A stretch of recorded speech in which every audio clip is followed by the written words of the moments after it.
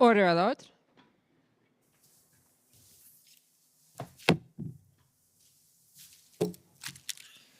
The Public Order Emergency Commission is now in session. La commission sur l'état d'urgence est maintenant ouverte.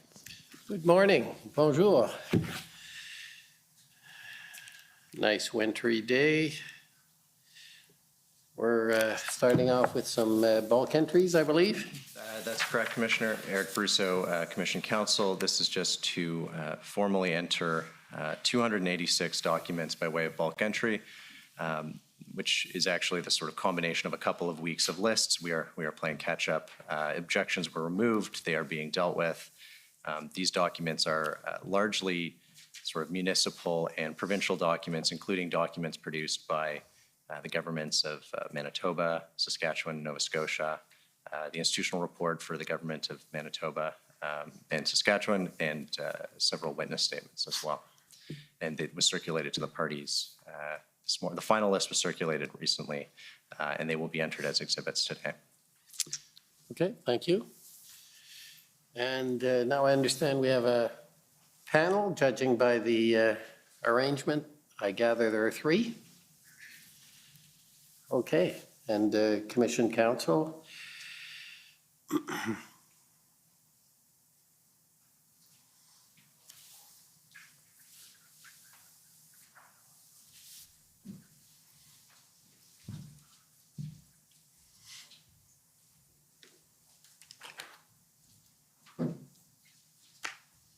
Bonjour. Good morning, bonjour.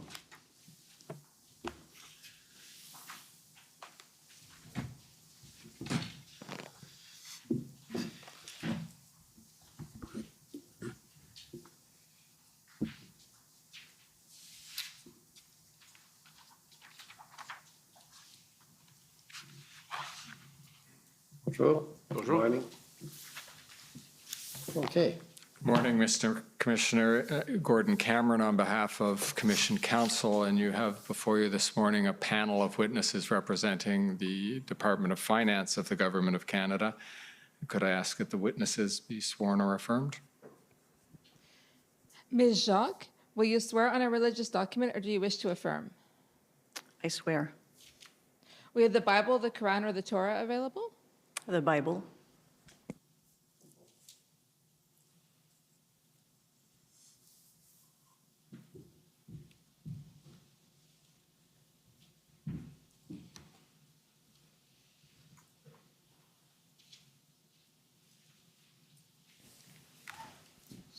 For the record, please state your full name and spell it out.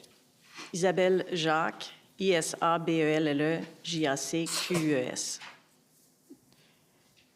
Jurez-vous que le témoignage que vous allez rendre devant la commission sera la vérité, toute la vérité et rien que la vérité? Do you swear that you will speak the truth and nothing but the truth? I swear. Will you swear on a religious document or do you wish to affirm? Bible's good. For the record, please state your full name and spell it out. Michael Sabia, Michael Sabia. Do you swear that the evidence to be given by you to this commission shall be the truth, the whole truth, and nothing but the truth, so help you God? Yes, I do. Mr. Mendes, will you swear on a religious document or do you wish to affirm? I'll swear on the Bible. For the record, please state your full name and spell it out. Rhys Mendes, Rhysmendes. Do you swear that the evidence to be given by you to this commission shall be the truth, the whole truth, and nothing but the truth, so help you God? I do. Thank you.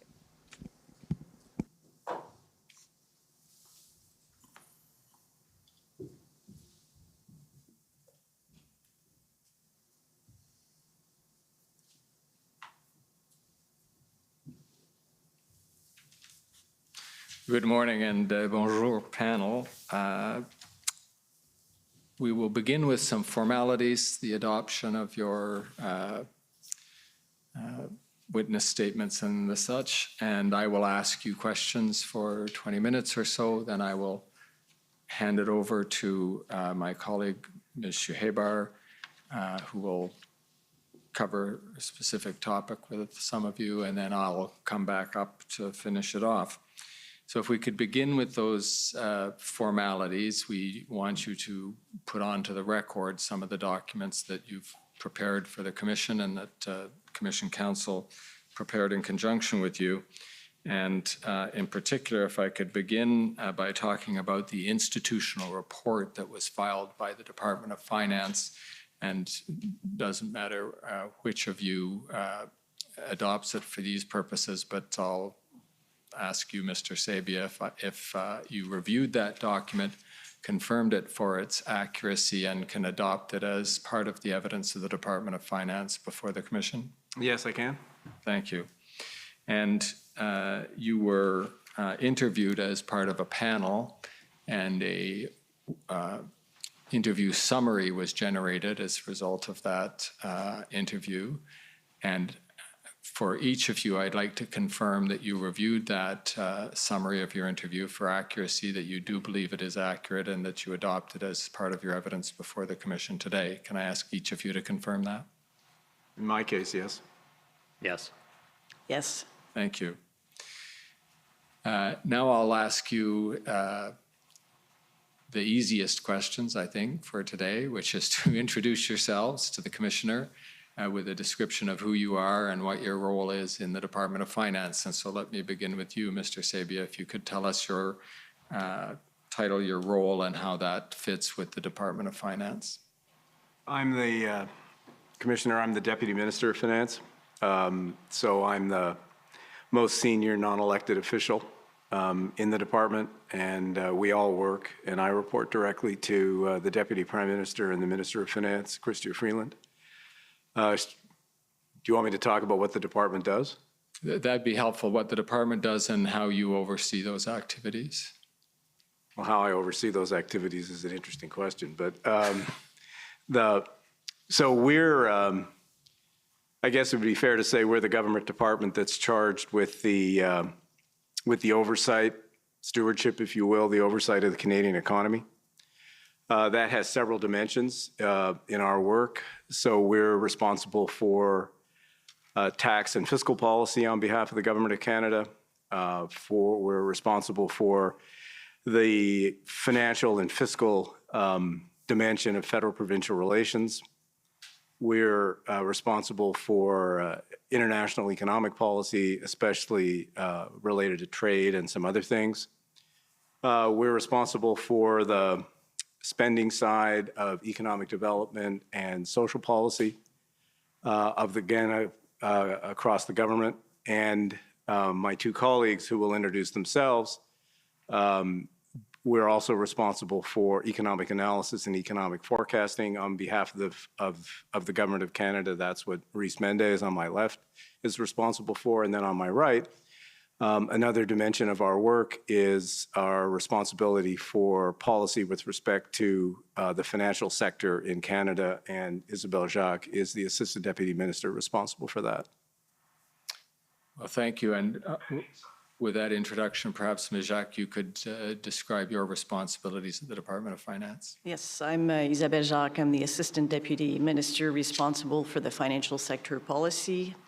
We're responsible for the development of policy in the financial sector, as I mentioned. In my team, I have 5 directorate, 5 divisions. 2 of them were involved in the work that we did for the economic order. The first one was the Financial Crime and Security Division. The second one was the Financial Institution Division. So we are involved in a number of policy work, and in this case, we worked on both the Proceeds of Crime, Money Laundering, and Terrorist Financing Act, and also did work with respect to potential amendments to the Bank Act that made their way into the emergency order. Just so that I can make sure it's clear to the people observing who aren't as familiar with all of this process as some of us have become so far, is it correct to say, Ms. Jacques, that you and the people who work with you in your section were primarily responsible for developing the legislative instruments, and in particular the Emergency Economic Measures Order that we will end up talking about today? That is accurate. Thank you. Mr. Mendes, could you describe your role? Yes, I'm Assistant Deputy Minister for Economic Policy in the Department of Finance. I report to Mr. Sabia. My branch is divided into two divisions. The first division focuses on assessing the current state of the economy, monitoring the evolution of the economy in the near term, and assessing the economic outlook. That was the division that was involved in assessing the economic impact of the blockades. The second division focuses more on longer-term research and analysis of structural issues and policy issues affecting the Canadian economy. Thank you very much. And I think we'll probably find that most of Ms. Shuhebar's questions will be directed to you, but if you have something to contribute to the questions I ask, please feel free to do so. If I could begin by asking you, beginning at the beginning, chronologically, when, from the Department of Finance's point of view, the convoy and protest events that we've been talking about in this commission first came on the horizon as an issue for the Department of Finance?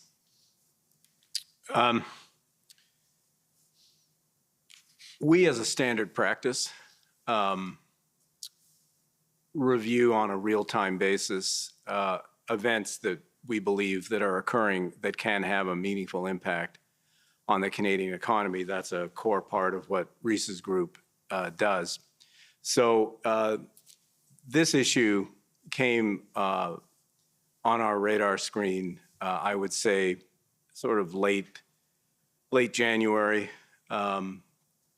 as events were unfolding and there were the beginnings of blockades at the Canada-US border. So let me just back up a little bit from that and explain why this became such a focus of concern on our part. There are two, I think, quite important things playing out in the background here. First, as you'll recall, at the time, there was a great deal of speculation, and indeed, in retrospect, Russia's invasion of Ukraine was imminent, and that was something that we were very focused on and very concerned about the economic consequences that that would have globally and the therefore spillover consequences that that would have for Canada.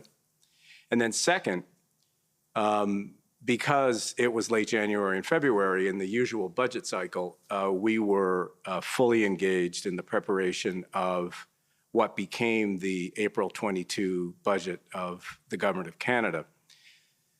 And as you know, budget making is a lot about understanding what the next period of time looked like for the Canadian economy. And this is, I think, important in understanding the origins of our concerns. So if you'll recall, January, February of 22, our economy was just exiting from all of the COVID lockdowns. And we were very concerned about the extent of that recovery, the pace of that recovery, how fast we would recoup lost output, how fast we would recoup lost jobs, because really throughout the COVID crisis, one of the government's objectives had been to minimize any economic scarring, longer-term scarring that would be the result of the COVID crisis. So that, given our focus on economic recovery and the pace of recovery, there were two or three things in the environment that we were especially concerned about. These are not necessarily new things. One, as everyone knows now, the extent of the damage to supply chains and the impact that that would have on the pace of recovery. Relatedly, at the time, incipient issue of inflation, something that was partly the result of the supply chains, but also it likely would flow from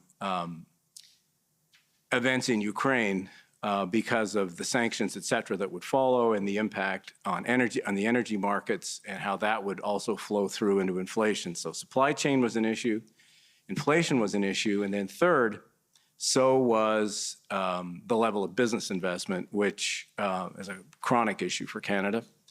So all of these things, and business investment as you know, Commissioner, business investment is very much something influenced by business confidence.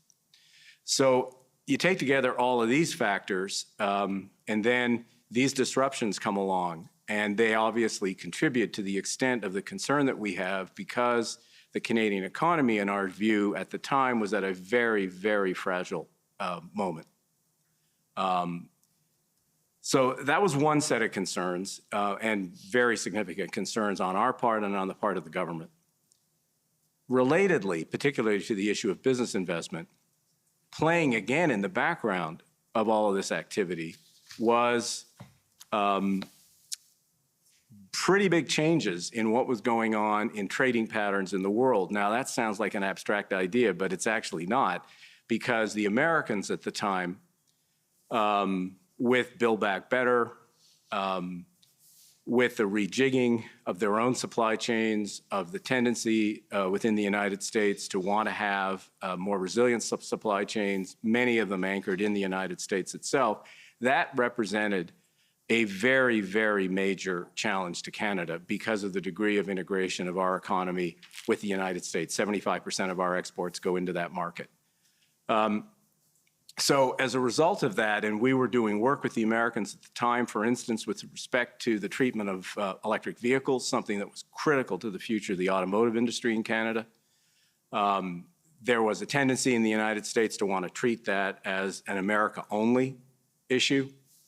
And then again, these disruptions come along and raise issues in the eyes of the United States and in the eyes of the U.S. administration, raise issues around the reliability of Canada as a trading partner. Significant issues, to the point where issues, I'm sure we'll end up discussing this, where issues that rose to the level of President Biden and our Prime Minister in bilateral conversations. So these were very meaningful issues that arose in the Canada-U.S. Relationship. So that too very much entered into our thinking here, that if these border disruptions that we were experiencing at the time, if they were to continue for a period of time and became an even more significant threat to the American perception of Canada as a reliable trading partner, that was something with very severe long-term consequences, not just for the Canadian automotive industry, but for a whole range of industries that we export into the United States. But the automotive industry was the centerpiece, at least at that time. So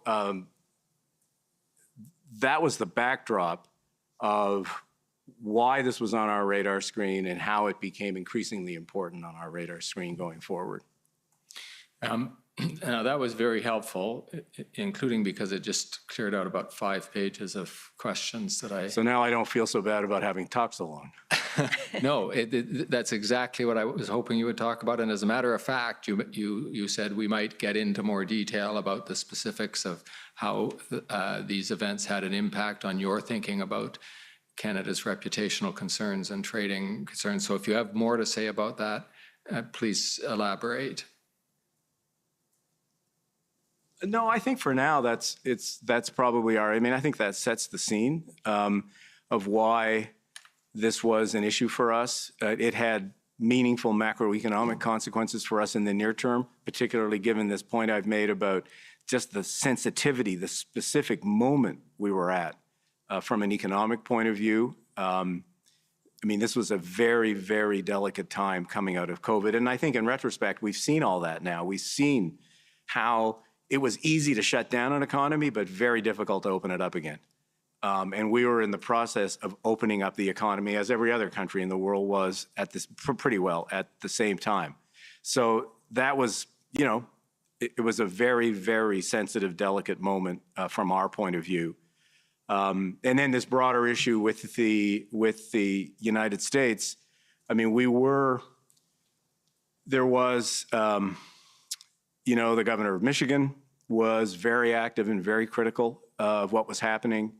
There were multiple comments in the public media from members of Congress from Michigan and other states.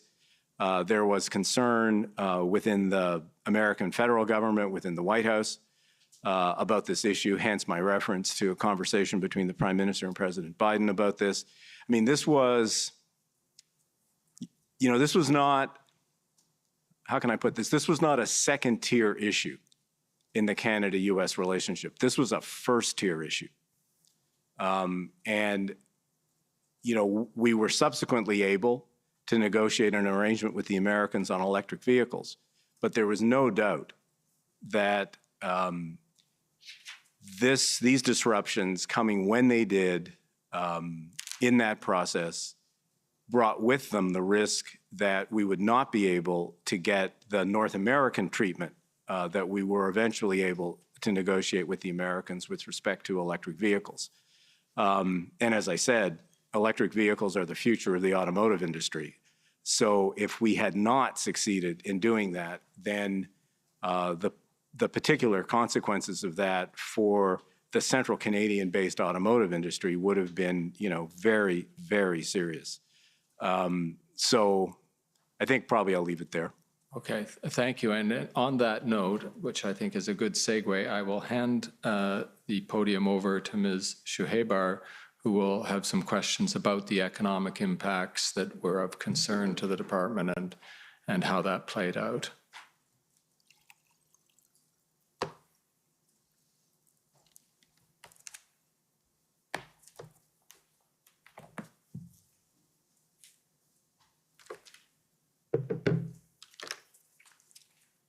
Good morning. Good to see you again. For the record, I'm Dahlia Shuhebar. I would like to say it's nice to see you and to be here again, but that would be playing fast and loose with the truth. Well, here we are. Here we are. Here we are. So I will be asking some questions about Finance's work on assessing the economic impact of the blockade. And I think you've set the stage very well with sort of the less quantifiable impacts. And now we're going to be looking at more of the quantifiable ones. And I'll be directing these primarily to Mr. Mendes, but I, of course, welcome other panel members' views. So, Mr. Mendes, I understand that your division produced 2 formal economic analyses on February 10th and 22nd. Is that right? Yes, I mean, the second one was an updated version of the first. Okay. But yes. And were these shared with Minister Freeland? I shared them with Mr. Sabia. I'd have to ask him beyond that. Mr. Sabia? Yes. Yes. And do you know if she shared them with the incident response group or with her cabinet colleagues? Now I need some guidance, cabinet confidences and stuff. Yeah, it's fine. Inputs into cabinet are fine. Discussions Yes, she at did. cabinet are not. Yes, she did. Thank you. So I'll be getting to these analyses momentarily, but first, can you describe the kind of information that Finance was receiving from Transport Canada and other departments? Yeah, so I would say the principal source of information that we were receiving was from Transport Canada. There was information on the amount and type of trade that was disrupted or potentially disrupted. And there was also Transport Canada's analysis on the impacts of the trade disruptions on economic activity. So I'd like to pull that up, actually. So that's PBCAN 50840. This is the February 11th backgrounder I think you were referring to from Transport Canada. And this was shared with Finance, right? It was, yes. If we go to page 3, please. It sets out 3 macroeconomic scenarios on the impact of the closure of the bridge. And I appreciate that you didn't produce this, but can you walk us through those scenarios? Well, as you said, I didn't produce the specific scenarios, and we relied specifically in our quantitative work on the first scenario. Okay. The first scenario really focuses on a shutdown in the automotive sector. A shutdown in the automotive sector, that is, the logic of that, I believe, is really the just-in-time nature of inventory management in the automotive sector. So in the automotive sector, a short disruption to transportation, because it's so integrated across the Canada-US border, a short disruption to transportation, even if there's rerouting possible, can cause disruptions because oftentimes trucks are making multiple trips back and forth between plants. And so just an added couple of hours can disrupt the timelines, cause drivers to time out in terms of the amount of time they can safely and legally drive. So that's why I think they Sorry, can I focused on interrupt for one quick second? Yeah. You mentioned just-in-time delivery. Can you just explain that? So it's a form of inventory management in which, in the case of an auto plant, the various parts that they need to produce the automobiles that they're building at the plant come in literally just in time to be used in the production process. So they don't store a stock of inventories to any great extent. So really, even a 24-hour disruption to sort of the flow of these inputs can cause production to shut down or at least be reduced. Okay, thank you. So the first scenario was about the auto sector shutting down. Yeah, and it allowed for other sectors. I think they assumed that they could largely mitigate the effects of the blockade and continue to operate fairly normally. And then I think that's where scenarios 2 and 3 come in? Or? Yeah, so scenarios 2 and 3 really focus on an escalation. So scenario 2 expands to take account of other manufacturing sector, other parts of the manufacturing sector beyond automobiles. These sectors also rely a lot on trade across the Canada-U.S. border. They are somewhat less reliant. They tend to have more inventories in stock, and so they can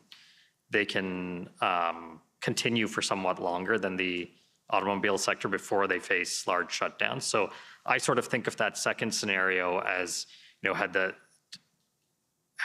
blockades continued, you could start to move into that second scenario. And then the third scenario is a case where really it becomes very difficult to reroute, difficult or impossible to reroute around the blockades. And in that case, the shutdowns become more widespread across the economy. Okay. So there were some emails produced to us from your team that suggest they thought scenarios 2 and 3 were pretty unlikely. Did you have a view on that at the time? My recollection is that those emails were around February 14th. Mm-hmm. And so that was after the situation at the Ambassador Bridge had been resolved. And so I think that there was a clear direction at that point in terms of, and so I think that it was the additional information that they had at that point that allowed them to have that view of scenarios 2 and 3. Okay. And what about scenario 1? Did you think that was a likely scenario? Or? Scenario 1 we used as the basis for our main approach in terms of thinking about the economic impact. So yes, I mean, I think scenario 1, didn't play out perhaps exactly as it was modeled, mm-hmm. but largely as it was modeled. Okay, so I'd like to pull up the first analysis. It's SSM CAN 50177. And so you said that you used the background that we just looked at as a starting point, but I understand this analysis differed in some ways. Can you expand on that? So this is the February 10th version. So in this version, we really focused on highlighting, number one, the amount of trade that was at risk, the fact that at the Ambassador Bridge alone, 30% of all road trade between Canada and the US crosses that bridge alone. Every year, about 390 million goods crossing each day. That, to us, was the thing that we wanted to focus on in terms of communicating just how much the risk was in terms of a prolonged disruption there, prolonged disruption there that causes a prolonged disruption in trade traffic, and therefore a significant impact on economic activity.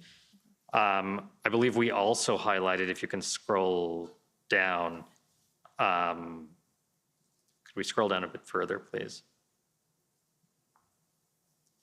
Yeah, so at the end of that last paragraph, we also highlight the reputational risk that several US lawmakers had pointed to the situation to argue for Buy America policies and other protectionist policies, which would mean less reliance on buying goods from Canada and obviously would have an adverse impact on Canada even over the longer term. Okay. But at this stage, you didn't attempt to quantify the impact yet, I believe. We did not attempt to quantify the impact in this document. And why is that? Well, the situation was fluid, so at this stage, quantifications would have been what-if scenarios. Okay. And I think that quantifying sort of what ultimately happened, which was a limited, more short-lived disruption, wasn't really going to convey the larger point. And the larger point was really that the risk that if the blockade spread or if they persisted, that there would be a very significant impact on economic activity and that there was a building reputational impact. Okay. So I'd like to go to page 2. Could I just add something to that? course. So in thinking about the quantitative impact, so we actually, as part of what we do on a regular basis, we monitor economic activity in the Canadian economy. So that means we try to come up with a view of what economic activity is in the current quarter. So before Statistics Canada puts out the official statistics, and what it will be in the next quarter. And we rely on various high-frequency data to do that, but we're also looking at significant events that may have an impact. And so part of our ultimate quantitative assessment of the GDP impact was to feed into that monitoring process. But of course, that requires having a more concrete sense of how the situation is playing out than we had at this stage. I see. Thank you. So on page 2, the bullet that begins economic impacts, just scroll down a little bit. Yeah, there we go. So about halfway into the paragraph, it says, in the near term, most manufacturers are likely to continue producing as they find alternative shipping routes and/or through inventory management in anticipation of a resolution of the blockades. Still, the macroeconomic impacts could quickly rise depending on how long the protest lasts and whether they spread further, with production eventually forced to slow. So can you expand on how the possibility of rerouting and inventory management sort of factored into your analysis? Yeah, so the Ambassador Bridge was completely shut down at this point, but there were other bridges nearby through which traffic was being rerouted. I mean, you can see that in the statistics in terms of the increases in traffic at other bridges, which I believe is later in this document, increases in traffic at other nearby bridges. We say most manufacturers here, and that's because, as I was saying earlier, it's specifically within the set of manufacturers, it's specifically auto production that tends to carry very little in terms of inventory on hand, and so is most at risk of being disrupted very quickly. So as you'll note in the last sentence of the paragraph you were referring to, we were already seeing some plants starting to see reduced production. Can you comment on? Oh, of course. Is it okay if I? Of course, yeah, go ahead. So just to build on what Rhys just said, just to elaborate a little bit on Rhys's last sentence, given how time-sensitive the supply chains are in the automotive industry and how integrated production is, I mean, I think parts, a car being assembled, actually the parts cross the border in between Canada and the United States 6 different times in the process of producing a car. So there's a high degree of integration here. And you add to that the just-in-time delivery of Rhys's point that Rhys made.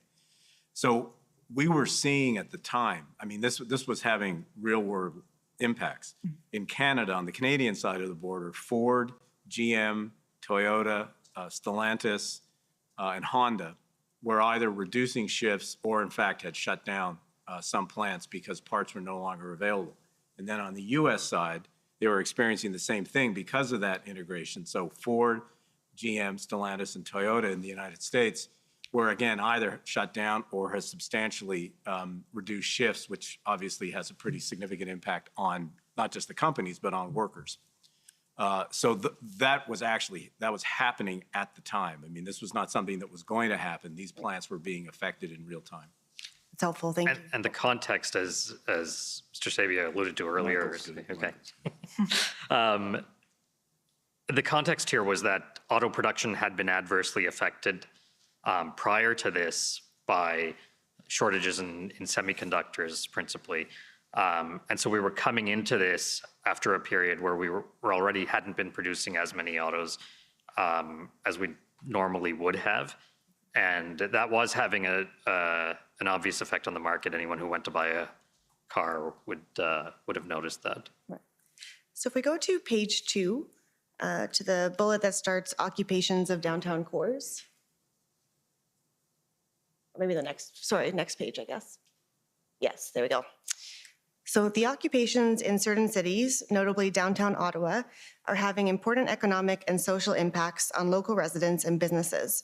If the disruptions remain contained and end soon, it is unlikely to have a significant impact on the wider economy, given the relatively small size of the impacted areas and likely diversion of activity to other parts of the cities. So, Can you just slow down apologies. for the interpreters, please? Thanks. Absolutely, sorry. So is it fair to say that during this period, finance was primarily focused on the border blockades rather than the protests in cities, or the economic impacts of those? In terms of the economic impacts, yes, we believe the border blockades posed the greater risk. Because I guess they would affect the whole economy, whereas cities were more localized. Yeah, so the impacts of the border blockade, because the affected sectors have linkages to the greater linkages to the rest of the economy, did have the potential to have much broader effects. Okay, so the next bullet, implications for monitoring. It's a big one, but let's just start it. So up to now, the blockades had mainly delayed trade activities of goods valued at around $500 million per day and increased shipping costs. This represents the value of goods being delayed and does not translate into direct permanent loss. If the disruptions were to end now, most losses could be recouped, leaving little impact on economic activity in the first quarter of 2022. So just pausing there, can you expand on the idea that the delays would not translate into direct permanent loss? Yeah, so there's a distinction here between short delays and a short disruption and a longer disruption. And the reason is, so if you imagine an auto plant, for instance, if they lose a short period of production, it may be feasible to make that up to a significant extent in subsequent weeks. But there's a limit to how much production can be made up because, there's only 24 hours in a day. People can only work so much. You can only work the plant for 24 hours a day at most. And even that, there are limits because there's downtime needed for maintenance, et cetera. So a short disruption to production, it's possible to make that up. It's not free because, there's a reason that the plants and the workers weren't working those extra hours to begin with. Most likely, there's time needed to maintain the plant for people to rest, et cetera. But it is possible with a short enough disruption to make up at least some of the lost production. With a longer disruption, as the amount of lost production accumulates, it just becomes more and more difficult to actually feasibly make that up given the constraints in terms of how much you can actually increase production once the disruption ends. Okay. Can I just, again, Of course. I just want to draw this out because I think in the subsequent discussion,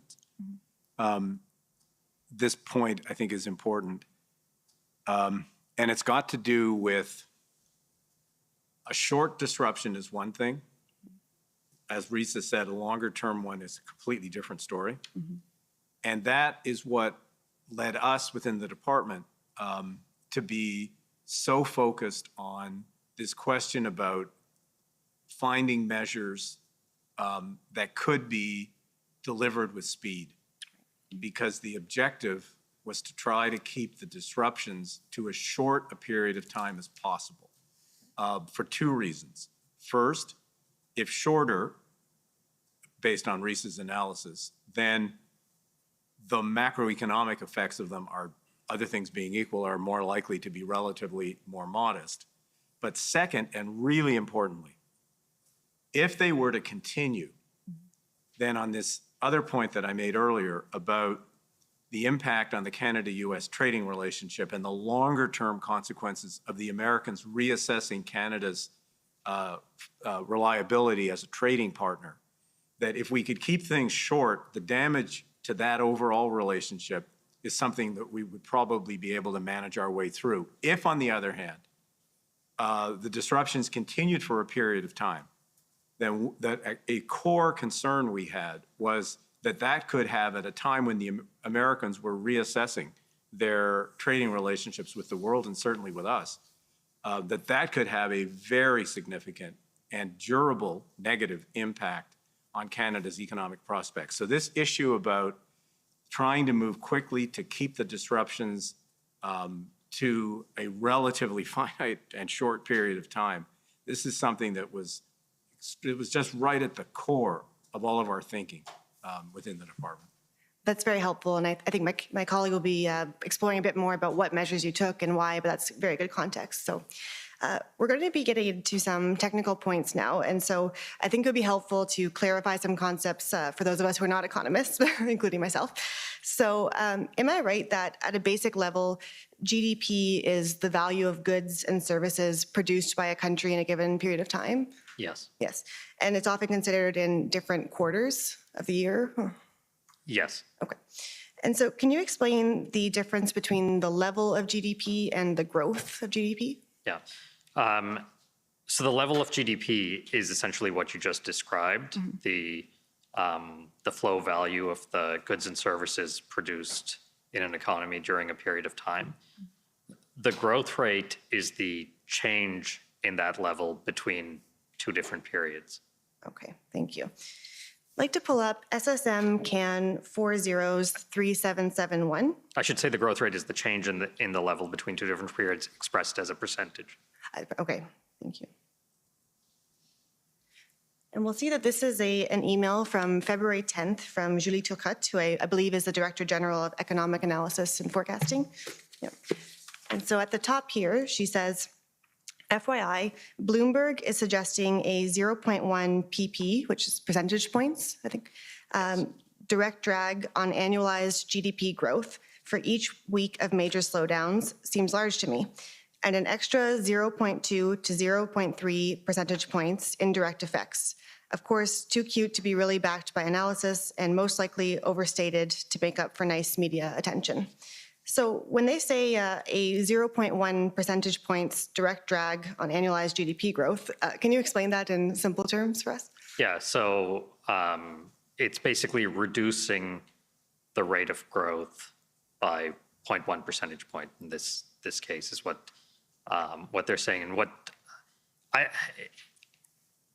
don't know exactly what they mean by drag, because my recollection is that the Bloomberg article in question doesn't specifically lay out the methodology in detail, but I would suspect it means the impact on the sectors that are directly affected by the trade disruptions. And maybe that's a contrast to the 0.2 to 0.3 in indirect effects? Yeah, and so again, I don't know what that means. That language, often indirect, is often used to refer to the impact of a disruption in one sector as it spreads through the economy onto other sectors. So it seems like Ms. Turcotte is a little bit skeptical about these conclusions. Like, did you have a view at the time? Or? I don't recall having a specific view at the time on the Bloomberg estimates. I'll say part of what you're seeing here is just in the normal course of assessing all of the incoming information, we do try to play a bit of a challenge function, and I think in trying to take a skeptical view of things in order to assess the validity of a given number, and over time, as more information comes in, that can change. I think the the 0.1, where that ended up being, in the same vicinity as the sorts of numbers we came up with. If you add up the 0.1 plus the 0.2 to 0.3 and get 0.3 to 0.4, that ends up being a larger number than what we came up with. But of course, that we hadn't done that analysis at this point. So at this point, they were just trying to sort of have a discussion around what they thought of these numbers. Fair enough. So I'd like to pull up SSM Can 6095. And these are minutes from the February 13th meeting of the Incident Response Group, which I believe, Mr. Sabia, you were attending. Is that right? No. If we can go to page 6, once you have it up. I think this is the only unredacted sentence. So the minister highlighted ongoing economic losses of 0.1% to 0.2% of GDP for every week the blockades continue. So this is Minister Freeland? Yes. Yes. And as you just said, at this stage, you had not provided a figure like this to Mr. Freeland. Correct. Okay. That's correct. Yes. And so when she actually told us in the interview she had got this from the Bloomberg article. And when she speaks about ongoing losses of GDP every week, is it fair to say it's not clear whether she's talking about level or growth? Well, if it's from the Bloomberg article, they were referring to growth. Okay. From the minutes, you're right, it's not, it's ambiguous.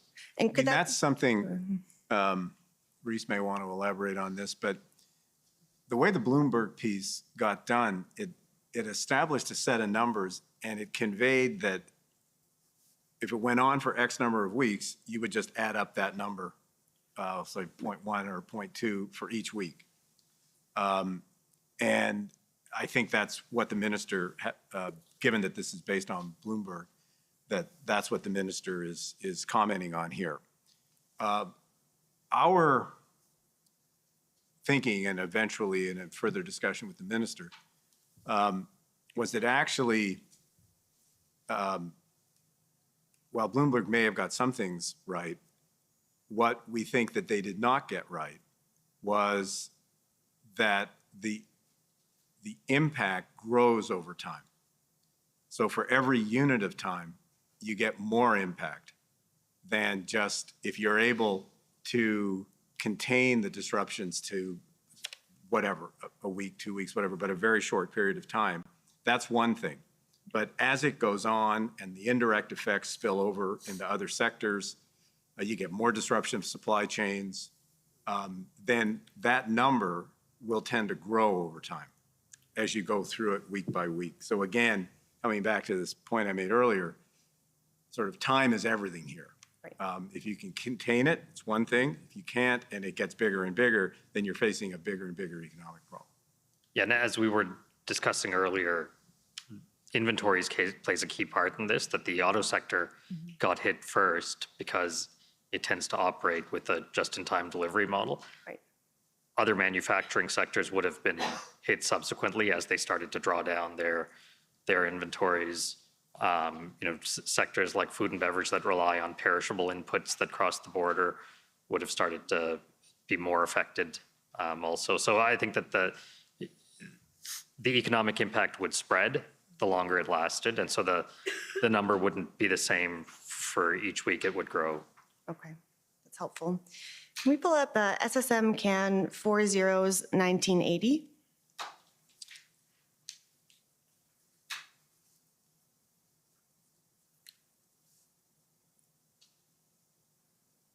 And so this is an email that you sent Mr. Mendes to Mr. Sabia on February 22nd. And so if you scroll down a little bit, Michael, as requested, here is our best current estimate of the impact of the blockades. With the current information, we estimate that the border blockades would reduce the level of GDP in 2022 Q1 by 0.03 to 0.05%. In terms of annualized growth, this would knock off about 0.1 to 0.2 percentage points in the first quarter. Much of the impact on the level of GDP will likely be recouped in the second quarter as production catches up. And so when you say there would be a reduction in the level in the first quarter by 0.3 to 0.05%, 0.03, excuse me, so that means the economy would have produced 0.03 to 0.05% less than expected? Is that what it means? Or? Less than it otherwise would have in the absence of the disruptions. Okay, and then the part about annualized growth, can you just explain that one? With the reduction in 0.1 to 0.2 percentage points? Yeah, so that is just saying that the percentage change in GDP between the first quarter of 2022 and the fourth quarter of 2021 would be reduced by 0.1 to 0.2 percentage points. Okay. And can you elaborate on this sentence about how the impact on the level of GDP would likely be recouped in the second quarter?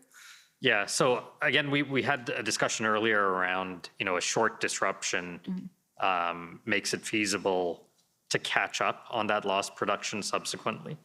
And so given, this email was February 22nd, by this point, we knew the duration of the disruptions.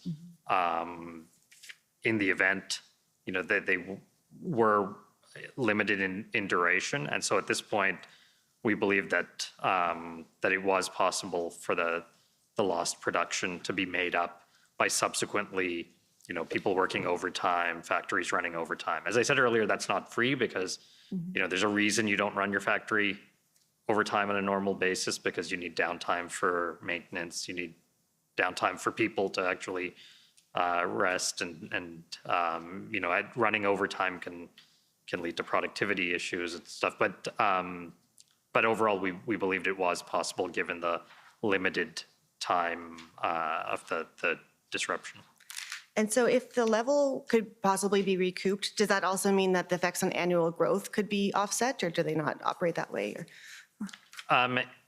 It may not completely offset. There's, you mean in terms of annual growth quarter to quarter? So basically what this means is that you'd see growth in the second quarter being a bit stronger than it otherwise would have, as you see the catch up in production. Okay. And so the next bullets we've sort of covered already. We talk about you talk about the supply chains being under stress already, and then the major impact of the auto disruption. If I could. Yep. When I look at that, and indeed when that analysis surfaced, I hope you'll understand what I mean when I say this, but that analysis says to me, success. Success in that the disruptions, at least at that point, it seemed as though we had succeeded, the government had succeeded in keeping those disruptions within a relatively short period of time. So the fact that almost ex post, Rhys and his folks could do that analysis and say, well, we pretty much know what the duration is, therefore we have a pretty good idea of this. That said to us that, well, as I said, that's pretty much success, given the disruptions that we faced earlier on and the decisions that needed to be made when the duration of the disruption was still an open question. The fact that we were able to do this ex post said to us, in a way, success or mission accomplished. Right. So it could have been way worse, but thankfully it wasn't, basically. Okay. So the last two bullets, they say the ultimate impact will, among other things, depend on the ability of affected businesses to increase production beyond normal levels to catch up on lost output in the coming weeks. And these economic impacts could quickly escalate in the event that blockades were to reemerge and if other crossings had become unavailable. So I think we've sort of covered these points, but anything you want to add about those? Or it looks good, but yeah, I think we've covered the first point in terms of the length of the disruption is really what drives the ability of businesses to catch up in part. On the last bullet, I mean, I think that just speaks to the point Michael just made, that, it was really the fact that the blockades had been ended within a limited time is what prevented the economic impact from escalating much further. I'd like to pull up SSM CAN 407571. And this is the second analysis from February 22nd. And I don't propose to walk through in the same way because I think we've covered a lot of it. And would you agree that a lot of it expands on your email that we just saw? Or? Yes. Yes. But I will look at a few things. So in the big economic impacts paragraph on page 1, there's a fair bit of detail about the delays in trade and effects on auto production. And the last 2 sentences say, though the bridge has reopened, it will likely take time to return to the pre-disruption pace of trade and production. In addition, the fallout could be even greater if producers choose to source their supply chains elsewhere in the longer term for fear of these disruptions reoccurring. And so this idea that producers might source their supply chains elsewhere, was this something that finance was hearing? And perhaps Mr. Sabia might want to speak to it, I'm not sure. Do you want to speak to that, Michael? Well, look, I think that's just another way. Rhys may want to elaborate on the point because there's an analytical point here. But I mean, that's consistent with the point I made earlier about the strength of the reaction that was being reported in the public media from U.S. lawmakers at a time when they were attempting to pass legislation that could have a pretty significant impact on the re-engineering of their supply chains to repatriate. I mean, you'll recall, I mean, this issue is still very much, in front of us today, that as we move to a different structure of global trade than we have had for the last 25 or 30, 40 years, all of these issues about sourcing and structure of supply chains, they've all become open questions. So, the concern that we had here was, again, this is in the world of confidence and perception. If American companies or the American government began to think that they could not count on us as a reliable source of supply, then they probably would shift production. And if they were to shift production, that would have a obviously pretty significant, a very significant impact on, well, both the level of GDP and the growth rate of GDP. But you want to? Yeah, and I guess I would say that this sentence is in part trying to convey the longer term uncertainty.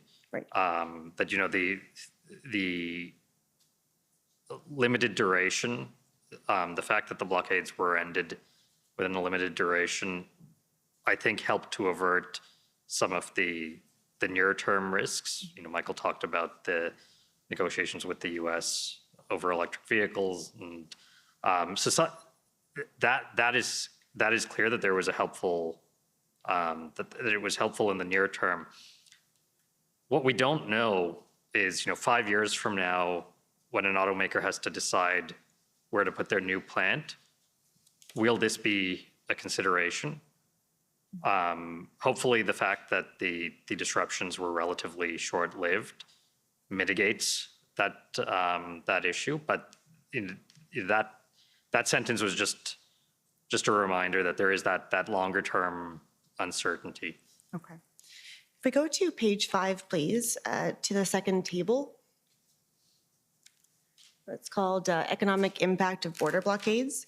And so the first column says value of goods per day prevented of free flow, $511 million per day at the peak. And the second column says estimated economic cost per day between 28 million and 56 million per day at the peak. Can you explain the two columns and how they interact? Yeah. So the first column is the sum of trade at the Ambassador Bridge and at the points of entry at Emerson and Coutts that were blockaded.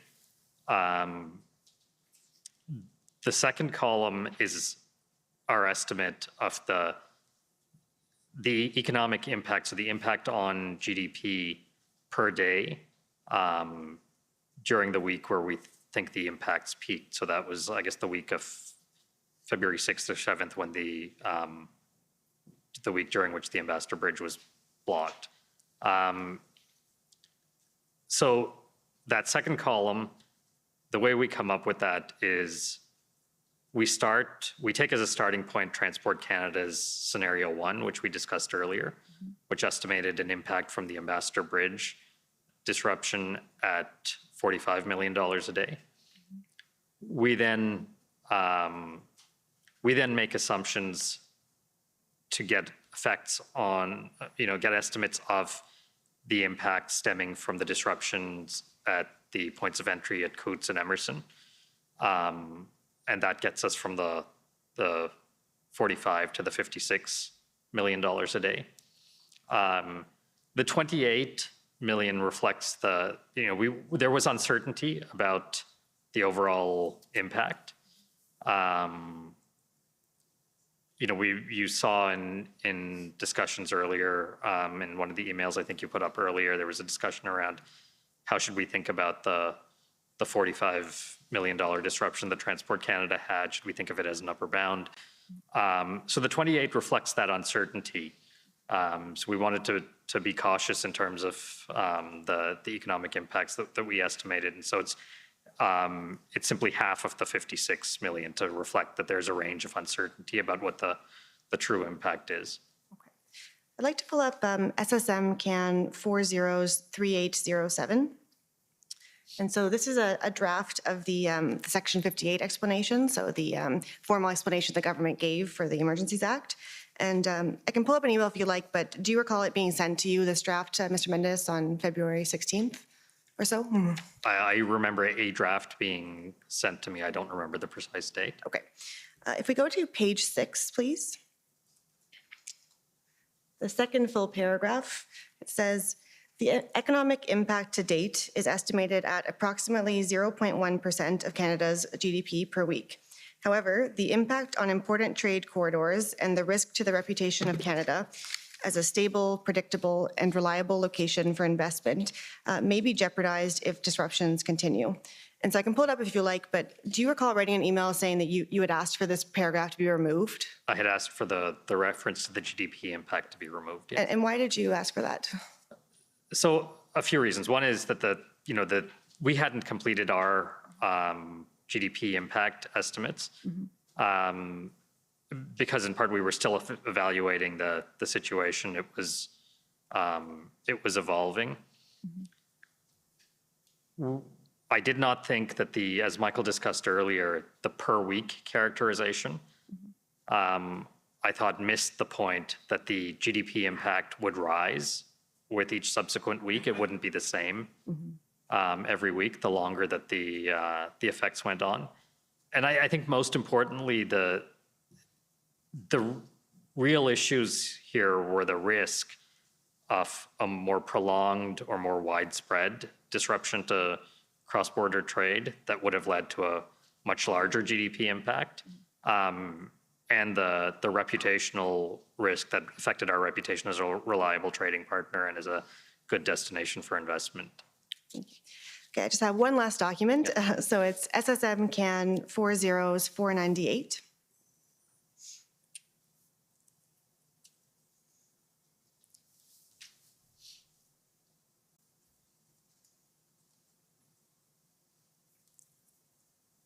And so this is a memo from April 6th that was prepared by the Privy Council Office for the Prime Minister. And we can see at the top it's called Merchandise Trade in February 2022. If we go down to page 2, just the first bullet under PCO comment. February data confirmed that the border crossing blockades in February had limited impact on the flow of goods, as lower traffic at the impacted border crossings was partly offset by increased trade activity at other crossings. This suggests that border protests did not significantly disrupt the Canadian economic activity in February, in line with the advanced real GDP estimate, which anticipates a growth of 0.8%. Do you agree with the conclusion that there wasn't a significant impact on the economy? So I think the last estimate we did of this was the 0.1 to 0.2% impact on the first quarter-over-quarter growth. And so we haven't revisited that. That said, I think that it's fair to say that the economic impact was limited, but it was limited because the duration of the blockades was limited.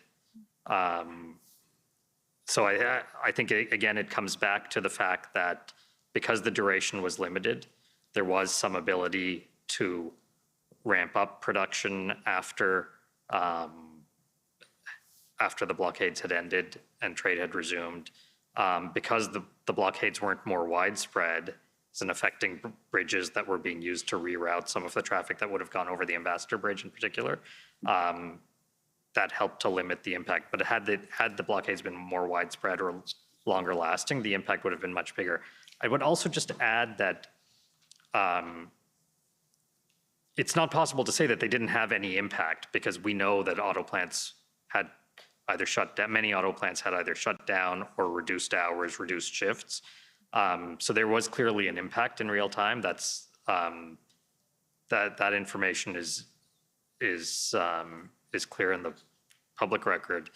Right. When we look at the data, so data collected, for instance, by Wards, which is a company that collects data on the automotive industry, among other things. If you compare their forecast for what February production would have been when they made the forecast at the beginning of February versus what it actually turned out to be, it ended up being close to 10% below what their initial forecast is. And I think it's reasonable to assume that at least part of that was due to the blockades, given that we know that there were shutdowns and reduced hours at many plants. Okay. Just as my last question, I understand that finance didn't do sort of an after-the-fact assessment, and can you explain why of the impact of GDP? Yeah, so I mean, we often do assessments of things, of events that are likely to have an economic impact in real time, because as I was mentioning earlier, we are trying to monitor the evolution of the economy. We try to come up with an estimate for GDP in the current quarter and the next on an ongoing basis. So we're often doing real-time assessments, whether it's a flood or other weather event or something like the blockades. We generally don't do ex post assessments of the impacts of events like this. The reason is it's very difficult to actually identify the impact ex post. So you think about all of the February data that we're looking at. So whether it's the trade data or GDP or labor force data, there were confounding factors affecting things. So, for instance, there was an Omicron wave in January of this year, which would have adversely affected economic activity, and therefore would have affected the growth rate of economic activity between January and February. Would have affected hours worked. And so there was also, for instance, there were auto production issues in January, unrelated to the blockades, but related to shortages of semiconductors and other inputs, which caused auto production in January to be adversely affected. So, there would be normally some ramp up in February to try to make up for that if the parts started to come in. That sort of confounds the ability to see the full effect of the blockades on auto production. So there are these various confounding factors that are always in play, because there are always multiple things going on in the economy that make it difficult to provide an ex post estimate of the impact with any degree of confidence. Basically, it's hard to isolate the impact of one single event. Precisely. Okay. So those are all my questions. I'll turn it back to Mr. Cameron. Thank you. Thank you.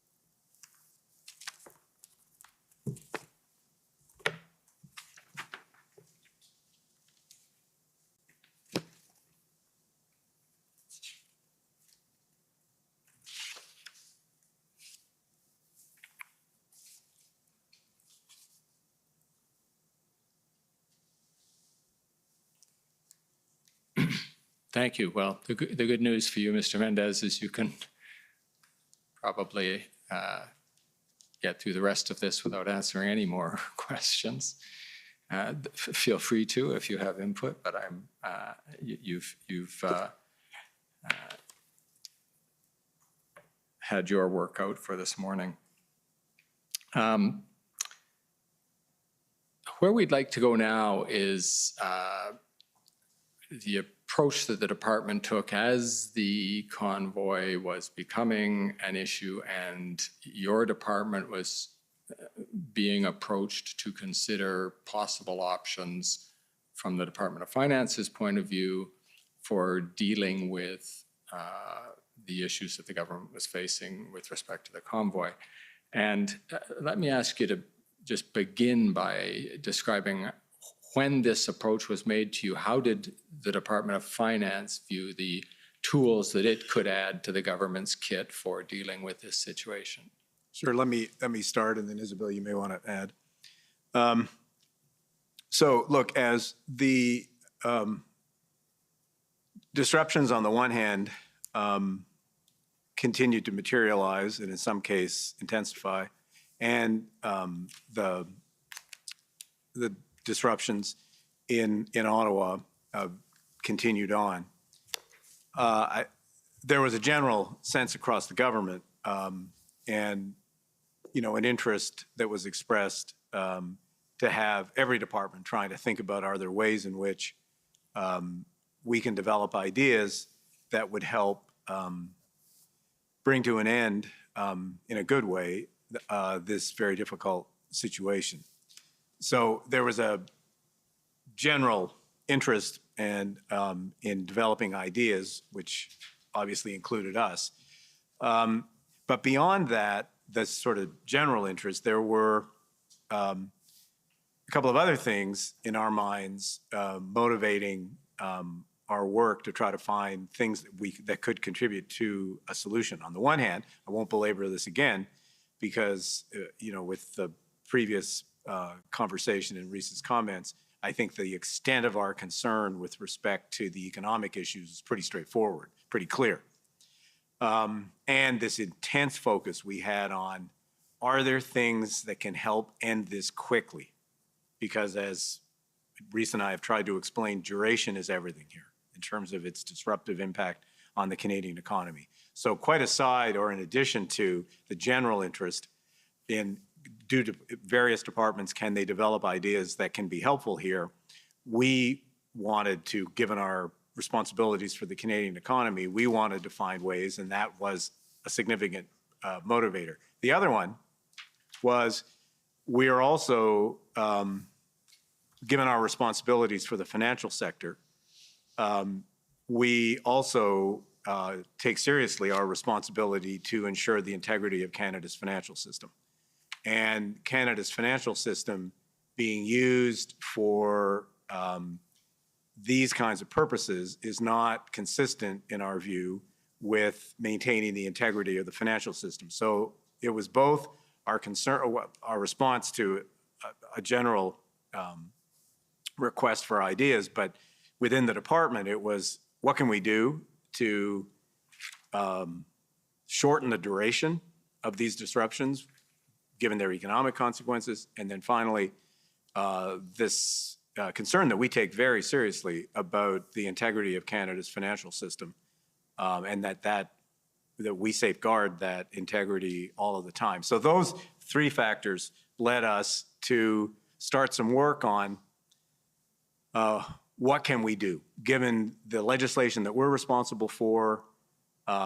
So we began thinking about, are there ways in which we could use the Bank Act or other pieces of legislation? It really centered pretty heavily on the Bank Act. Also, the money laundering and terrorist, the long form. PCMLF. Yes. Yeah, the acronym's too long. Yes, but proceeds of crime, money laundering, and terrorist financing act. She's got it. That one. Those two pieces of legislation. So we started thinking about, okay, well, is there something constructive that could be done through FinTrack, which is the agency responsible for proceeds of crime, money laundering, and terrorist financing or terrorist activity? Could we do something there, and could we do something using the minister's authority for the Bank Act. And then to make a long story short, in the media, it was widely publicized, and it was very public, that crowdsourcing platforms were being used as a source of financing for these activities, similarly payment processors, and neither of those were within the regulatory perimeter of FinTrack. So one thought process was, well, is there something that we can do around that?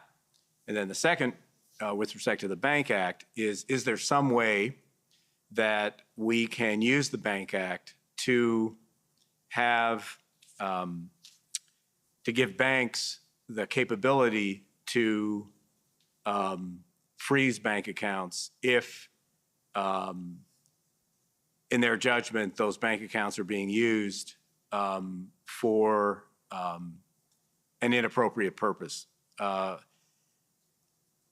Now,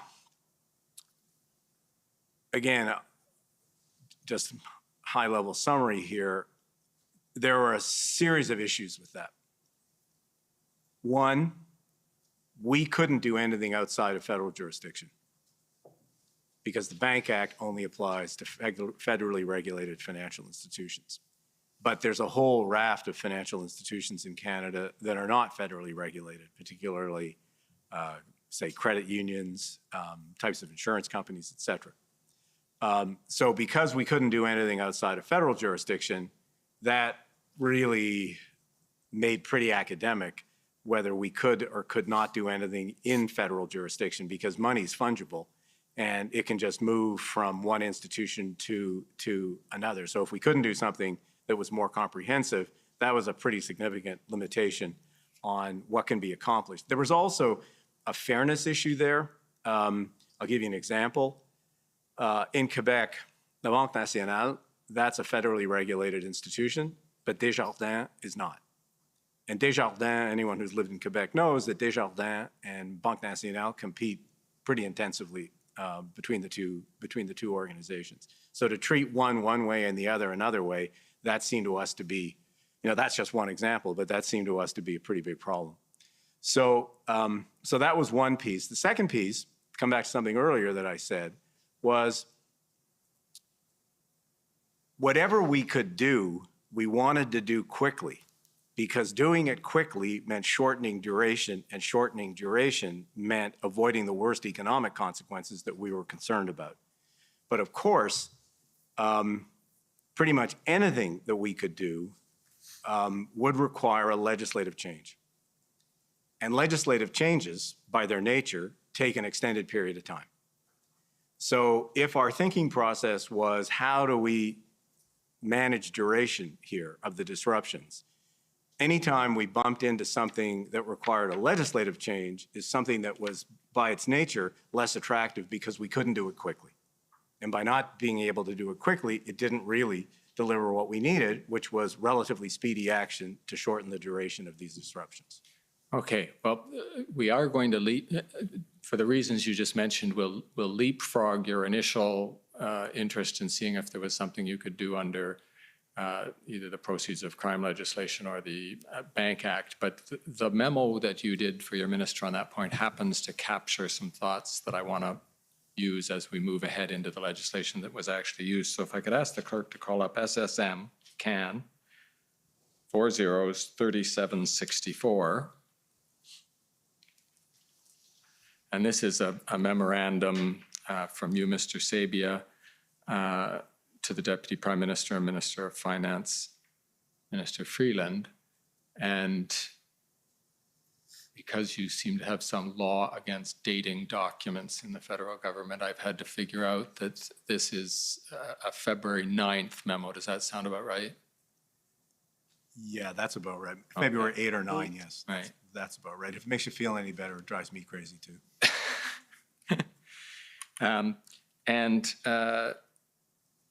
This describes, if the clerk could just scroll down, it basically describes exactly what you just encapsulated in your earlier comments, Mr. Sabia. Keep scrolling, please. There we have the initial point, the possibility of looking at this under the proceeds of crime legislation.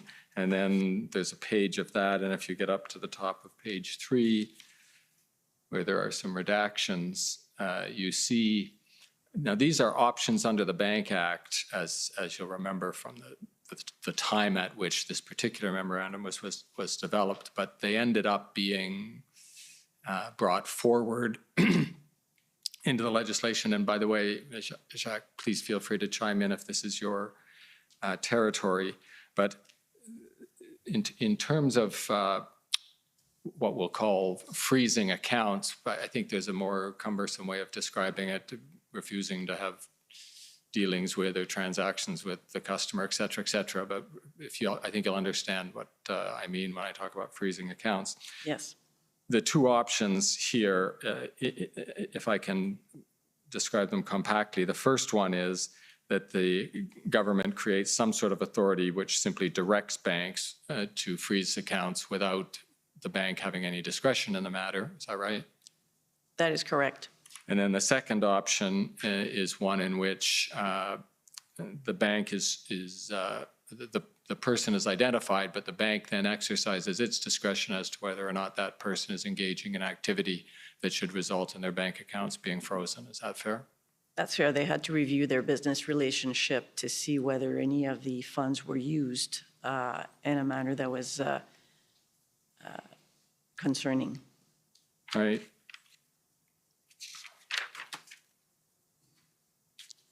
And in these options, of course, under the Bank Act, these would not apply to, provinces nor territories. Right. And so, as Deputy Minister Sabia said, the option that had more attraction to you because it was much faster, you didn't need legislation, and because it was national and could cover both categories of institutions. And I think just to complete that point, Mr. Sabia, you would add the ability to capture insurance, the insurance industry, if you were able to have a regime that covered the whole country. Correct. Yes. But at the time, certainly when we're looking at these options, the situation was evolving. So we started from a situation when we're monitoring these activities where there seems to be peaceful manifestation ongoing, and certainly the situation degenerated. So when we started looking at this, we were looking at options under the Bank Act. Right.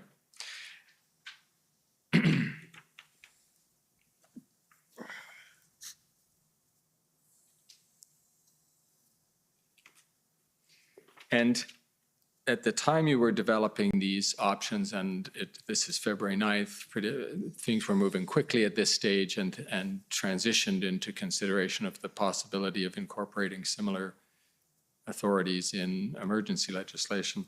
I understand you were having consultations with the financial services industry as to how they would be able to work with these if you did enact them, and if one of you could describe that for the Commissioner. Yeah, that started, I don't recall the exact dates, but sometime in the week of this memo, I think a little bit earlier, I had some, as the principal regulator, along Ossowski and ourselves in terms of higher level financial policy, we have a lot of contact with the Canadian banks, the Canadian financial institutions in general. So I am, as is Isabelle and her team, we are in regular contact with Canadian financial institutions, pretty much of all kinds.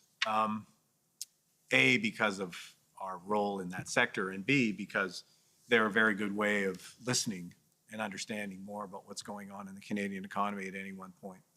So I had some conversations, particularly with bank CEOs, during that week to get their sense of what was happening in reaction to these disruptions.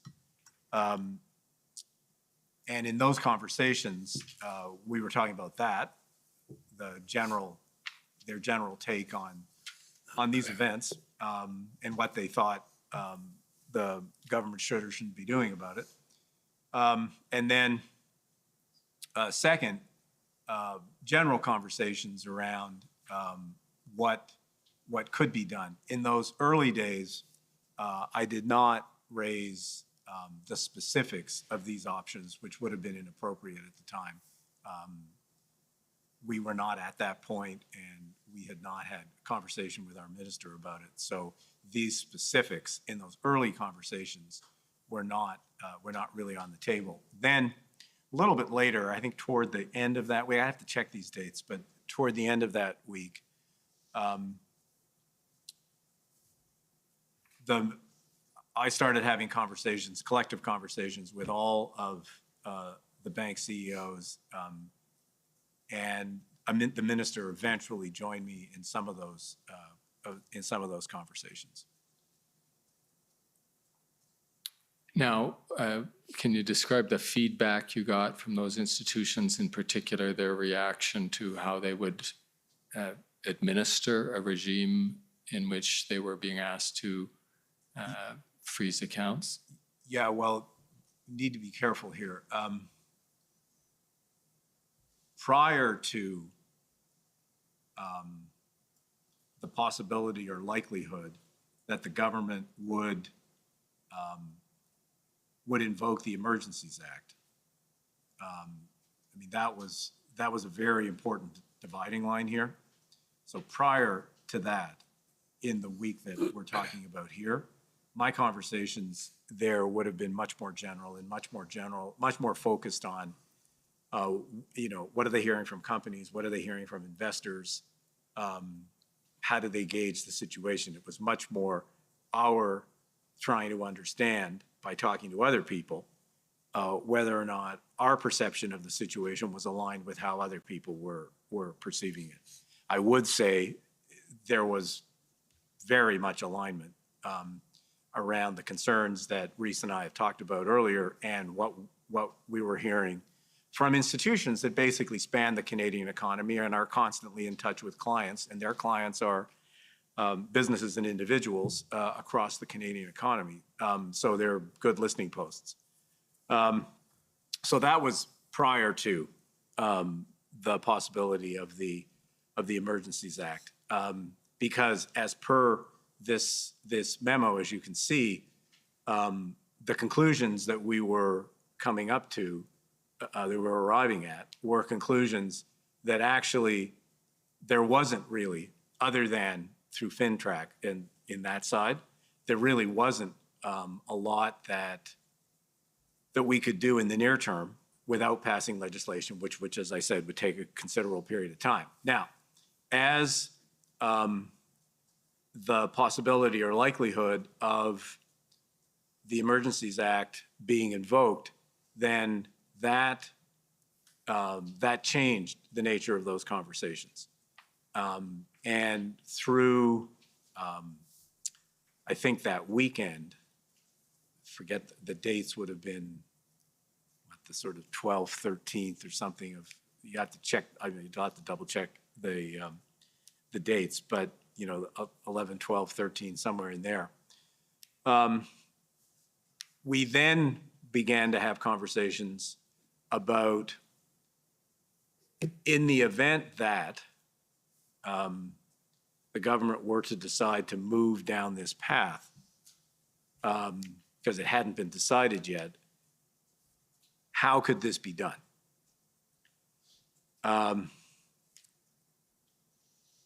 And I would say that the reaction that we got to those initial conversations was pretty much, consistent with what I had heard in the earlier conversations, which is, to shorten what were long conversations, that, this is a serious issue and a threat to Canada's economy. What can we do to help? So there was an openness on the part of the bank CEOs to working with us to try to find solutions that would bring a peaceful end to what was a difficult circumstance. So in those conversations, we did talk about, how could this work? What would you do? What would be feasible for you? Because we wanted to learn as much as we could about the actual operation of this from the people who actually operate in the day-to-day financial system of the country. So that was the nature of those conversations. And then as the weekend and time progressed and it became more apparent of the possibility that the government would move in this direction, then Minister Freeland joined me for one or two of those calls, where at that point we were saying, okay, well, if we're going to go down this path, our expectation would be for you to be able to do A, B, and C. Are those feasible things? And how would you do that? And in A, B, and C, we'll just talk about A and B. And the first is you're saying to the banks, we can either give you a list of people whose bank accounts need to be frozen, and then you freeze them. That's option one. Or you, the manager of the bank, can watch the news and read the paper and look at your customers and try to figure which ones of them are engaged in illegal activities and what you should do about their accounts. The way I've described it, Mr. Sabia, I think you're probably going to foresee what the reaction was of the financial industry as to which of those two options they would have found easier to administer. Yeah, I think the less, statement of the obvious, the less discretion that they had, or in other words, the less onus you were putting on the financial institutions, from their perspective, the easier for them. Right. And again, for one of you, perhaps now we're over to Ms. Jacques again. As I read the Emergency Economic Measures Order, it ended up being a hybrid of those two options, 1 and 2. Can you describe that for us? Yes, it was. So basically, under the Emergencies Act, certainly financial institution had an obligation to review on an ongoing basis their relationship with their clients to ensure that they were not using the property to further the illegal activities that were ongoing. And certainly in doing so, if they found out that they did have any of this property, they would have to suspend the services they provide, namely to freeze those accounts. Right. So, and trying to come to the knowledge and conclusion as to whether you had a business relationship of such nature, they could do two things. The first, they could on their own, on an ongoing basis, using their algorithm or processes that they have, identify suspicious transactions. Or, as we allowed in the, as we specified in the legislation, obtain information from enforcement officers, could be from federal or provincial. So we provided for information to be shared by the federal or provincial or territorial governments with the financial institution to help. What occurred in the end was that the RCMP shared information with the financial institutions, financial service providers, to help them identify those people and vet the information they received. And so you trailed off at the very end of... And vet the information they received. So the obligation was on the financial institution to determine in the end whether or not they were going to freeze bank accounts. Now that, I want to chase down exactly those last words you used, including the word vet. So they would, the idea of the regulation as you conceived it, and as ultimately it was enacted, was that the banks would receive some information from police authorities, as you say it turned out to be the RCMP, and then they would vet that information and exercise some discretion as to whether or not they should take measures under the order to, as we're saying, compactly freeze the accounts. Is that right? Yes, I would say so. I mean, if you received information from the RCMP, the financial institution, financial payment service providers would have to review the information they receive and ensure that the people that are named are actually the people that have accounts with that financial institution. So that's number one. Certainly they had to, ensure they had the right people, but also on their own, as I mentioned before, they could review the information they have, use the systems they have, their algorithm to detect suspicious transaction, which they did. And on their own, they did freeze bank accounts without information received from the RCMP.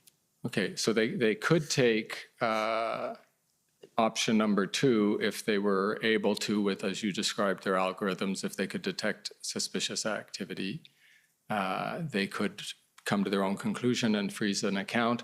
But to go back up to option number 1, which is the one that I was concentrating on, if the RCMP gave them information, you described them as vetting that information and deciding whether they should freeze the account. What I mean by vetting is if you read the language of the legislation, the financial service providers are responsible for taking the action. Ultimately, it's their responsibility under the Act. So certainly, they received information from the RCMP with respect to persons, entities involved in illegal activities. They looked at the information and had to certainly confirm. I don't know what their internal process were, but I certainly know that they reviewed the information to ensure that the people with whom they had business dealings were the people that were signaled or identified by the RCMP. But I'm sure that the financial service providers could tell you exactly how they went about that.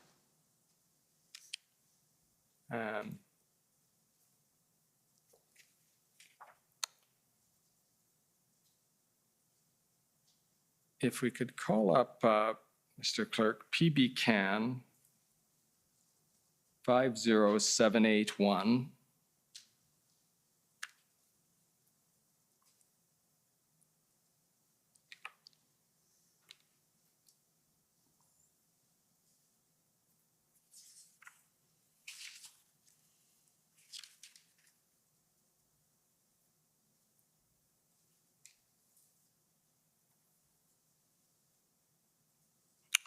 Thank you. And I don't know if any of you would recognize this. Denis Baudouin is officer with the RCMP, and he filed this affidavit in the context of some of the litigation that's going on in connection with the invocation of the Act. And if you could scroll down. Sorry, they filed this with respect to? Sorry, if it's important to you, I'll just explain. This is an affidavit that was filed in court in a context of litigation that was initiated in challenging the invocation of the Act. So the RCMP is explaining what they did with the regulations that we're talking about here. The regulations or the order? Sorry? The regulations or the order? The order, yes. Thank you. And if you could scroll down, Mr. Clerk. It's just through the body of the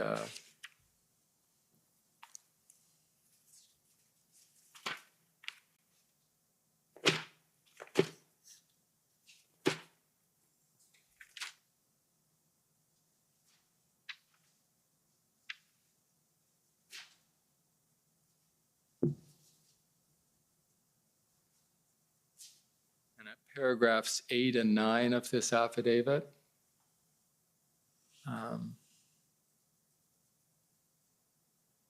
He's describing your regulations and then as not specifying a procedure through which the financial services providers would identify individuals. And then in paragraph 9, can you scroll down a bit further? Thank you. He says, in practice, the police provided financial service providers with information about particular individuals or entities which the financial service providers could use in conjunction with other information at their disposal to make their own determinations about whether they needed to take any steps to comply with the order. Do you see that? Yes, and that's what I mean by vetting. Thank you.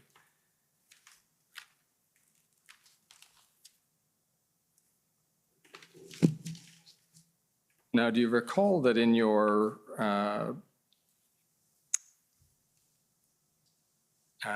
your own institutional report.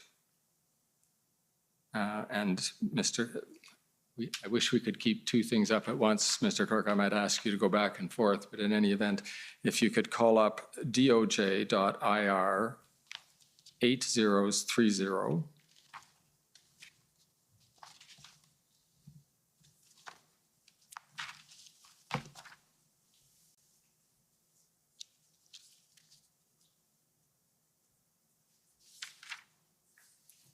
And go to page 11 of that document.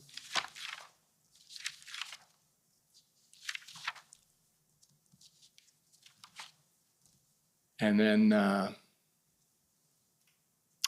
scroll down just a bit further. Thank you, that's perfect. The paragraph that begins, the Department of Finance did not have any information. That's not surprising. If you look at the second sentence, the Department of Finance played no role in the process through which financial institutions identified the accounts that they froze. The RCMP has stated that at no time did it provide a list of donors to financial institutions. The department understands that the RCMP provided a list that included identities of individuals who were influencers in the illegal protest in Ottawa and owners and/or drivers of vehicles who did not want to leave the site. At no time was that list provided to the department. Now, what we have here then is the Department of Finance, and this is your regulation, Ms. Jacques, so you probably had something to do with the drafting of this part of your institutional report. Is that correct? Yes, it was our emergencies measure order. Yes. Yes. We did not take part in drafting the regulations. Fair enough. Did the regulation did the emergency economic measures order in effect get drafted by you and your department? It was the policy was developed by the Department of Finance, by my branch, and the drafting was done by the Department of Justice. Yes. Fair enough. Okay. And the point here is that you take no responsibility for, that is, the Department of Finance takes no responsibility for which accounts got frozen. That is, you just drafted the regime that allowed that freezing of accounts to take place. Is that right? Well, you have to go back in time. Certainly, when we were working and that there was a decision we found out that there's a possibility that the Emergency Act would be enacted. We started looking at policies and options as to how we could implement and take action fairly rapidly. So we did obviously develop a policy that would enable for a number of federal, provincial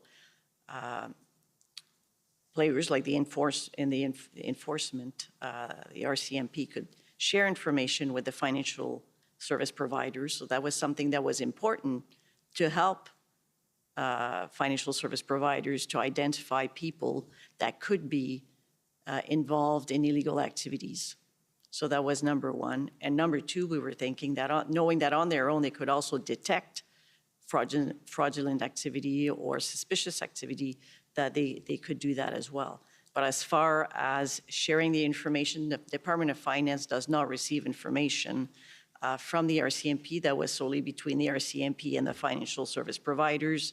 And it was up to the financial service providers to make the determination as to whether or not to freeze bank accounts based on the information they had. So it could be their own information or a mixture of information received using their own, risk-based analysis to make a determination as to whether they would freeze. Okay. Now, Mr. Clerk, as I said, we are going to hop back, if we could, to 781, same section.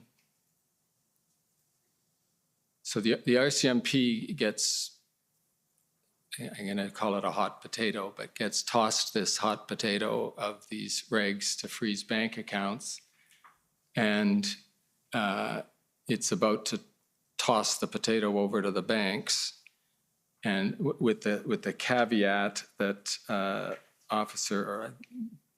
believe it's Superintendent Bogden makes, that I'm reading from paragraph 9. Thank you. The financial services providers with information about particular individuals, which the service providers could use in conjunction with other information at their disposal, etc.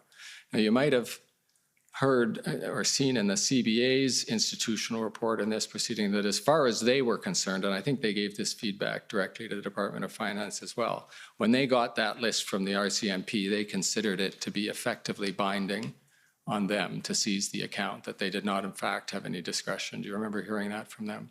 Well, what I certainly heard is that they heavily relied on it, but that they did, some analysis to ensure that the people that were on the list were banking in their institutions, and that knowing that they were involved in illegal activities and that they had accounts, they made a decision to freeze.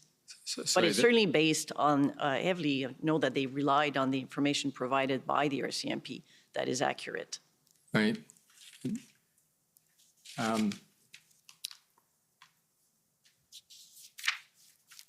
When you say part of the exercise of their discretion was making sure the person whose name was given to them by the RCMP was one of their customers, that's just a name check, right? That's not an exercise of discretion. Well, in the end, the decision, maybe not, you call it exercise of discretion, the decision was lied in accordance with the emergency order, lied with the financial institution to make the final decision. So they do a name check, and that's the extent of their final decision? I do not know. You would have to talk to the financial service providers to see what procedure they put in place once they receive. We were not party to that. So I know that the RCMP did provide information. I do not know the nature and the extent of the information. And how did the bank go about freezing the accounts after that? What analysis did they do and how they went ahead? I'm not privy to the details of that operational, those operational steps. Okay, fair enough. Mr. Clerk, could you just scroll further down in this document? And we're going to go a few pages down till we get to Exhibit A. Right there. So this is an exhibit to the affidavit of Superintendent Bogden. And if we go down, we see, do you recognize that form, Jacques? No, I do not. I've never seen that form.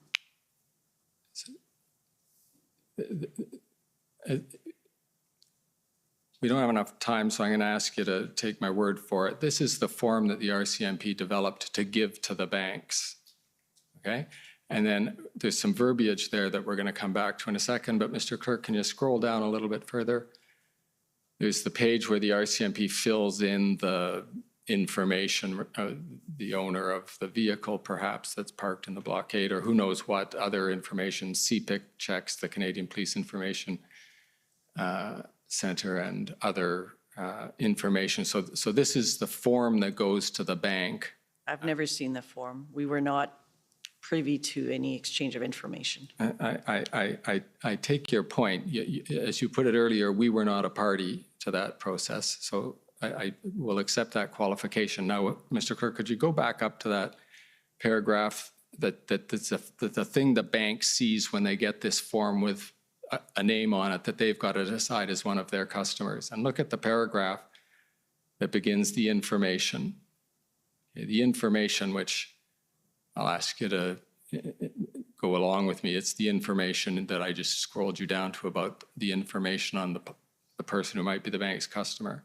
The information being disclosed is relevant to individuals or entities that are engaged directly or indirectly in an activity prohibited by sections 2 to 5 of the above noted emergency measures regulations.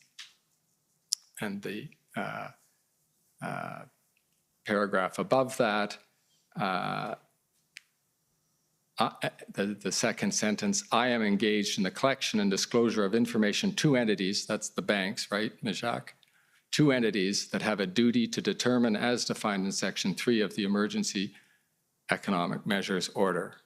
So can you follow the thrust of this document, that this is what the RCMP gave to the bank to do what has been called both by your description in your information, your institutional report, and by the RCMP in Superintendent Baudoin's affidavit, the exercise of their discretion whether or not to freeze this bank account. They are being told that they are being given information about a person who is a designated person under your emergency measures order, right? Well, if I was as I mentioned before, I've never seen this form, but if I put myself in the shoes of a financial service provider, seeing this form and basically it's saying that this is information about a person involved in illegal activities, and they're providing that information to the financial service provider. I mean, that is information on which I would rely. And as it says here, it says that the entities have a duty to determine as defined in section 3. So I'd have to refresh my memory and look to section 3, but I presume that, once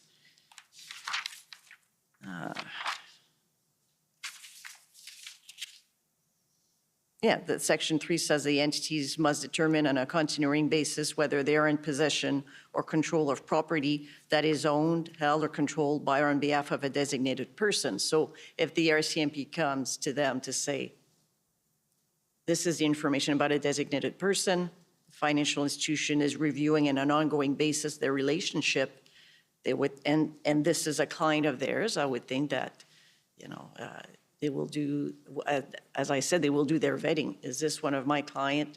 I'm informed by the RCMP via this form that the person is engaged in these illegal activities. I would rely on that personally. So if the financial institution did, I wouldn't be surprised. But I can't. Again, I'm making a lot of presumptions. But I think you've captured well what probably the average reader would infer from the documents we've just been looking at. If you're a bank manager and you get this, the RCMP sends you this form and it says the person listed below is a designated person under the emergency measures regulations, and you as a financial institution. I'm sorry, the form doesn't actually say the person is a designated person. So this is a form the witness hasn't seen before. Never seen it. Today, and if you're going to characterize it, please be very accurate about it. Let's take that quibble from the Government of Canada's counsel. It doesn't say the person is, it says the information being disclosed is relevant to individuals or entities that are engaged directly or indirectly in activity. And Ms. Jacques, you know that what that is the definition of a designated person under the order, right? Yes, I know that. Thank you.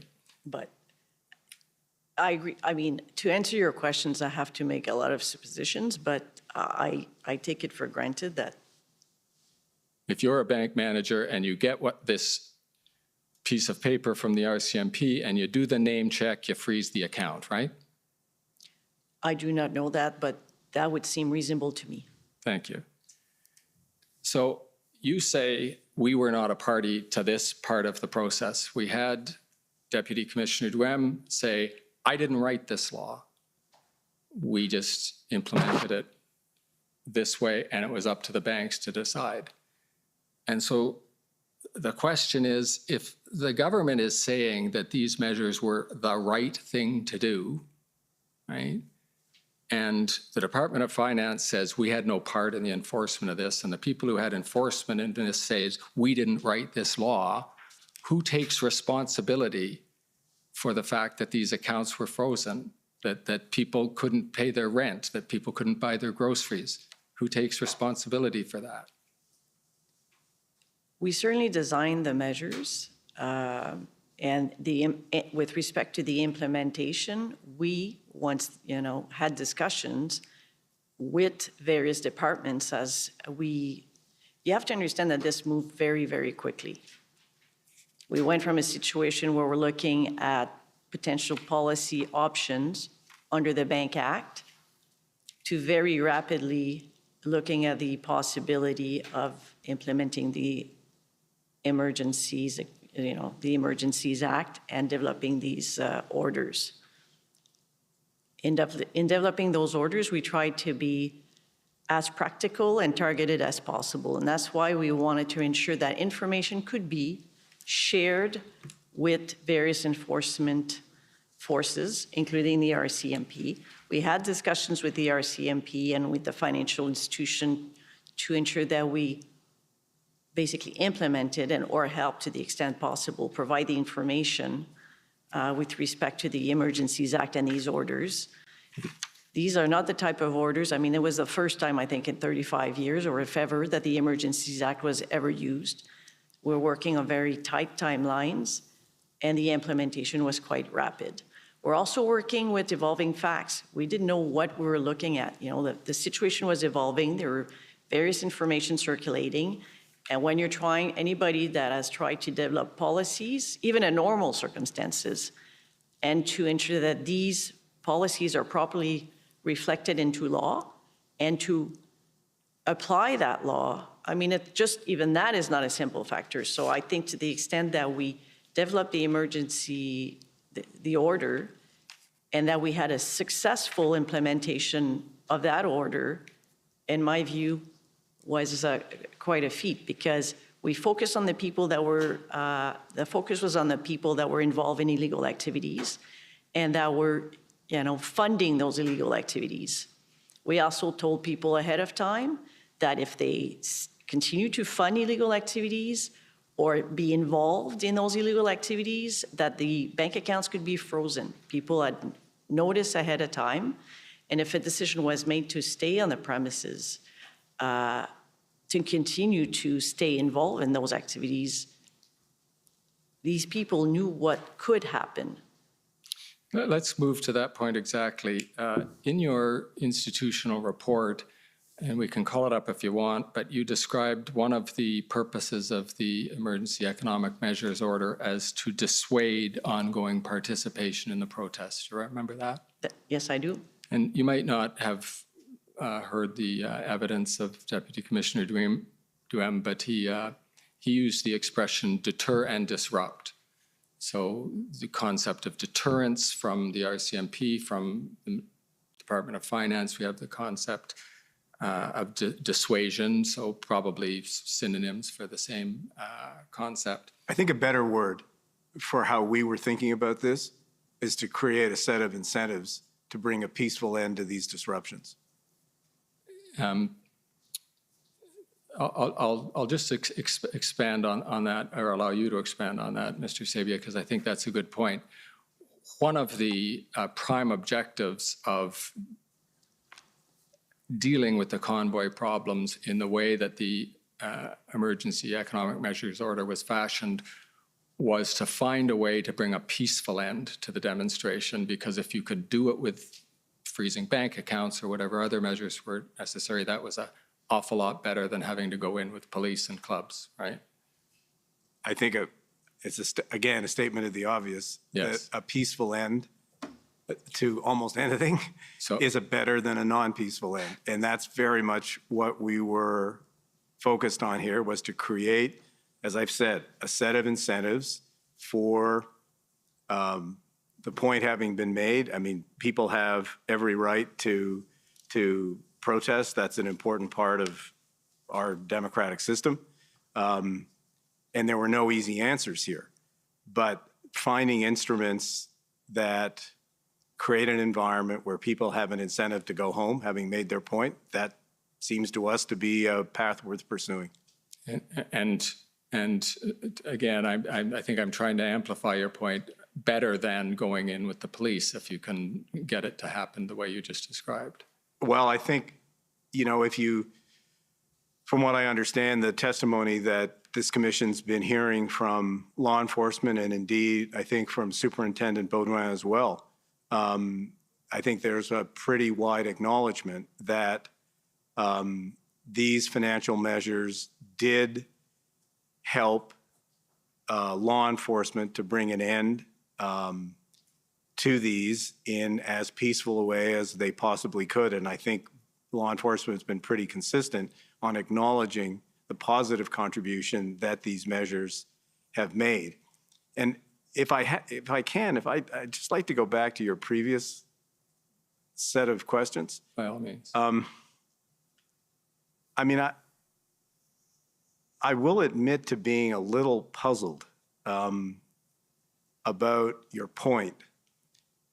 So in my mind, this is actually pretty straightforward. Now, I didn't go to law school, so maybe I'm missing something. That's an advantage. Well, my daughter is finishing law school, so I don't know. I'm of two minds about whether this is a good thing or a bad thing. In any event. So what did we do? At the Department of Finance, we basically set policies. So we set a policy that said, under the authority of the Emergencies Act having already declared certain activities illegal, we set a policy that said the financial system, bank accounts, other types of accounts, should not be used in support of that, what was then declared illegal activity. Point one. Point two, the way the system worked, which seemed to us to be pretty logical, which is the RCMP working with other areas of law enforcement, the people on the ground who had the information, were then providing that information to a set of financial institutions who had their own processes, which they use every day for other types of fraud and other things, as Isabelle has mentioned, and they put those two things together. So that seemed to me to be a pretty good outcome, in that the people who had the microscopic information or the micro information of who was doing what was feeding that into financial institutions, and financial institutions were using that as a positive input into the decision making that they were going to have to do. And then empirically, I think of the 280 accounts that ended up being frozen, I want to check my numbers, but something like 256 or 257 of them came from the RCMP. So obviously there's a pretty high correlation there. Doesn't mean that the banks didn't do some additional things, because obviously there's a difference between 257 and 280. But yes, your point being that the RCMP's work based on in the field, understanding of who was doing what, had a significant bearing on what the banks did. So that seems to me to be pretty reasonable in terms of implementing a policy, pretty reasonable set of ways of going about doing it. It's a logical sequence. It's a logical sequence. What I'm trying to find is who says we were the ones who seized the bank accounts or froze the bank accounts. The banks say we were told to do it. The RCMP says we didn't tell anybody to do it. You say we weren't involved in this. But we set a policy. Yeah, we set a policy, and we are accountable for that policy. And thank you. That is exactly what I wanted to make sure we got to before we finish with the panel. Now, on a related point, I was moving on to the issue of the idea of the use of these account freezing or otherwise preventing people from dealing with their savings as a deterrent, as opposed to a tool to stop the criminal activity or the illegal activity, because it's, you'll appreciate, you're nodding, Ms. Jacques, there are two different concepts. One is you cut off the flow of money to stop the illegal activity, and the other is you deprive the person of access to their funds as a deterrent, so they go home and hopefully go home without the police having to engage in public order activity. Those are the two different concepts. Yes, as a deterrent on your second point, yes. And one thing I should clarify, when I say we, I mean, the Department of Finance, we're not, I mean, we as in the government. And thank you. That's how I'd understood it, but I appreciate the refinement. As I say, the first concept I think is intuitive to the observer. That is, stop the money from going to the people who are committing the activity. But did you appreciate that you were moving to a different level? I mean, in the first, when you go to the deterrent mode, because you're starting to affect more than the protester, and you know that, right? In the first scenario, you're saying to the protester, we are going to cut off the money you're using to buy gas for your truck or whatever. And in the second mode, you're saying, we are going to cut off your family's money that they use to buy grocery and pay their rent, so you'd better get out of this protest, right? You're nodding. Well, I'm nodding. I mean, I'm just understand what you're saying. So the question is... And the question is, did you appreciate the significance? Are there other examples where the Department of Finance has used its authority, or the government has used the authority on the instruction or advice of the Department of Finance to have that type of effect, where you're not just trying to stop illegal activity by cutting off the funds that flow to it, but you're trying to deter the illegal activity by getting at the family and the other people who need that money? Well, that's not accurate. We were not definitely, the intent was not to get at the family or to have any, of those impact. That was not the focus. The focus was to be able to act quickly. And it had two prong, like we're thinking, we wanted to stop the flow of funds to fund those illegal activities.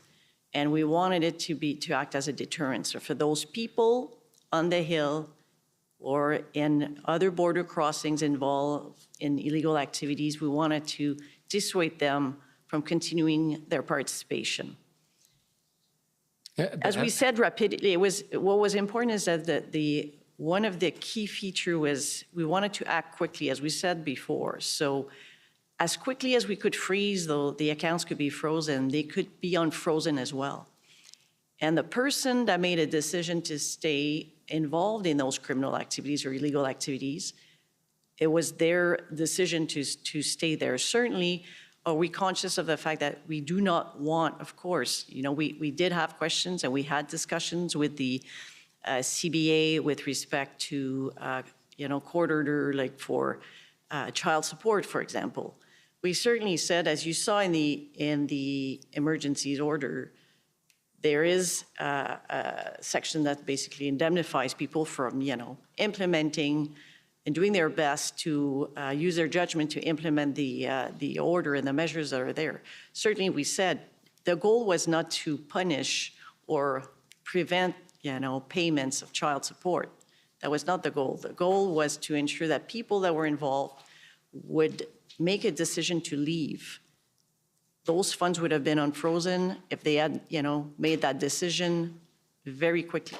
Right, and I don't know if you followed the evidence before the commission, but apropos the point of the deterrence, that there have been police witnesses who've said they saw your measures work because they heard of people getting calls back from North Battleford or whatever, Exactly. Come home, the account's frozen and I can't buy groceries, right? That the police saw that as your measures working because they were affecting people who had nothing to do with the protest other than that they were family members.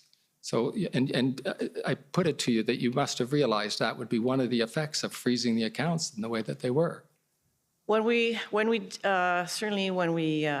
developed the policy, we were focusing on those people involved in illegal activities. And certainly in our daily discussions with the CBA, and, we had discussion with the RCMP, certainly these issues came to life.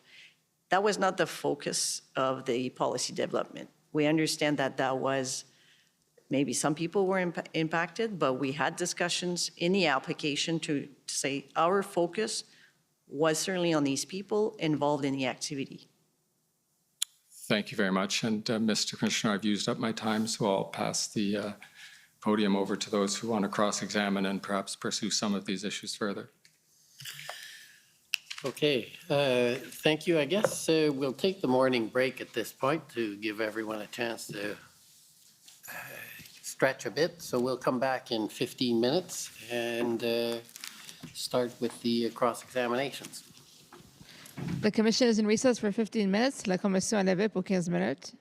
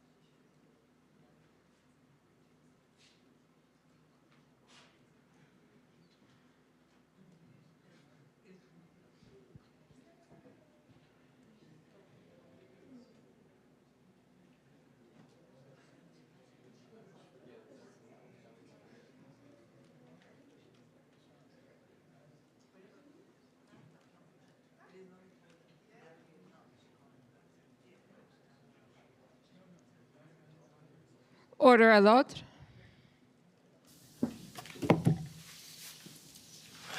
The commission has reconvened. La commission reprend. Okay, first, the convoy organizers, please.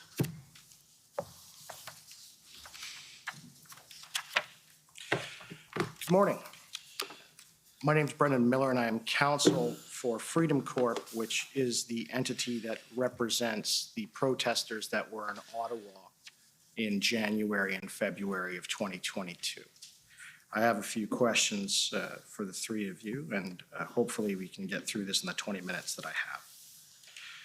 So first, I want to talk to you about money laundering and terrorist financing. You've kind of mentioned that previously, and of course, that's dealt with via the FinTrack legislation, correct? That is correct. And you can agree with me that the protesters in Ottawa were not terrorists, correct?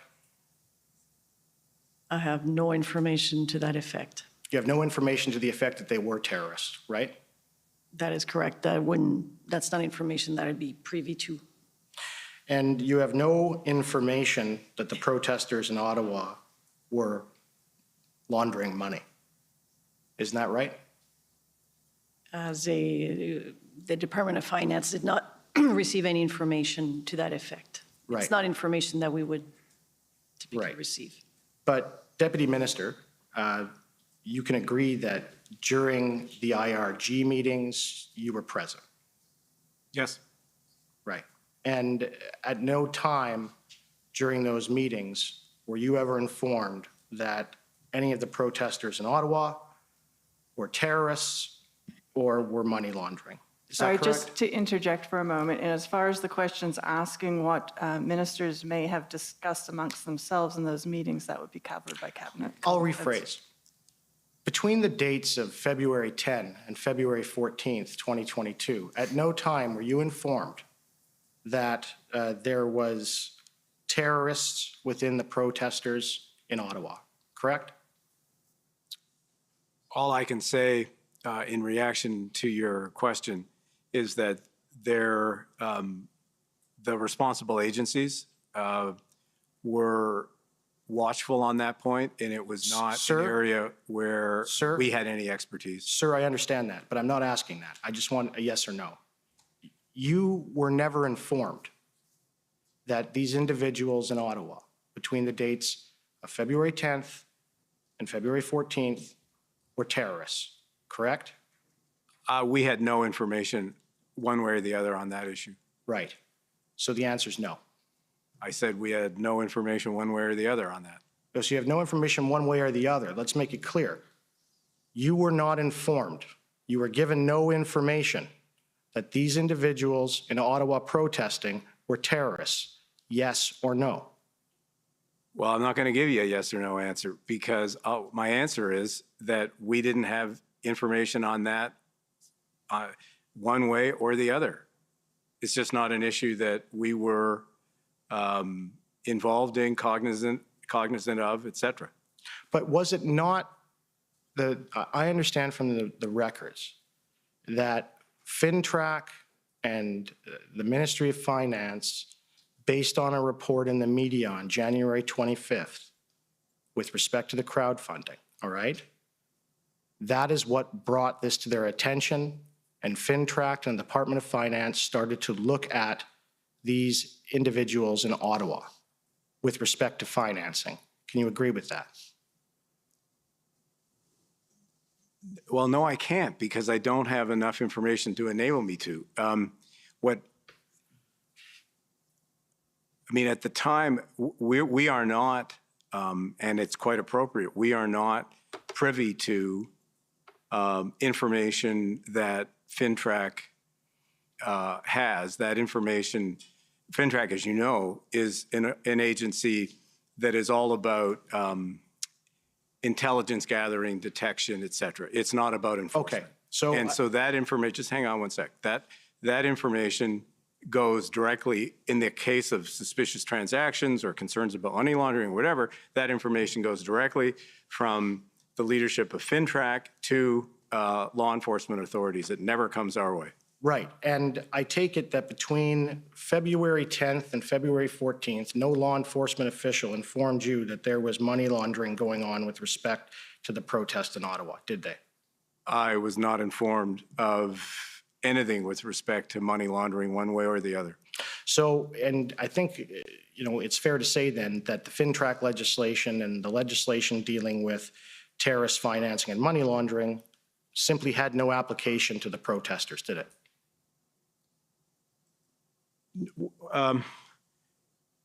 No, it did. Maybe I'm misunderstanding your question, but it did in that through that process, it confirmed that we needed to adjust the regulatory perimeter of FinTrack to include crowdfunding platforms and payment processors. So we did do that on a temporary basis under the authority of the Emergencies Act. And we applied it only to, in that act, only to crowdfunding and payment processors who had information Right, and I understand with that. these illicit activities. So and then we made it longer term. Before that protest and before the invocation of the Emergencies Act, there was no authority to do that, right? That's why you needed you're saying that's why you needed this. Is that fair? That crowdfunding platforms and payment processors were not subject to review by FinTrack. Yes, that's accurate. But even if they were not the crowdfunding, et cetera, if there was terrorist financing and there was money laundering, then you could apply FinTrack and the criminal code to crowdfunding, right? Without the Emergencies Act. I can't answer that question because I'm not expert enough in FinTrack's legislation. Okay. So I want to talk to you a bit about some crowdfunding. With respect to crowdfunding, you can agree it's done by way of people donating to a fund online, right? Yes.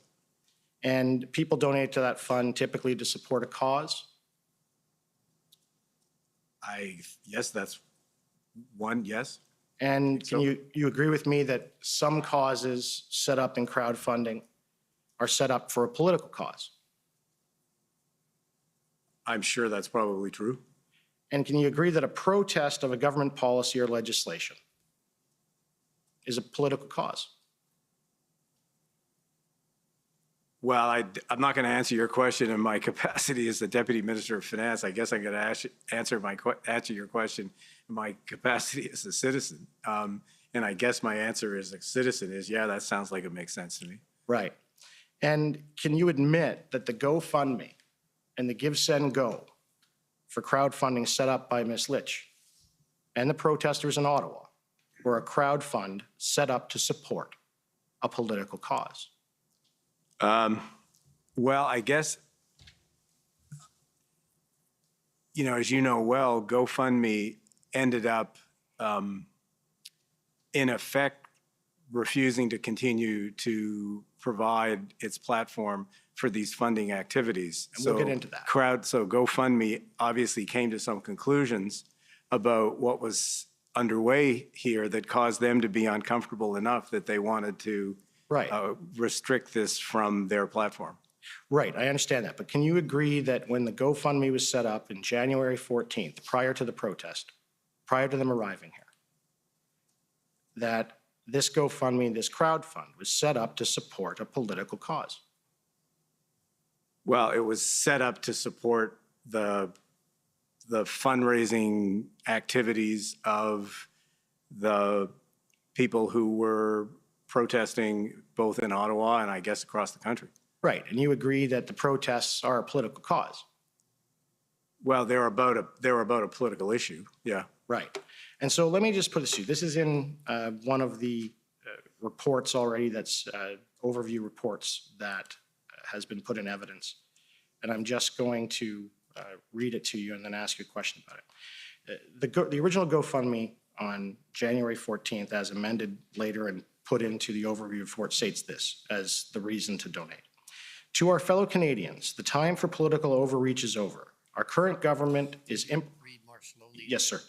Our current government is implementing rules and mandates that are destroying the foundation of our businesses, industries, and livelihoods. Canadians have been integral to the fabric of humanity in many ways that have shaped the planet. We are a peaceful country that has helped protect nations across the globe from tyrannical governments who oppress their people, while now it has happened to us. We are taking our fight to the doorstep of the federal government and demanding that they cease all mandates against its people. Small businesses are being destroyed, homes are being destroyed, and people are being mistreated and denied fundamental necessities to survive. It's our duty as Canadians to put an end to this mandate. It is imperative that this happens because if we don't, our country will no longer be the country we have come to love. We are doing this for our future generations and to regain our lives back. We are asking for donations to help with the cost of fuel, food, and lodging to help ease the pressure of this arduous task. But it's a small price to pay for our freedoms. We thank you all for donations and know that you are helping reshape this once beautiful country back to the way it was. So can you agree that premise that I've just read to you for seeking donations? I know speaking as a citizen, you can agree that that's asking for donations to support a political cause, right? I think it's asking for donations to support somebody's particular view about a public issue. Right, and that's a political cause. Well, I'm not going to judge whether it is or not. It's a public policy issue that people have a right, perfect right, to agree with or disagree with. And I guess this group of people were out using a crowdfunding platform as a source of raising money for it. Obviously, it ended up being pretty problematic because GoFundMe walked away. And we're going to get into that. So you agree that many people donated to both the GoFundMe and the Give, Send, Go, right? I don't know what the numbers are of how many people donated. And you know that those donations, based on what I've just said to you, were made on the premise of that statement, that the money donated was to be used to support the protest, right? I can't speculate as to why people made those donations or not. I don't have any access to that information. As the Deputy Minister of Finance, I'm sure you know that before the protesters even got to Ottawa, that as of January 25th, the GoFundMe had already raised more than $4.5 million. You know that, right? I do not. I did not know that at the time, no. All right. And I take it you are aware and had some discussion that donations to political causes are a form of freedom of expression as protected under Section 2B of the Canadian Charter of Rights and Freedoms. Were you aware of that? I'm aware that the Charter protects the right to free expression. Right. And were you aware that donations to a political cause have been interpreted and continue to be interpreted by the highest court as being part of freedom of expression? Were you aware of that? Yeah. Look, the issue here, at least in my opinion, is not about donations because nobody acted. Even in the context of the Emergencies Act, no one, the RCMP was I think, quite clear and publicly clear that their intention here was not to take action on people who had made, in most cases, I think, relatively modest donations. So there really wasn't action here, as best I can detect, action here with respect to the activity of making donations. I understand that, but the making of the donation, right? You make a donation under the auspices that it's going to be used for the cause, right? That's how the donation, why the donation is made. You can agree with that. Well, I guess that would be the donor's expectation. Whether or not it happened or not is something that I can't comment on because I don't know. And so when the government interferes with what is to be done with those funds, can you not agree that it interferes with those donors' freedom of expression. Can you agree with that? Look, the government took a decision that these activities were illegal. Right, and we've been having some trouble in establishing what that is, and we're going to get into that. But I'm going to move on to another part. This commission's heard evidence that the money from GoFundMe, all right, you talked about it being frozen. It was frozen following a request in a meeting between the City of Ottawa, the municipality, the mayor, and the Ottawa Police Service. Are you aware of that? I have absolutely no awareness of that, nor is it relevant to our work in the Department of Finance. Right, but you said it was relevant to, you said it was relevant just in your own No, testimony. I did not say it was No, no, no, relevant no, to our you did- work let in me the finish my Department of question, Finance. sir. I did not say that. Sir, let me just finish my question. You had said it was relevant that GoFundMe, on their own accord, froze these accounts, right? You just said to that. They obviously saw an issue. And you said that just in your evidence while I was examining you. So I'm going to ask you a little bit about it, okay? And you can agree with me that the City of Ottawa and the Ottawa Police Service, they're government entities. That's not debatable, right? They're not federal government entities, Right, I know. But and they don't have anything to do with our job in the Department of Finance. I understand, but you can agree that they are government entities. They are provincial and municipal government entities, right? I guess so. If I go back to civics class, yeah, I guess. Yeah, well, I'm glad that you're was a thinking long about time ago civics, in my 'cause case. that's part about what this case is about. Can you agree that when a municipal government or a mayor of a city or a municipal police service, like the Ottawa Police Service, requests of a bank or GoFundMe in this instance to freeze funds, that is government action? Can you agree with me on that? Just so that I understand what you just said, that Where a government entity requests a fund or requests a bank or an institution to freeze private funds of donations, of private bank accounts or anything like that, where they make that request and it's from the government, is that a government action? well, yes, I think so. I think it's, yeah. Right. And I take it to your knowledge that there's no legislative authority that you know of, federally or provincially, that would authorize a municipality or a police force to make such a request. Look, all I can do is comment on this from the perspective of A, the Department of Finance, and B, the federal government. And the federal government, in the Emergencies Act, declared that these activities were illegal. As to your point about GoFundMe, GoFundMe took an independent decision that had absolutely nothing to do with government activity. Sir, the mandate of this commission is to look at the circumstances surrounding the invocation. I understand what the government did. We're trying to find out why, okay? So let me ask you again. To your knowledge, I take it that you know that there's no legislation in Ontario or federally, all right, that would authorize a municipality or a police force to request an institution, a bank, GoFundMe to freeze accounts. Can you agree with that? Look, you're asking me questions that we in the Department of Finance have absolutely nothing to do with. You're If you saying want to that you ask have me nothing questions about our role in finance, that's fair enough. But these questions they're not what we do. But you understand financial legislation, do you not? You understand that legislation governs your ministry, right? Of course. Right, and then you also look at the legislation in provinces and you try to make them interact and work together. Is that not fair?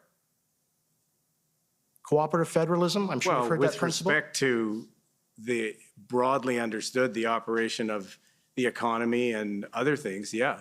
Right. But we're not a public safety institution. We're not an institution that is responsible for law enforcement in any way. There are lots of other agencies of the Government of Canada that are responsible for those things and are responsible for the interactions that you're drawing attention to, but it's not the Department of Finance. So if that's the case, then why did they even ask you to come to the IRG?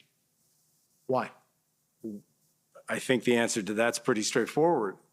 There was a very substantial preoccupation on the part of the government with respect to the economic consequences of the disruptions that were occurring in the country. And our role at the time, we were people doing quite a bit of work on that issue, and that was extremely relevant to the decision-making that was underway across the government of Canada at the time. I understand that. I'm not trying to cut you off, but I'm just trying to stay under my time limit. So here's the thing. On February 10th, the IRG minutes that we do have that are unredacted, the Prime Minister advises we have 2 tracks. He went into it with 2 tracks. The first was to use general legislative authority, and the second track was to use the Emergencies Act, all right? And I take it, and there was tasks. We have that evidence. Tasks were given to your ministry, tasks were given to other ministries. I can tell you with respect to the options that were being put forward outside of the Emergencies Act, we don't know what those were because the government's claimed solicitor-client privilege in Section 39 cabinet confidence, so I have no idea. But I take it that there had been inquiries with your ministry between February 10th and February 14th about what legislation could be used in order to deal with the crowdfunding. Look, I don't know whether you were in the room this morning or not, but I thought we had a pretty thorough discussion of that with the commission's I understand, counsel. and sir, I understand you're asking me questions, but if we're both asking questions. No, I didn't ask you a question. I get it, I understand, but if we're both asking questions, none of us will have answers. So let me just ask the questions and we'll go on, all right? So I want to talk to you now about the legislative change versus regulations and orders in council really quickly. And can you agree? You're going to have to make it quick because you're already over your time. Thank you, sir. 2 points. The legislative change versus regulations. You said you couldn't deal with this by way of regular legislation through Parliament. Why? No, what we said, I think what both Isabelle and I said earlier was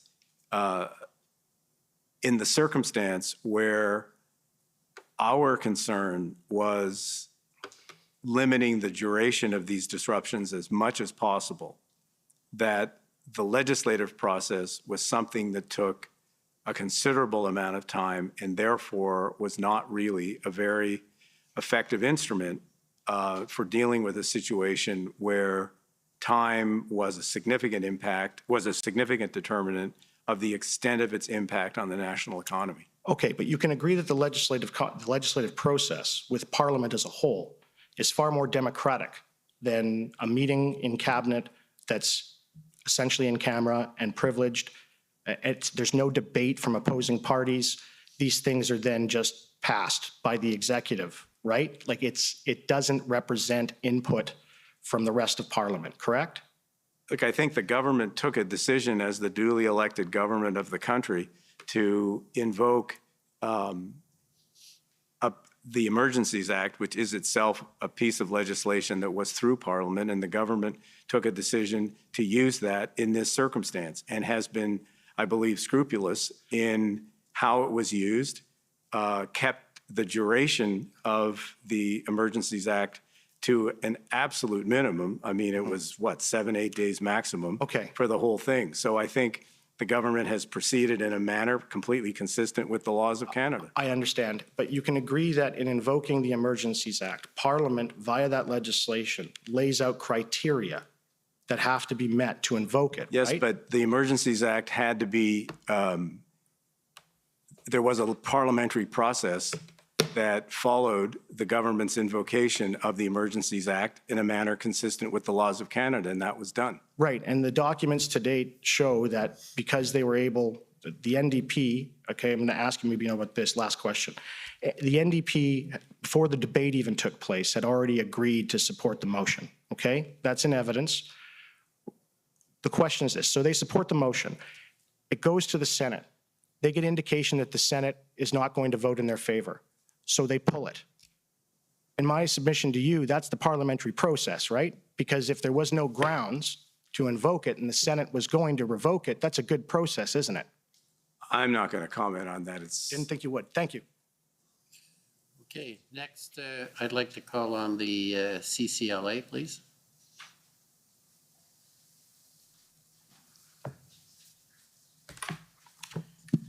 Good afternoon. My name is Eva Krajewska, and I'm counsel for the Canadian Civil Liberties Association. I'd like to start off by going back to before the emergencies orders and the options that your ministry was considering. And if I could ask the registrar to pull up ssm.can.403761. This is a memo that was attached to an email, Mr. Sabia, that you sent to Deputy Prime Minister Freeland on February 8th at 1700 hours -5. I think that's right, -5. And do you recognize this memo, sir? Yes, I think so.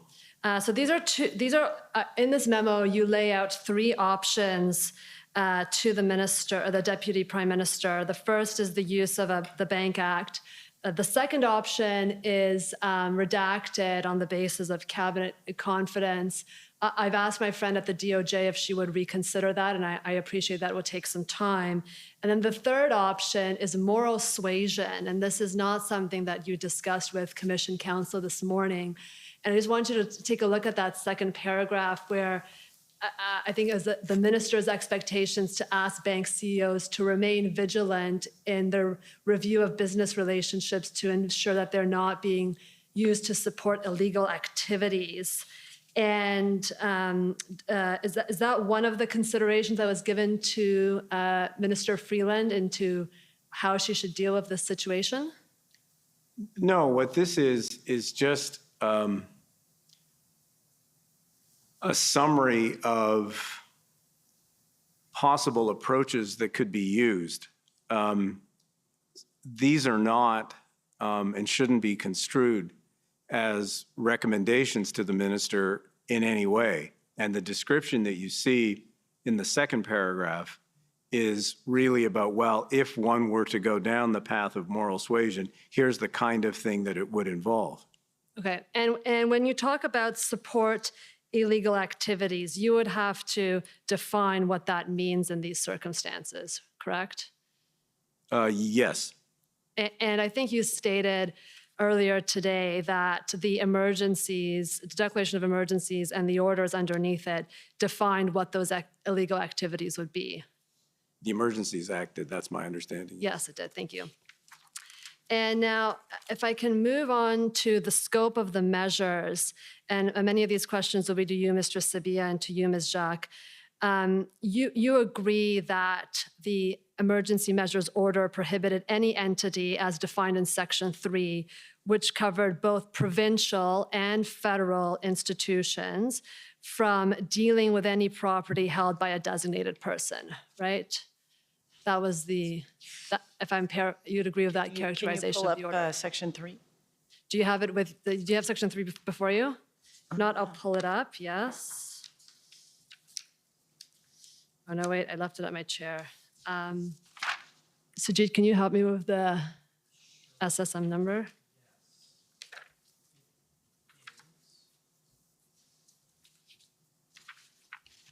If you could please pull up ssm.1911.REL.0001. So this is the emergencies measures order, which is the financial order. And Section 3 is the one that covers the institutions that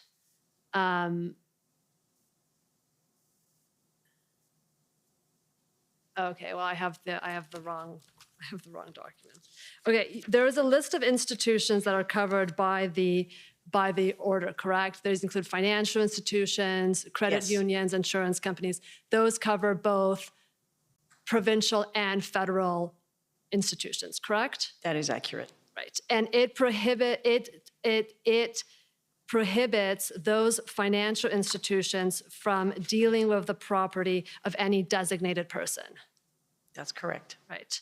and that essentially freezes their assets, the designated person's assets. Yes, they can suspend dealings with those individuals, and it could lead to the freezing of Freezes an account, not necessarily. account. Well, freezes their ability to deal with their property held at those institutions. Yes, I see you're Bank nodding. accounts. Sorry, we need an audible. Yep, Thank you. Yep.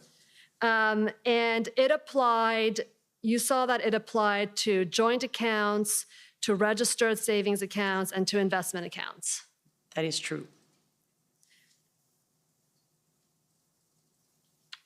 And you're aware that the Canadian Bankers Association voiced concerns to both you and the RCMP about the scope of these orders.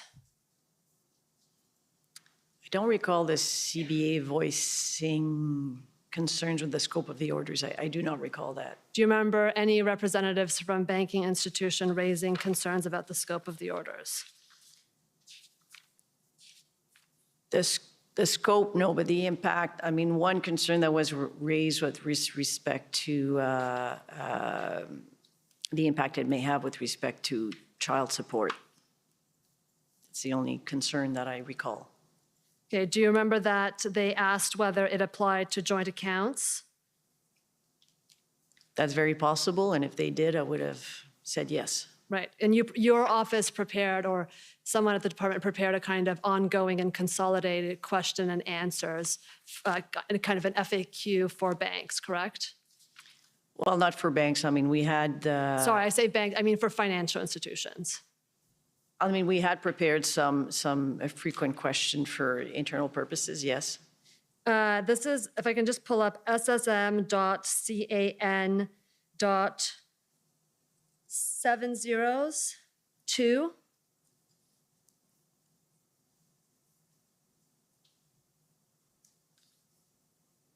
And I think this is the consolidated FAQ. And there were questions about, correct, thank you. And page number 6. Scroll down to RCMP, please. There we go.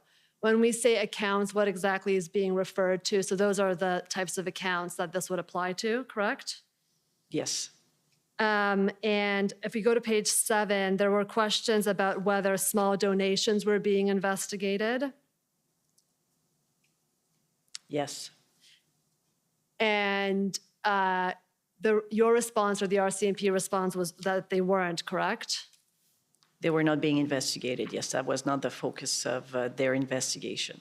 But you'd agree that on the face of the order, small donations were captured on the face of the order. And Mr. Sabia, I think you even provided that advice to Minister Freeland at some point. I don't recall. I honestly don't recall that, but I mean, I think that's true. Yes, they were I think captured. that's true, that they were captured, but nothing.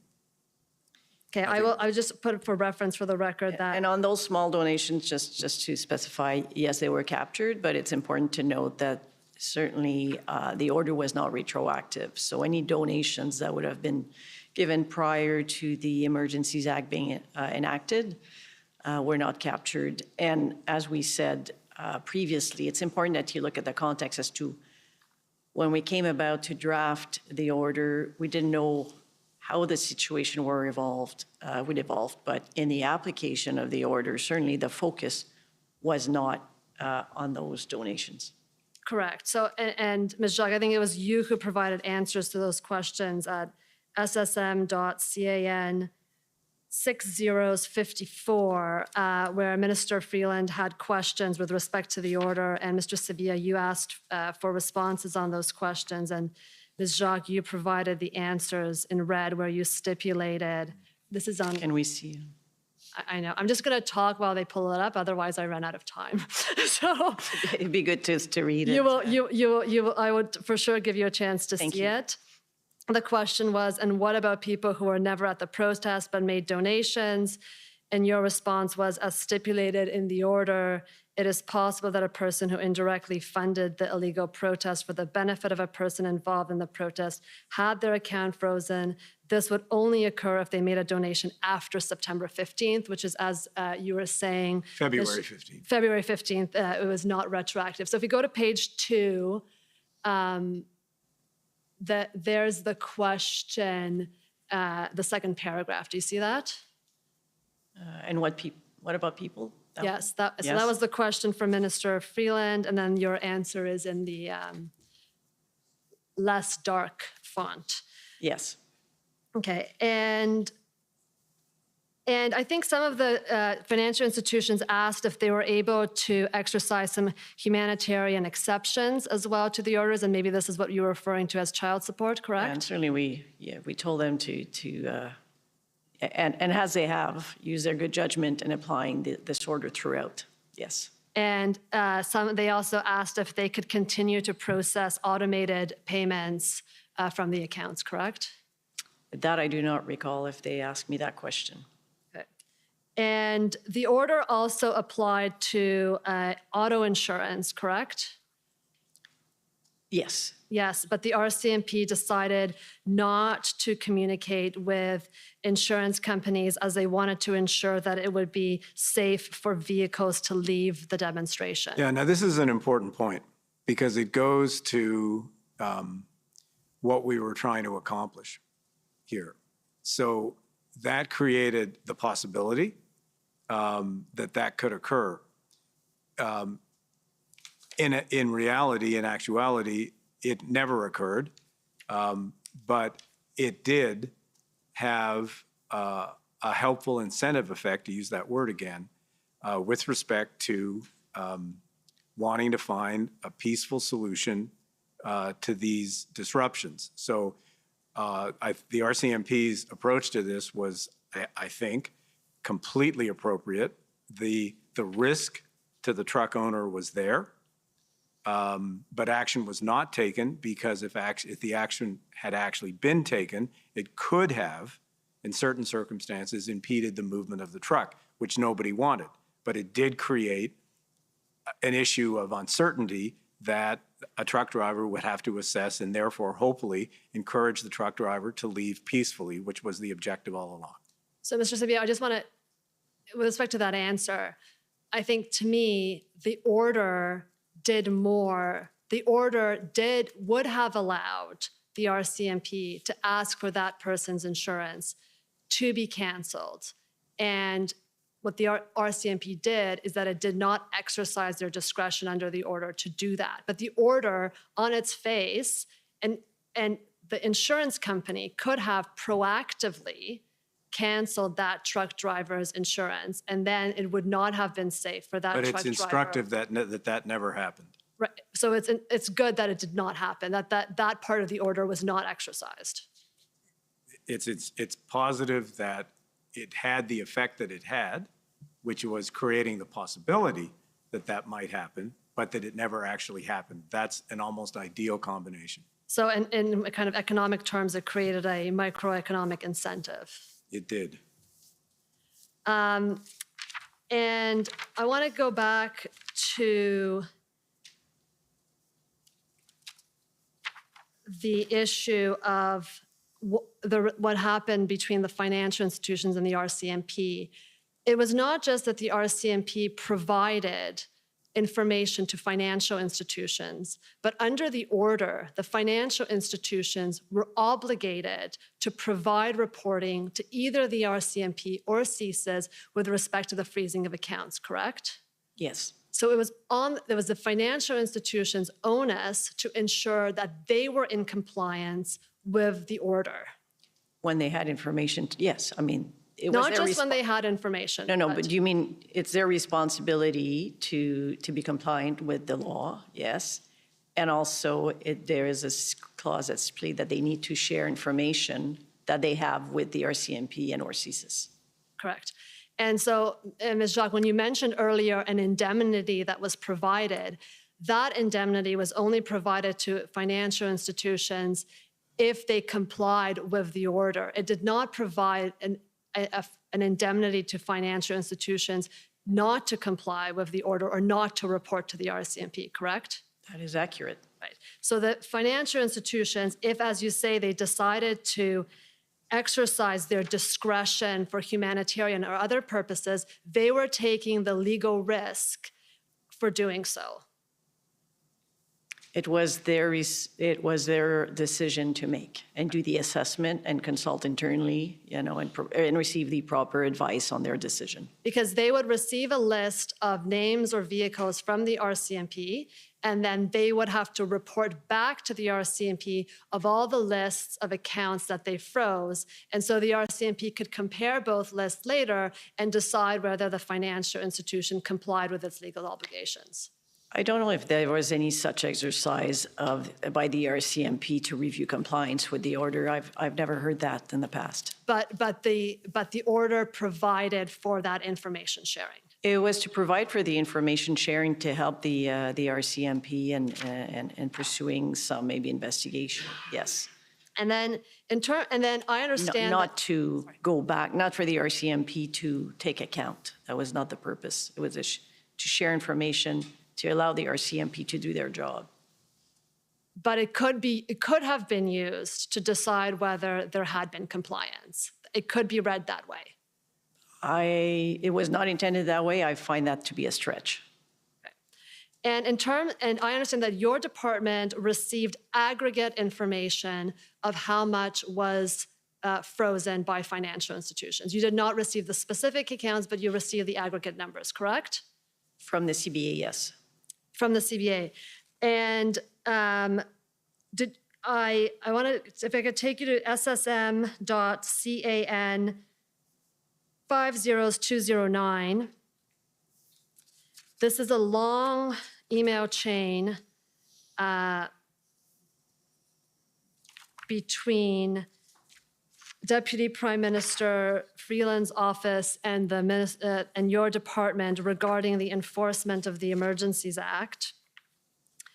And if we could go to the last page of this document, page 8, this is on February 16th, which is one day after the order is made public. Alex Lawrence, who's the Director of Communication for Deputy Prime Minister Freeland, asks for tangible figures that could be made public the next morning about how much, about the enforcement measures. And if you go up, I mean, I'm not sure if you personally were in communications, but your office was in communication with the Deputy Prime Minister and to ensure that she had updated numbers of how the number of accounts that were frozen and the quantum that was frozen, both were being provided to the Deputy Prime Minister, correct? Well, certainly we provided the information usually via Michael. Through Mr. Sabia? Yes. Yeah, so we were, no mystery here, we were wanting to track this information, again, as you've said, not with respect to individual names, et cetera, but aggregate data. We were wanting to track that, one, to see whether or not this activity was actually underway, that what we had set out to do was actually underway. And second, again, and this is, very important, we were tracking it because the whole intent here was to have this in place for as short a period as possible so that it could be, that this kind of activity could be removed as quickly as possible because hopefully it was no longer needed. Because if it had the intended effect of bringing a peaceful end or contributing to bringing a peaceful end to these disruptions, then mission accomplished, and this whole thing should go away. So in the interest of being able to do that as promptly as possible, yes, we were tracking this fairly carefully. And as you know, I think as of February, the 21st, 22nd, pretty much all of these accounts had been unfrozen. So it was actually quite. It came and went quickly, which is what our intent was at the time, because it contributed to the peaceful end in a way that we had intended. And Mr. Sabia, let me just pick up on that last point that you stated, that by the 22nd, you're aware that the RCMP had communicated to financial institutions that they should begin unfreezing certain accounts, correct?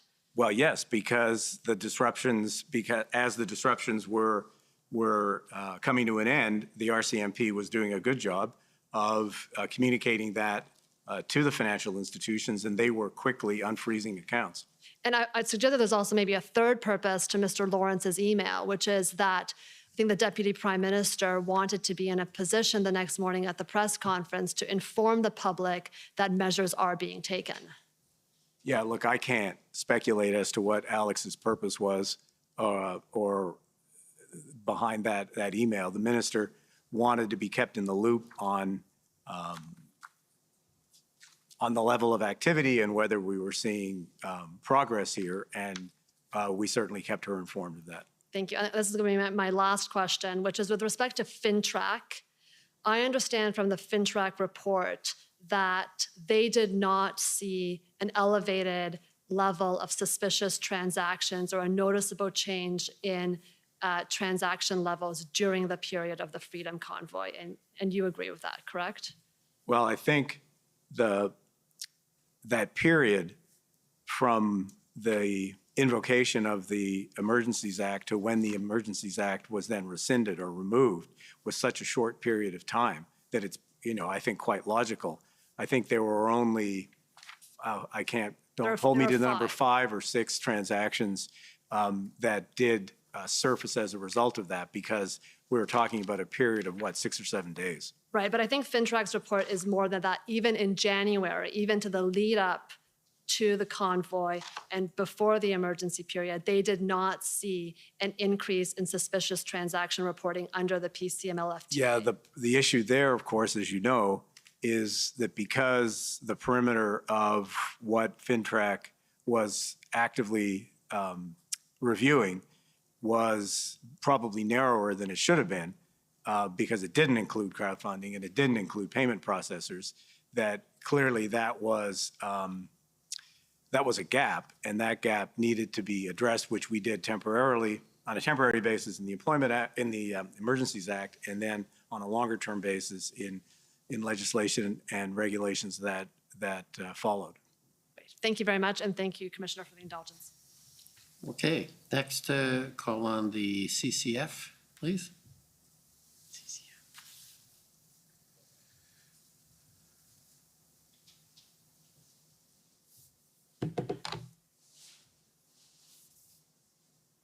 Morning. Hi. Hi. My name is, actually, good afternoon. My name is Sajid Chaudhry, and I'm counsel for the CCF, for the record. Ms. Jacques, I want to take you to the issue of the freezing the accounts. I know that we've talked a lot about that today. I want to invite you to answer some questions about lessons learned from that process and experience, which I take it was fairly unprecedented in Canadian history, because part of the Commissioner's mandate is to advise governments in the future about if and how to use these tools and how they might be adjusted. So if we could just do that for a minute. So you've heard that for some individuals, and we've had testimony to that effect, that because their accounts were frozen, they weren't able to meet their basic necessities. It might be child support, rent, food. In one case, we had a witness testify that he couldn't buy heart medication for his son, and I think we can all agree that was not the intent of the order. And so I want to put to you this question that you've said, listen, whatever the order said on its face, when we provided advice to financial institutions about how to administer it, we asked that they use discretion. But wouldn't it have been better to put a humanitarian exception into the terms of the order itself to ensure there was crystal clarity, not just to those institutions, but to members of the public who could have looked at the order online but would not have had access to that advice provided to banks and credit unions, that in fact they had that right to obtain monies that they needed to obtain monies that they required to meet their basic needs? Certainly, I mean, looking at it, one of the key points that we did look at the outset when drafting, and you must understand we were working on this fairly quickly, looking at a de minimis amount, but we also understand that a number of people were donating small amounts to crowdfunding platforms, right? And so there was always that possibility. But looking at it, if we were to do it, I think we could craft some exemptions for the application for very specific cases. It's not something that we did in the time that we had, but I don't disagree with you that it's something, in hindsight, that we could look at in being more specific in that regards. Because the intent was not to unduly affect, payments of child support or other payments. Thank you. And maybe a broader question on the same theme or on a related theme to the panel as a whole, which is about consumer credit. And so I think the panel would agree that credit histories and credit scores, although kind of privately administered, are an important form of social and economic capital that citizens have. They require those scores to get credit cards, to get mortgages, to get loans, and so forth. And there's been evidence that you might not have heard, but I'll ask you to take my word for it, that some individuals who had their accounts seized and subsequently those accounts were released to them, nonetheless have had lingering effects on their credit history because of missed payments. And that might not be an effect. And so to your point, Mr. Sabia, that the act was only used for a limited time period, that might be true, but the lingering effects of a decline in someone's credit history or credit score could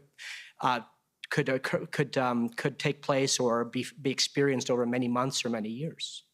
And should there not have been some thought and some aspect of the order that would have taken into account the long-term effects on individuals' credit histories and credit scores by the temporary freezing of their accounts, even if only for a short time?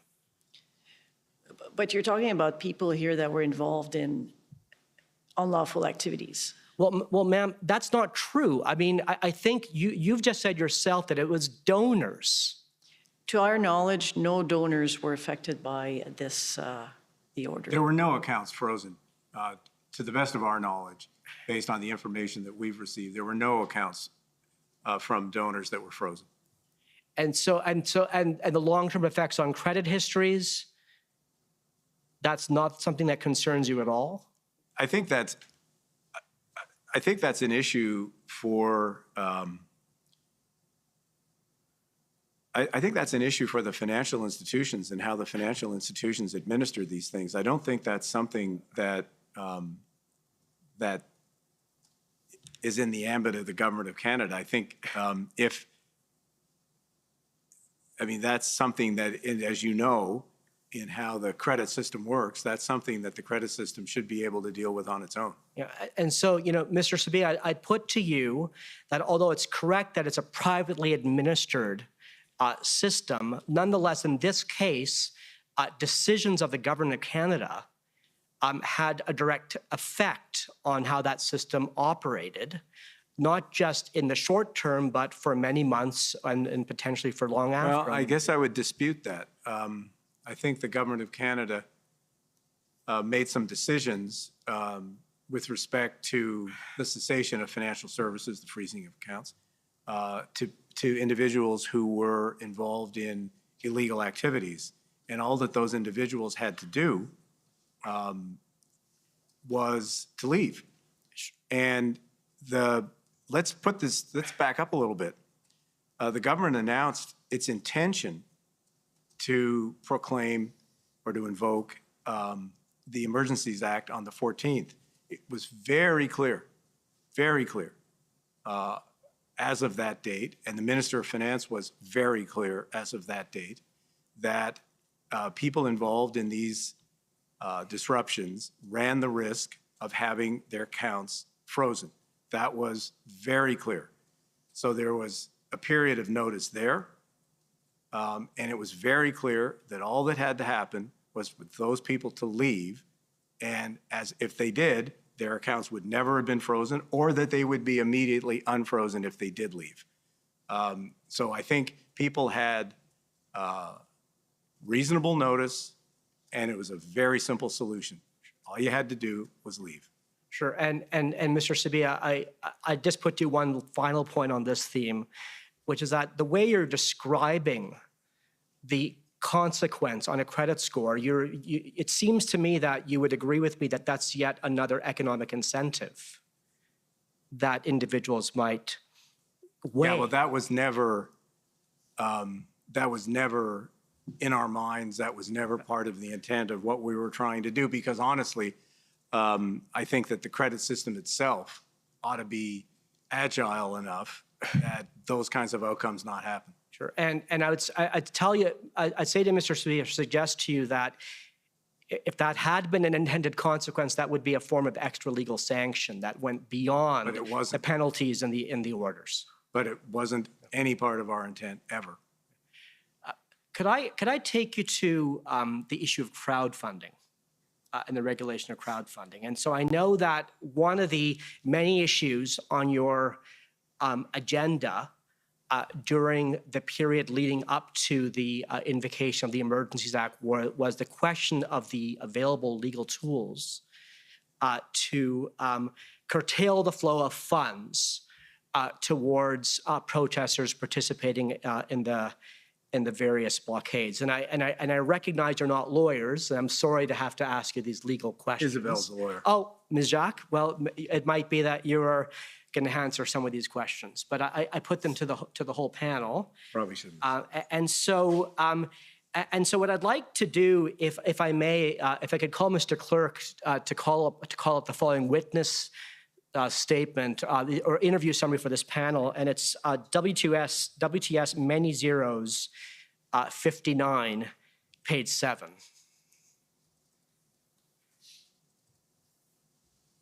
Someday you'll have to explain to us who comes up with this You know, classification system. I think council would like an explanation too, Mr. Sabia. So if we could just scroll down a bit, there we go. Thank you.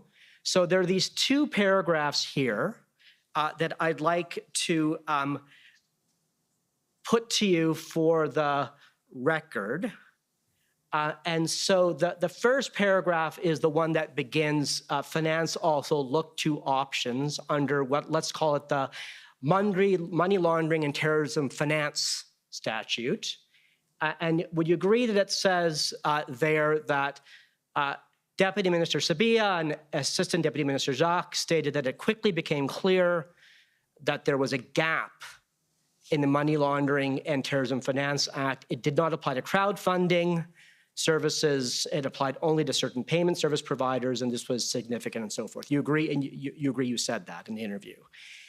And then if I could take it to the next paragraph, again, for the record, would you agree that that you then added, Deputy, that an overriding issue with the options considered by finance was timing, and any legislative amendments would take a long time to pass, whereas action was needed quickly? Yes. Agree you said that, okay. And so... And I said that this morning. Sure. This afternoon. You did. I think you said it both this morning and this afternoon. So you don't quite say it this way, but let me just put this to you. Are you saying there that the only way that you saw or that you were advised to get the money laundering and terrorism finance legislation to apply to crowdfunding absent using the Emergencies Act was a legislative amendment, and that just was not viable at the time? Well, look, the gap here, that crowdfunding and payment processes were not in the ambit of FinTrack. This was something that people in finance that had been aware of for some time. This was not a revelation. The issue here, so you got to separate two things. On the one hand, this gap needed to be corrected, just because with the rise and importance of crowdfunding, et cetera, this was an obvious oversight. And it was the department's intention to recommend to the government that this be fixed, and it would have been in the traditional way that you would go about adjusting something like this. So that was in a, let's call it a steady state world. So in this circumstance, obviously we were not in a steady state world. And our intention here was to move as quickly as we could to try to correct this gap. And given the decision of the government to move in the direction of the Emergencies Act, that created an opportunity to address the specific case. But please note that in what we did here, we only applied it to crowdfunding platforms and payment processors who were in some control of assets or capital or financing that may be associated with these, quote, illegal activities as declared by the Emergencies Act. So it was quite limited. And it was only in place for, what, a period of 6 or 7 days. We then, this issue having been resolved, returned to the more status quo kind of approach, and we did correct this in the April budget. I think we did it in the So we via regulations. Yeah, okay. So can I just pick up though on something you said? So you kind of drew a distinction between, let's call it government as usual or normal, and the urgent situation that was thrust upon you in early February. And so in the government as normal approach, what you say here is that there would need to be a legislative amendment. But that's not the moment that Canada was in at that time, you say. There was no time for a legislative amendment to amend. Well, legislative amendment or even a regulatory change, because they too take, they too take. So you've anticipated my next question. So look, I want to take you to the following document. It's CCF many zeros 42.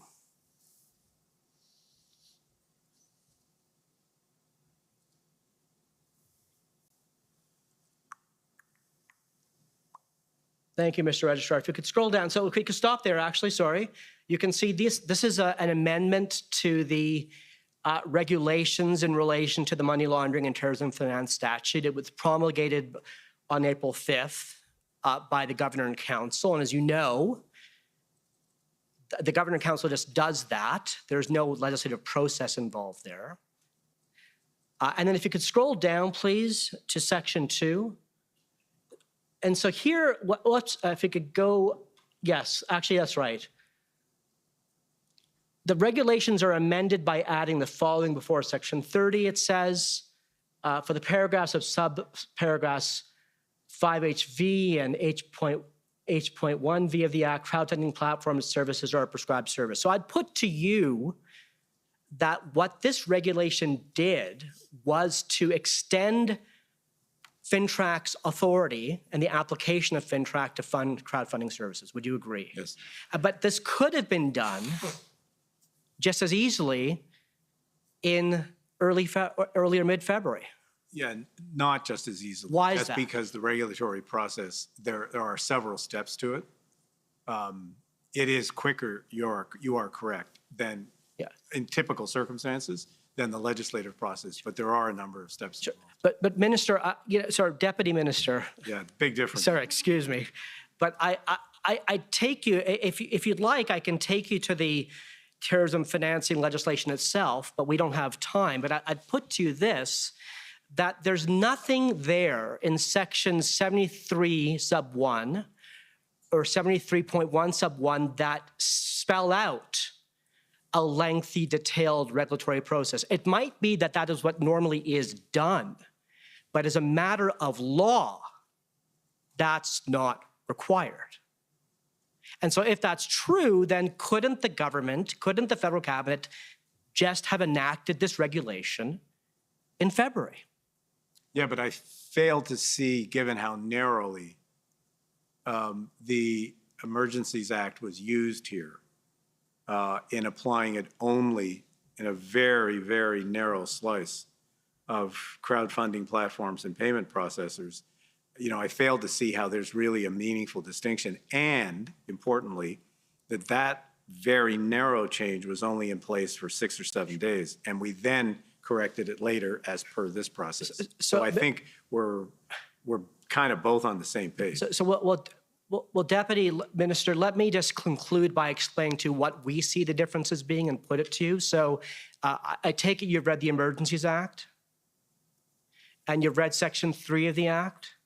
Yes. And Section 3 has at the end of it a last resort clause. It says that the Emergencies Act can only be triggered as a last resort if no other legal tools are available and are effective. And I'd put to you that this shows that in relation to FinTrack, there was another option available to the federal government, absent or short of declaring an emergency. Jacques, I can see you want Yeah, to I do not want to reply for Michael, but we could have never drafted and passed those regulations in those timelines. But Ms. Jacques, all that's required here is a one-paragraph amendment to the existing regulations. These are shorter than the amendments, than the terms of the economic measures order. It seems very simple because, you see the drafting of the amendments, it doesn't seem to be very long, but the process to pass a regulation, it's not something that you can do in the timelines we had to enact and work on the order. Commissioner, I think those conclude my questions. Thank you. Okay, so I think this is the time for the lunch break. So we'll take a lunch break and come back at 2 o'clock. The commission is in recess until 2 o'clock. La commission est levée jusqu'à 14 heures.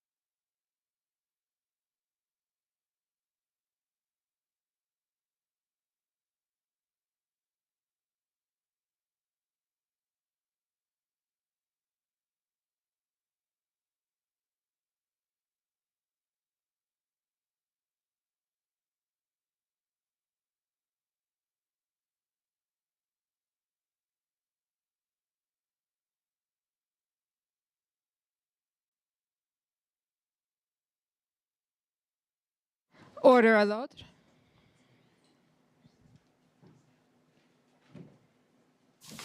The commission is reconvened. La commission reprend. Okay, good afternoon. The first up, I believe, is the City of Windsor. Good afternoon. My name is Graham Reeder, Counsel for the City of Windsor. I'm going to direct my questions to Mr. Sabia, but I invite input from Ms. Jacques and Mr. Mendes should they be in a better position to respond. I have some questions about the work the Department of Finance did to assess the economic impacts that was detailed in the department's institutional report. So your study on the economic impact of the border blockades was informed by figures from Transport Canada indicating that roughly $390 million in daily trade flows of goods were being disrupted by the blockades at the Ambassador Bridge. Is that correct? Yes. And you testified this morning that the Department of Finance concluded that the Ambassador Bridge blockade was impacting Canada's GDP as a whole. Is that right? Yes. By roughly $45 million per day over the first week? That is the estimate that Transport Canada had, yes. Okay, thank you. And the Department of Finance concluded that the blockade jeopardized Canada's reputation as a reliable economic partner for the U.S.? Is that right? We believe, yes, that the blockade did jeopardize our reputation. That was based on a number of public statements by officials in the U.S. Thank you. And the economic policy branch concluded that the impacts would have compounded over time as the blockade went on. Is that right? So we believe that the impacts would grow as time went on, as I explained this morning. Yeah, you gave the example of the food and beverage industry and their inventory, right? Yeah, and I mean, more generally, I think that the impacts would have spread over time. Okay. And the department concluded that the impacts ultimately were likely transitory because the closures were relatively short-lived. Is that right? Correct. And the closures at the Ambassador Bridge were short-lived, you'll agree with me, because the Windsor Police and its policing partners cleared the blockade by February 13th? I'm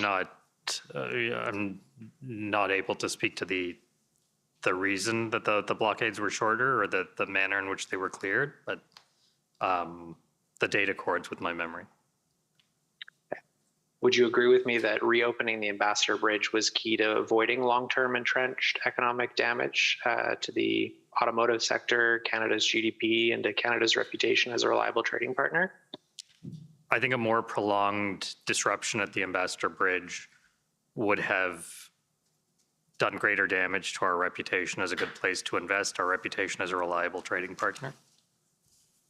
And so clearing the Ambassador Bridge helped avoid that? Yes. And are you aware that after the bridge was reopened on February 13th, police maintained a strong presence in the area? They erected concrete barriers along the length of the municipal road, the Huron Church Road, between the Ambassador Bridge and Highway 401? I have some passing awareness of that. Okay, thank you. This temporary hardening of the access road to the bridge was implemented to prevent another blockade to the bridge. Does that accord with your understanding? I believe that accords with my understanding of what I've read about that, but I don't have any specific information on that. Understood. And this would be to avoid, this hardening would be to avoid compounded economic impacts and the risk to Canada's reputation as a reliable trading partner? Well, as we said in one of our documents, a renewed blockade would have contributed to escalating economic impacts. I can't speak to whether or not the measures you're describing were necessary or not. Understood. So Mayor Dilkins of the Mayor of Windsor testified at this commission that these efforts to protect the bridge had a significant impact on the residents, businesses, and students living, working, and studying around Huron Church Road and the bridge. Have you completed any analysis of the impact of the blockade on local businesses and the Windsor economy? No, we haven't. Understood. But you would expect that there would be local impacts that are distinct from the impacts on Canada's GDP, Canada's trading reputation, the auto industry, et cetera? I haven't given that a full enough consideration to give you a good answer, but I would, I don't disagree with the notion that there would be some impact. Understood. Thank you. It goes without saying that there are significant costs associated with police and municipal actions to clear the blockade and temporarily harden the route to the bridge to prevent further blockades. Those things usually cost money. Right, thank you. The Ontario Ministry of Transportation sourced many of the concrete barriers used in the police operations, almost $1 million worth. The Commission has heard evidence that there was some confusion internally at MTO as to who would be responsible to pay for these barriers. And a question is as to whether the cost would be paid for by the MTO or others. And the preliminary thought from the OPP was that the compensation would be through federal funds available to support the emergency response to reopening the crossing. MTO ultimately did not cover the costs of the barriers at the time. Windsor paid the costs to avoid any delays and has sought reimbursement. I understand that the Department of Finance has not produced an ex post assessment of the economic impacts of the blockades. Is that right? Yeah, that's correct. So I'm going to ask the clerk to pull up WIN 00002244. And this is a letter from Windsor Mayor Dilkens to the Minister of Finance of Canada and Ministers of Finance of both Canada and Ontario, dated March 15.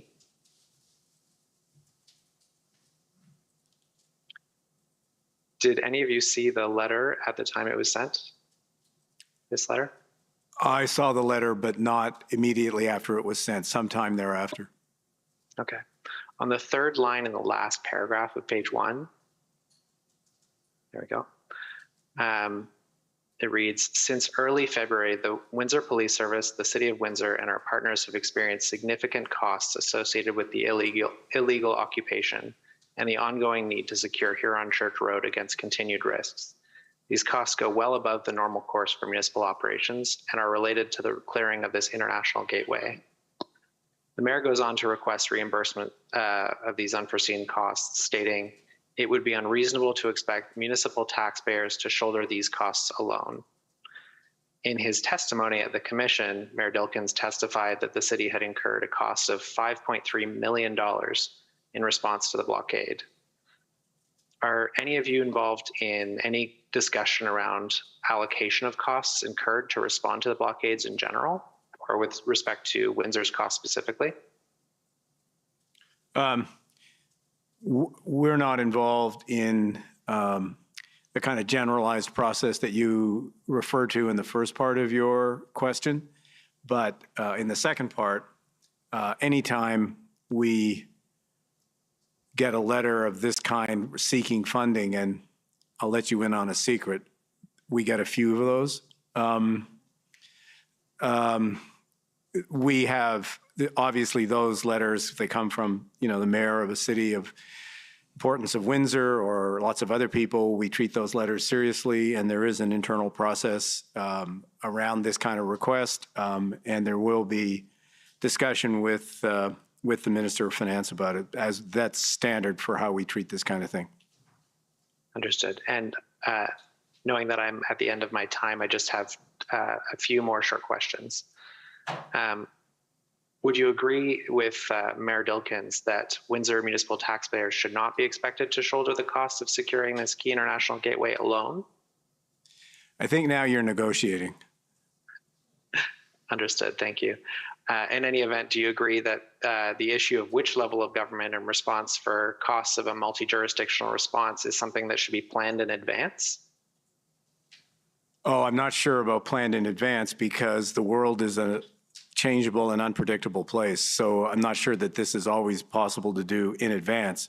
But if you're asking me to preempt probably your next question, whether, trying to find some reasonable outcome here involving the city, the province, and ourselves, whether we're open to having some kind of discussion about that. I think the answer to that is we're always open to having those kinds of discussions, and we'll see where it takes us. Thank you. But this isn't the place to work out a deal. Of course. My last question was just asking whether or not some kind of advanced planning would help avoid potential delays in allocating costs. It would be if we had advance notice of disruptions of this magnitude. Of course. Which typically we don't get advance notice. Thank you very much. Those are my questions. Okay, next call on the government of Saskatchewan. Good afternoon. Mike Morris, Counsel for the Government of Saskatchewan.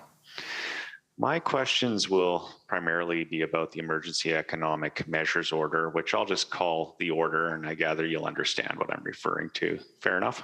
Yes. Mr. Sabia, the order came into effect on February 15th, correct? Yes. And as of February 13th, the Department of Finance was consulting with the CEOs of the major banks about the types of measures that it might be included in the order, correct? Not specifically in the way you put it. We were exploring their continuing reading of the economic situation and how that was unfolding, and B, what possible solutions could look like or possible actions that could be taken to try, once again, I repeat myself, to bring this difficult situation to a peaceable end. And that had many forms, and there were a variety of options. The Emergencies Act was nothing more than an option at that point. Yeah, but fair enough. You were discussing potentialities that might find their way into the order, correct? Sure, in the same way that we discuss potentialities that might find their way into all kinds of things all the time. And clearly the Department of Finance thought that the input of the bank CEOs was valuable then, correct? Yes, because for a certain category of actions that the government might or might not decide to embark on would require the cooperation of those institutions as those measures would be implemented. So a conversation with them seemed to us to make sense. But you'll agree there was no obligation to consult with them under the Emergencies Act, was there? The Act did not prescribe a requirement that the government consult with bank CEOs before invoking the Act, did it? No. That's all I want you to say. Okay. And will you agree with me that on the 13th, Cabinet met, February 13th, to discuss the invocation of the Emergencies Act? Well, I think that meeting was broader than just a discussion of the implementation of the Emergencies Act. There were no decisions have been made at that point. That was, to the best of my recollection, a much broader conversation around conditions in the country at the time. There were reports that were inputs into that meeting from a variety of different agencies across the government of Canada, including National Security and others. Sure. So there were a whole variety of things. But at that point, any input that finance had received from the bank CEOs could have been conveyed to Cabinet if it was appropriate, correct? Well, if you're asking me hypothetically, could that have happened? I guess yes, theoretically, that could have happened. Sure. And Cabinet didn't meet again until February 15th after the Emergencies Act was invoked. Is that correct? Well, you need to separate things. The incident response group met. I just want to know full Cabinet. Well, full Cabinet, I have to be reminded of the dates here, but full Cabinet, I believe, met on the Sunday evening. Correct. But I don't have a perfect recall as to the timing of that, but I believe there was a full Cabinet meeting on the Sunday evening. Okay. I'm going to go to Ms. Jacques now. Ms. Jacques, in terms of working up the order, did you have the content that you wanted included in it determined as of February 13th from a policy perspective?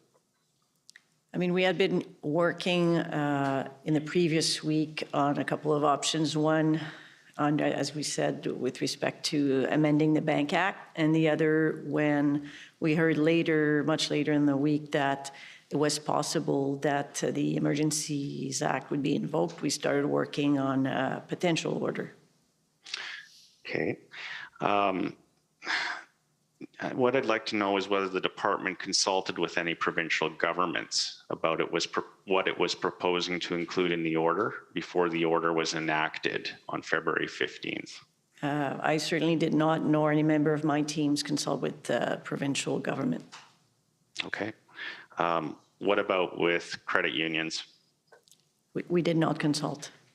What about with insurers? Well, it depends what you consider consultation.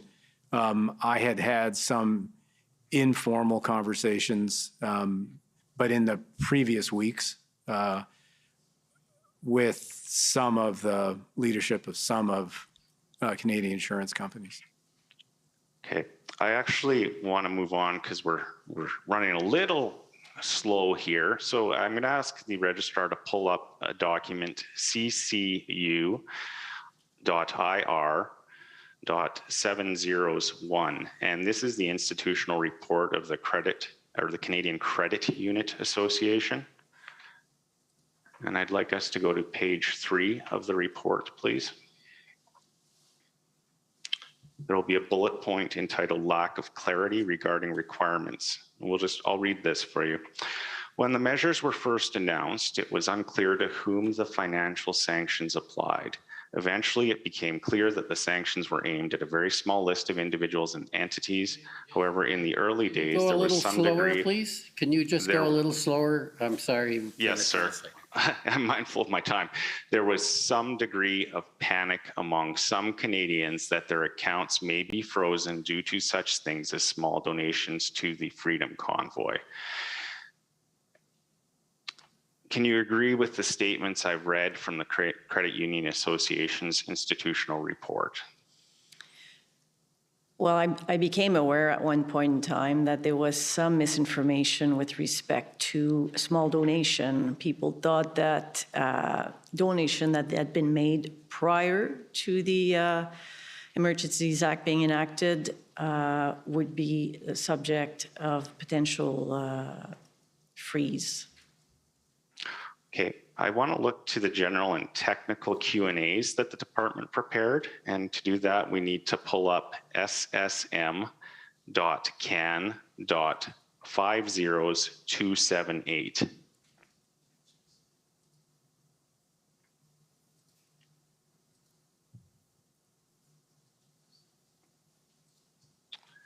And I want to go to page 5, if we could, of the PDF. And in particular, question 13. Now, this has to do with insurance.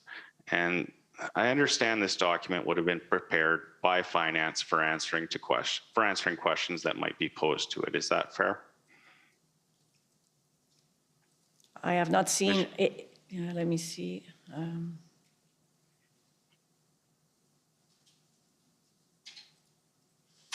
I have not seen the beginning of the Okay, let's Q&A look at the first document, page. but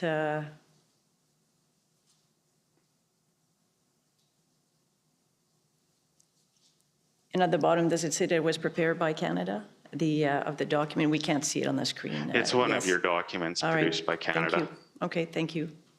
So if we can go back to question 13, aren't you exposing others to risk if you suspend protesters' vehicle insurance? And I'm interested in the answer, which is the last sentence. We expect insurance companies to ensure that third parties can continue to benefit from an insurance payout. And I'm interested because I see it this way. Number one, the order directs insurers that they have to cancel insurance policies for vehicles. But number two, the government appears to be saying it still expects third parties to be paid out by the insurers. If the insurance is canceled, how can the insurer possibly do that? Now, I understand your question. I do not know when this was prepared. And I don't know if there were, suspect that there may have been discussion. I know there were discussion with various insurance associations. So I do not know if it's as a result of those discussions that this answer was provided. But look, I would say, as I read this now, I think this is poorly drafted. Agreed. And Ms. Jacques, as a lawyer, will you agree with me that insurance is a form of personal property? Well, insurance is... Sorry, can I just, Ms. Jacques is here. She happens to be a lawyer. She's not here to provide her legal arguments. Okay. Just with her own personal knowledge, you know, I agree she's not an expert witness, certainly, but in law, do you understand that insurance can be characterized as personal property? Sorry, same objection.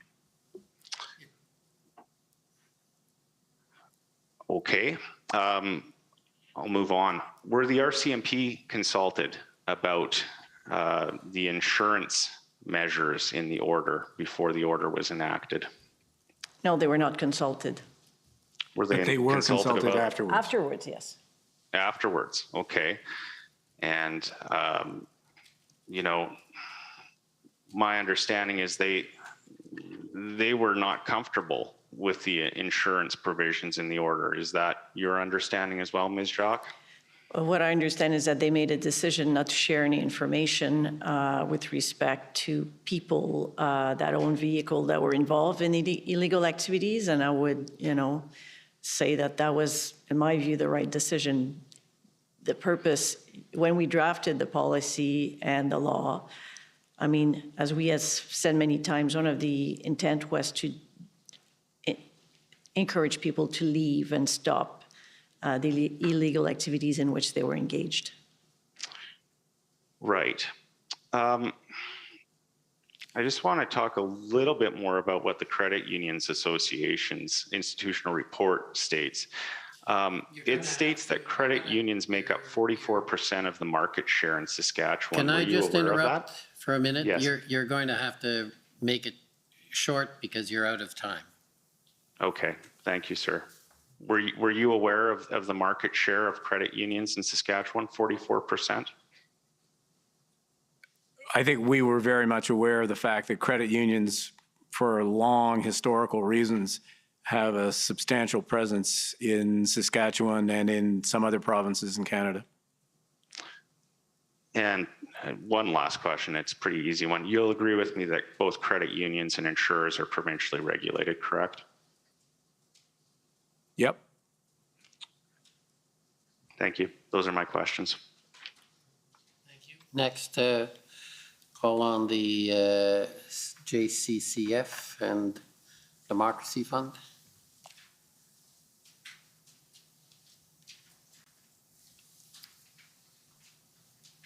Good afternoon. Good afternoon. I'm Hatem Kir, Counsel for the Justice Center for Constitutional Freedoms. And given the subject of my questions will be for you, Ms. Jacques. So, first of all, at the risk of stating the obvious, this was unlike anything else your office had to deal with, right? These were not ordinary events. That is accurate. Right. And so, essentially, what your office was tasked with was a way, at first anyways, was to look for ways to use existing legislation or regulations to respond to the situation at hand, right? Yes, we wanted to see if we had any tools in place that could be useful. Right. And from a financial perspective, the need to respond arose in response to the massive amount of money that was coming in to support the convoy, right? Well, certainly that triggered our interest as, you know, as people were starting to donate via crowdfunding platforms, we were looking at that, but, you know, it was to support what was a peaceful event. Mm-hmm. Now, we heard from Ms. Leach that the amount of donations took her by surprise. I imagine that they probably took you and your office by surprise as well, right? Well, at the time when we found out, I suppose it was maybe surprising, but we were right in the middle of budget at the time, and when we just basically read news article that were incoming. Mm-hmm. Tell me if you agree, but I'd go so far as to say that the amount of people donating to the crowdfunding sites was shocking, right? Especially as it's just coming in from the news. Well, I couldn't tell you how many people donated because you can't tell the size of the donation. So, but I mean, the amount were substantial amounts, yes. Okay, and now essentially in trying to see what your office could do, you found that there was a gap in the legislation and that you didn't have the tools that you needed, right? Well, as we said, we knew that in the past from our work with international association organizations that, you know, crowdfunding platforms and some, most payment service providers were not captured by the legislation. Okay. And the legislation you're referring to is the Proceeds of Crime, Money Laundering, and Terrorist Financing Act? That's right. Okay. And now, the problem wasn't, so, okay, you said that it doesn't apply to crowdfunding sites, or it didn't, but it does apply to banks, right? Yes, it does. So once any money from the crowdfunding site got paid into a bank, it would then be under the purview of that legislation, right? If it was paid to the bank, yes. Yeah. But even then, the act still wasn't used to, in response to any funds received by the banks, right? Well, I mean, the Proceeds of Crime, Money Laundering, and Terrorist Financing Act, I mean, applied at the time. So if information was being provided to FinTrack, I wouldn't have known about that. Okay, but... So it's possible that information was being shared. I do not know. But part of the reason that that act wasn't helpful, even for the funds being paid into the bank, was because this wasn't terrorist financing. Again, I can't say that. I do not know what information was shared. FinTrack would know if any information at the time had been shared with them. Okay, well, let's look at it from the perspective of what your office was working on. So the emergency economic measures prohibited a whole list of activity that basically amounts to providing funds to designated persons, right? That's accurate. And designated persons were people who were engaging in an assembly that was prohibited by the emergency regulations? Yes, unlawful act, yes. Activities, yes. Well, specifically under the emergency regulations to participating in a certain kind of public assembly, right? Yes. Okay, so, I mean, this is identifying a new category of conduct that this kind of approach is now being applied to, right? This wasn't conduct that was previously been done. I suppose we were not engaged in drafting the regulations. So we were engaged in what became the economic measures order, but not the regulations. But then the economic order works based off of people who are identified in the regulations. Of what is described as I think you were just saying, illegal activities. Let me see. You'd have to bring me we didn't work on those regulations. So which section were you referring to? Sorry. So section, section 1, I believe, of the emergency economic measures identifies a designated person, right? And that's someone who's committing something identified in sections 2 to 5 of the regulations? Correct, yes. Okay. So, I mean, the activity that's identified in sections 2 to 5 is not activity that was previously captured by the Proceeds of Crime, Money Laundering, and Financing Terrorism Act. No, but I don't see the link, I must admit. Sorry? I'm not sure that to see the link. What is your question? Basically that the money freezing provisions of the economic order, to refer to it as that, is now being applied to a new category of people that wasn't previously captured by the Proceeds of Crime Act. Well, I mean, all that did was to extend so under the PCML TFA, the only requirement was nothing was changing in the act other than to extend to crowdfunding platform and payment service provider the obligation to register if they were in possession of property that were owned by those designated people. So it was a very narrow application. Okay, but what I'm trying to get at is that that category of designated people, there wasn't an equivalent under the Proceeds of Crime Act. Not to my knowledge, no. Okay. So then now, in terms of what your office was doing prior to the use of the Emergencies Act, I imagine it must have been rather frustrating then in terms of the lack of tools available to respond to the situation. Well, no, not frustrating. I mean, we're trying to help, all departments, we're trying to help to find solutions. Okay, and at that time, you guys didn't have the tools needed to stop the donations from coming in, right? Well, it's not to stop donations. That was not the purpose. But certainly, I mean, we didn't have the tools to direct, financial service providers to review their relationship with their clients or to freeze bank accounts. And certainly, we didn't end the act, the PSM, the Proceeds of Crime, Money Laundering, and Terrorist Financing Act did not apply to crowdfunding platform and certain payment service providers. I'm sure you're aware that FinTrack does not have enforcement authorities. Right, but what my question for, actually, so perhaps you can take a step back. I remember in the testimony in chief, it was identified that there were two goals to the emergency economic order. Yes. The one was to cut off the flow of support to the protest, and then the other was to put a deterrent pressure on protesters, right? Correct. Okay. So in terms of that first goal, essentially the way that support was coming in was through donations to crowdfunding sources or cryptocurrency wallets, for example. Yes. Okay. And I mean, we heard from previous testimony a couple weeks ago that it basically cost thousands of dollars in fuel to get a big truck across the country. And so that was one of the things that those donations were going to, right? Fuel? That's what I heard in the news. Right. And food and lodgings? Again, I have no personal knowledge, but yes, I read that. Okay. And would you agree that essentially the people who are making these donations, they're doing that because that's their way of supporting the protest? I would imagine. Right. So these people couldn't go to Ottawa themselves, and this was their way of participating in something that they believed in. I suppose so, yes. So, I mean, at the end of the day, really what the goal here was a way to prevent Canadians from expressing their support in a protest against a policy they didn't believe in.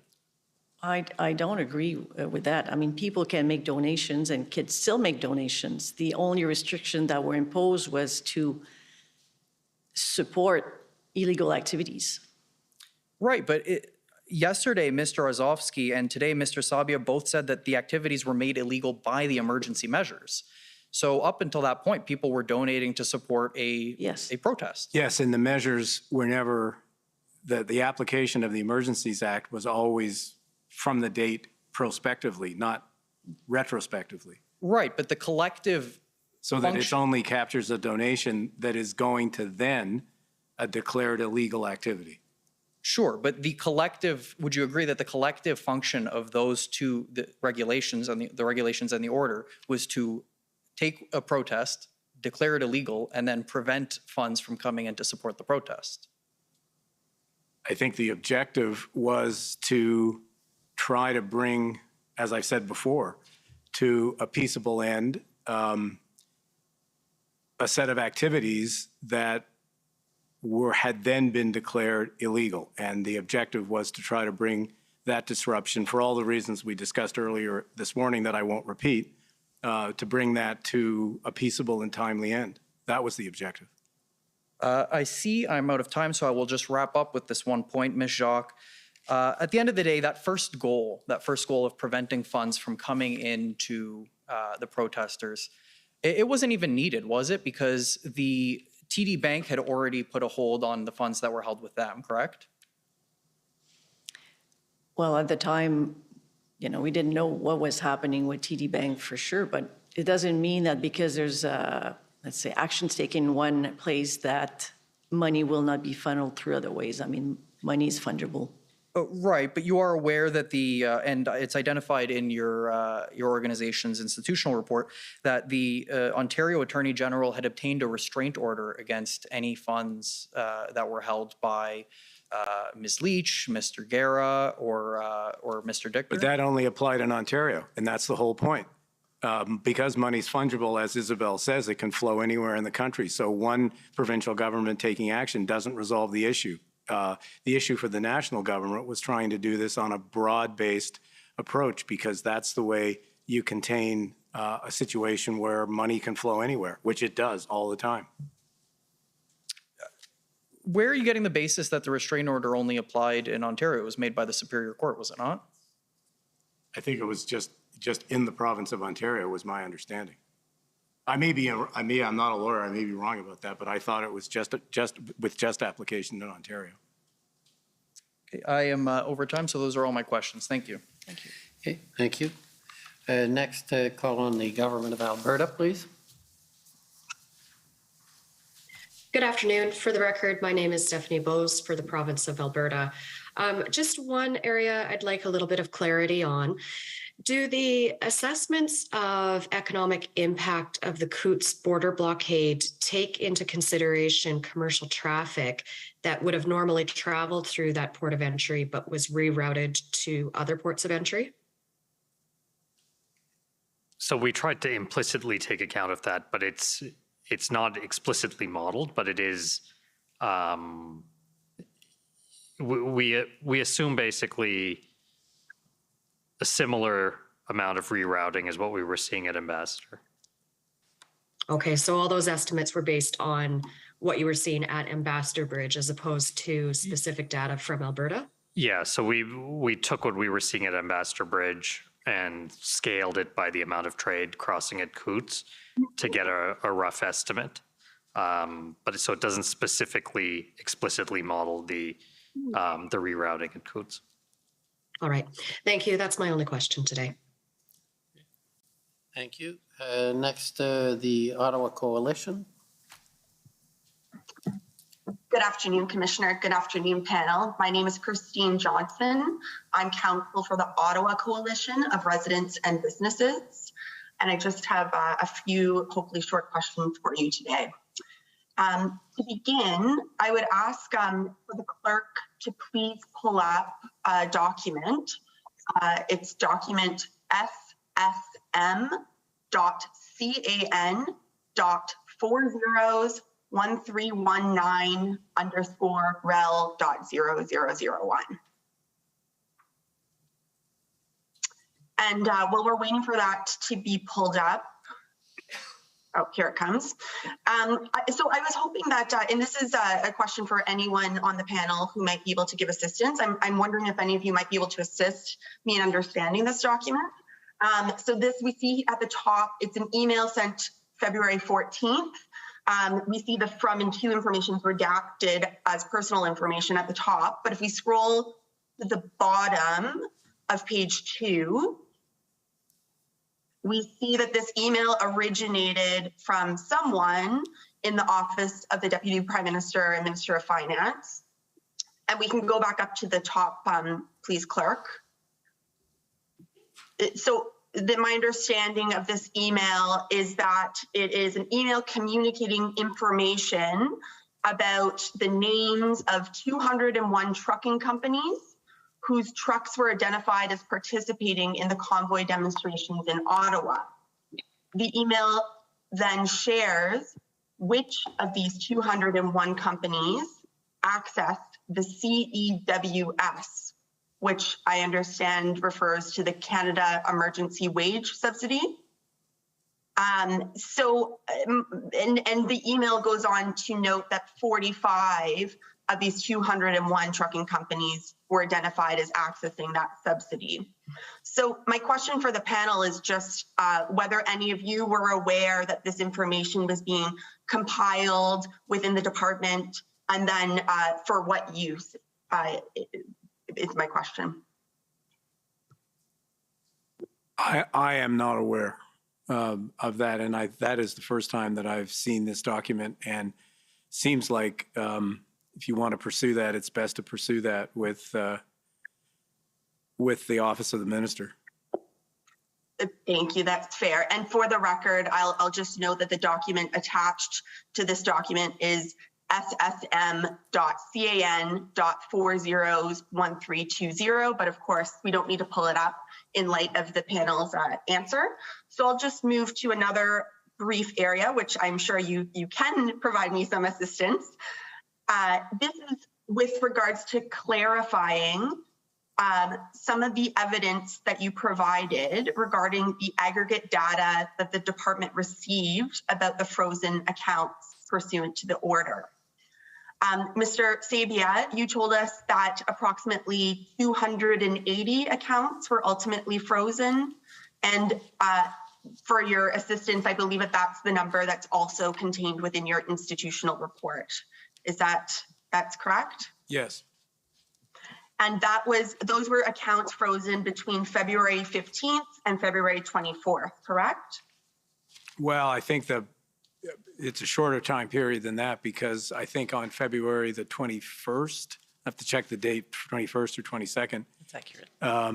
The RCMP had indicated to the banks, given the progress on ending the disruptions, that all those accounts should be unfrozen. So it was really in a period from the coming into force of the Emergency Act on the 15th and say the 20th or 21st of February.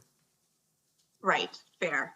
And we've heard you also give evidence that, to the department's knowledge, no donors had their accounts frozen. So those 280 accounts were not donor accounts, but they were more people who were leaders of or instrumental in some way in the protest.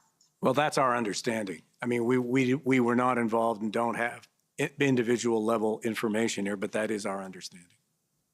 And financial service providers told the department that those accounts, again, those 280 accounts, represented different financial products. For example, the savings accounts, checking accounts, credit cards, or lines of credit, correct? Yes.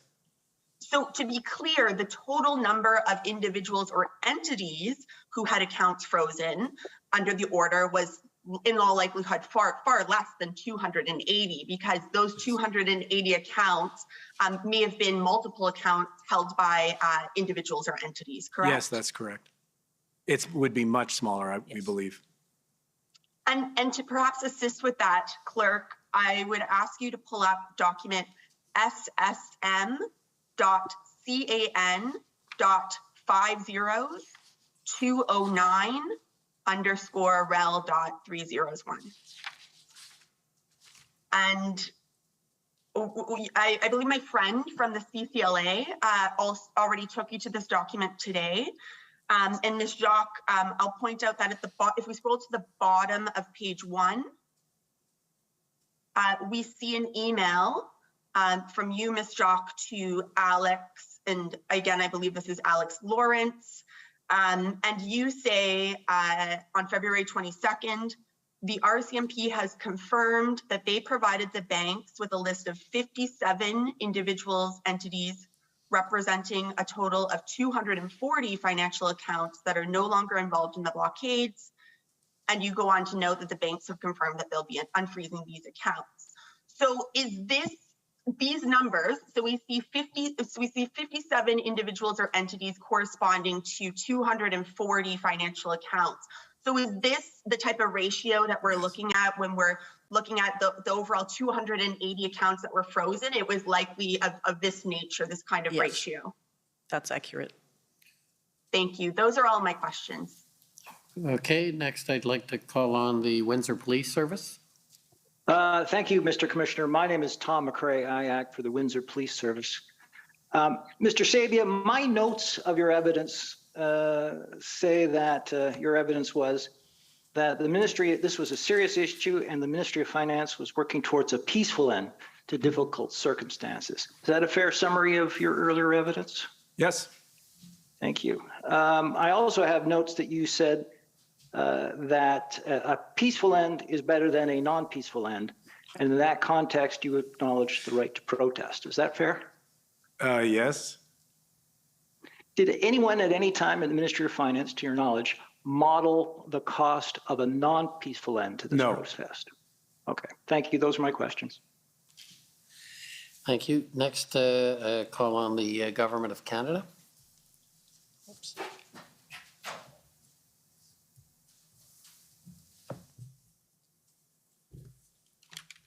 Good afternoon. It's Stephen Aylward. I'm one of the lawyers for the Government of Canada.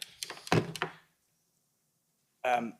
Sabia, earlier this morning, you mentioned a concern around the electric vehicle credits in the context of discussions with or issues with the United States. I just wonder, for those who may be unfamiliar with that issue, if you could just explain a bit more about what it was and why it was a concern for you. Sure. In the U.S. legislation since passed, they provide, there had always been a certain level of subsidy for electric vehicles. And that level of subsidy, one way or another, was matched because they were quite small on the U.S. side and on the Canadian side. The proposal was a dramatic increase in the level of government subsidy for electric vehicles that were assembled only in the United States. It is a dramatic increase.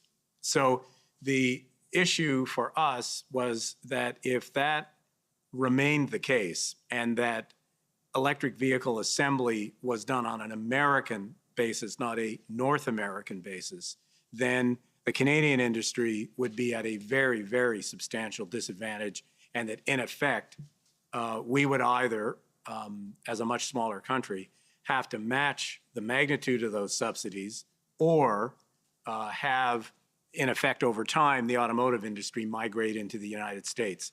The automotive industry, is an extremely important part of the Canadian economy and an essential part of the central Canadian economy. So working toward a North American approach to the assembly of electric vehicles was something that was very important to us and to those companies and especially to auto workers. So that's why the concern that was being expressed in the United States that Canada is no longer reliable raised such a serious issue for us, because if that was the political perception, then our chances of being able to convince Washington to adopt a North American approach to this, which of course required a level of confidence that auto parts and cars could move across the border pretty seamlessly.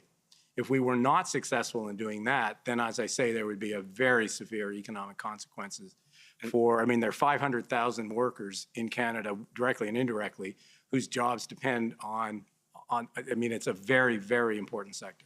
Was that issue around the proposal to have the electric vehicle credits subsidies apply only in the United States, was that a live issue in the United States? Yes. At the time? Yes. Okay. Mr. Mendes, you mentioned that there had been issues with semiconductor supplies in the supply chain to the auto sector that had arisen prior to the blockades. Did the impact of the semiconductor shortages apply equally in Canada and the United States on the auto manufacturing sectors? Actually, there was evidence at the time that given that the semiconductors had become scarce, there was a need to make choices about where and to which auto plants semiconductors were being allocated. And my recollection is that they were disproportionately being allocated towards plants in the US, so it was affecting Canadian plants to a greater degree. So as we know, the Ambassador Bridge the blockade was cleared by the time the Emergencies Act was invoked, but we've also heard evidence that there were plans from protesters to try and reestablish a blockade on the bridge. Just wondering for your perspective in terms of impacts, economic impacts or impacts with the U.S. trading relationship, on what would have been the impact of a blockade reemerging at the bridge. Well, I think because our concern at the time was not only with respect to the Ambassador Bridge, our concern at the time was that while a disruption may have ended in one place, there was certainly the very live possibility that disruptions could emerge elsewhere or, in fact, at that same bridge. We had no reason to believe that those disruptions had come to an end, period. At the time, prior to the time of the government's decision with respect to utilizing the Emergencies Act. And indeed, that was one of the significant factors, that there was no way of judging whether we could find ourselves in a situation of kind of rolling disruptions across various border points of entry. Had that occurred, and had we been unable to manage that situation, I think the reaction in the United States, in the politically important state of Michigan, and in the federal government would have been to very seriously question Canada's ability to continue to act as a reliable trading partner. Can I just add that, in a situation where the Ambassador Bridge became blocked again, you'll note that the estimates that Transport Canada did were for peak impacts in the first week of a disruption. Given that inventories had been drawn down during the period of disruption, a return to a disruption at the bridge would have put us more into like a second week situation, where, based on our own past experience and discussions with Transport Canada, that could reasonably be up to like 3.5 times the size of the impacts that we were discussing for the first week. In week 2 compared to week 1. Yeah, I'd just like to add something here. We talk about 0.1, 0.2, and the impact on growth rates and this and that, and we talk about it in very antiseptic terms. But what we're really talking about here is, that we are already experiencing it, but we're really talking about what does it mean, 0.1, 0.2? It's not just a number. It means layoffs. It means lower incomes for workers. It means communities less able to count on certain companies. I mean, there are real human consequences to these numbers. Whether it's an auto worker or whether it's someone in the food sector in Western Canada and their ability to pay mortgages, et cetera. We had a lot of conversation today about those who are involved in the disruptions themselves. But there's also a dimension of this about, well, what are the rights of the people who suffer the economic consequences of this kind of disruption? Because they are real and they are meaningful. Can I ask, you testified earlier that this was an urgent situation. We had to act quickly because there was, the longer it went on, the worse the economic impacts could have been. But just when you say quickly, what's the time scale that you had in mind? Was this an issue of days or weeks, or what was the time frame? Well, I think in an ideal world,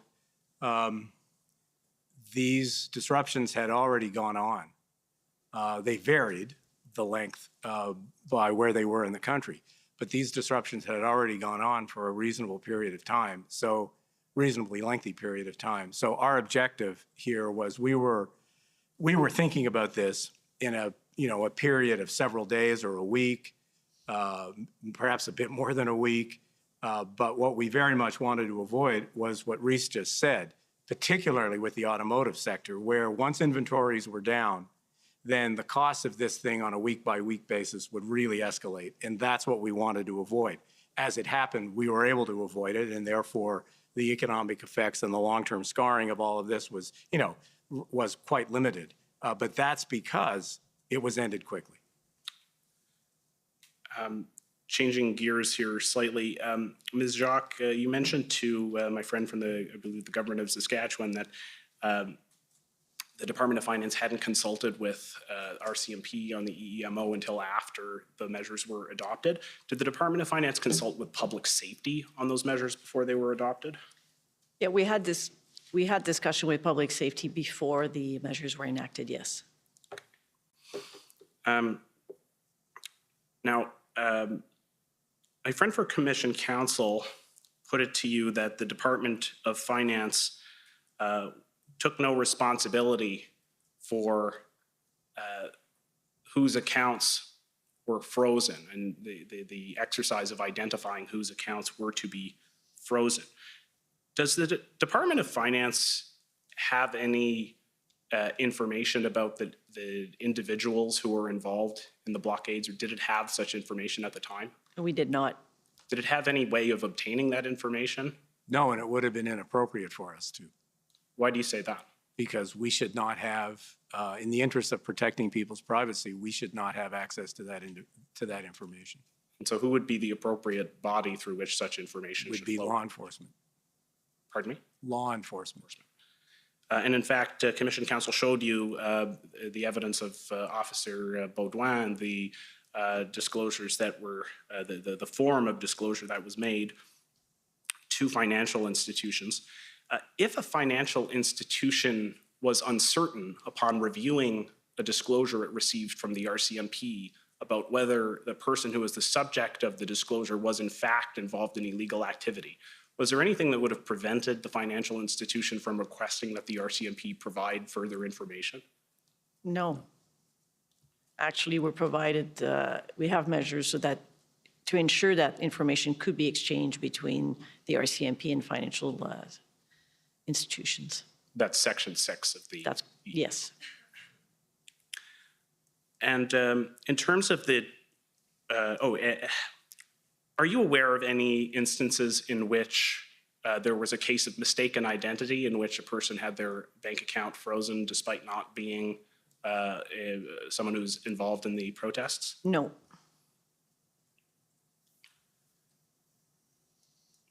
In terms of the decision to use a what my friend called a hybrid approach, not providing financial institutions with a list of designated persons, but also depending on their own systems. Ms. Jacques, you testified earlier that that was in part to take advantage of the internal systems and algorithms that those institutions have in place themselves. What sort of data would financial institutions have access to that the RCMP or law enforcement wouldn't, that would allow them to make determinations about whether someone was engaged in illegal activities under the emergency measures regulations? Well, I think banks and financial institutions on a regular basis use their algorithm to, detect fraud. For example, fraudulent activity in credit cards or bank accounts, even, important withdrawals. So on a regular basis, they have tools to detect these activities and to freeze either the bank account or the card pending resolution of the inordinate activities on the account. They'd be looking at the transaction data that That's was correct. available to them. That's right. And so if a person donated $1 million to support an illegal blockade at a border or in Ottawa, that's information that a financial institution might have that law enforcement would have no way of knowing. I presume that would be possible, yes, especially such a large amount. Which is, of course, why, just to complete the thought, a combination of these two things, information from law enforcement and utilizing the pretty sophisticated technological abilities of financial institutions, is the way to maximize the accuracy of these actions. And accuracy matters here for obvious reasons. So we think actually that you described it as a hybrid approach. That kind of hybrid approach actually delivered a good result. And so if the list approach had been used and financial institutions were required to freeze the accounts of anyone who was on a list provided by the RCMP, is it fair to say that the financial institutions wouldn't have been able to unfreeze those accounts until they were delisted by the RCMP? That's correct. And so under these measures that you had in place, using the hybrid approach and the duty to determine on a continuous basis that you referenced earlier, financial institutions were actually able to unfreeze accounts without waiting for such a delisting. Is that right? Absolutely, and that was an important part of the policy work we did. We wanted to ensure that financial institution had an ongoing obligation to review the information that they had, specifically for that, so to ensure that they can, freeze or unfreeze account based on the information that they have. In terms of the national scope of the Emergency Economic Measures Order, it applied across the country to financial institutions and designated persons, not just in provinces where border blockades or other unlawful protests were occurring. Why was it important that the measure apply across the country? Well, it's very important because, we didn't know who was donating in which province to where. Also, we had heard that funds were coming from outside of Canada. So if funds are coming in, we don't know where it's going to come in Canada and where it's going to go. So it was very important that as money flows, that we could have a consistent approach across the country and ensure that the funds that were used to support those illegal activities were frozen. In terms of notice of the pending freezing measures, Mr. Sabia, you mentioned earlier that the Deputy Prime Minister had been very clear that individuals could have their accounts frozen if they continued to participate in unlawful activity. How was that message communicated? I think the minister made that comment relatively early in the day on the 14th, although I don't remember the time, in the context of a broader news conference, I think in the company of the Prime Minister, announcing the government's intention to put in place the Emergencies Act. It was also very, very extensively picked up and reported in the public media through the course of that day and evening. And Ms. Jacques, you mentioned notice that had been given to protesters. Are you aware of efforts taken by police officers to give notice to protesters of these potential consequences? Yes, we have been informed that the RCMP had been, informing people, certainly on the Hill, I don't know elsewhere, that the freezing of bank accounts were a possibility if they weren't leaving the location where they were at. And there's lots of anecdotal material that we heard subsequently of RCMP officers or other officers speaking to truckers or other people who were protesting, saying, with giving protesters the opportunity to say, look, I'm leaving, tomorrow, et cetera. And as I understand it, in those cases, law enforcement authorities were quite flexible as long as they had an undertaking that the person was leaving. They did not take the further step of then freezing that bank account. So I think there was quite a lot of good common sense in how this was applied and gave people the opportunity to, just go home. Ms. Jacques, when the measures were conceived, what was the idea for how someone would have their account unfrozen? Well, what we had, it was again twofold. It could have been just based on a person, let's say a person leave and ceases the illegal activity, could, contact the bank and tell them that they were no longer involved and that they were no longer on location. And or, via a person could have gone maybe to the RCMP, get in touch with law enforcement to ensure that the information was conveyed to the financial sector.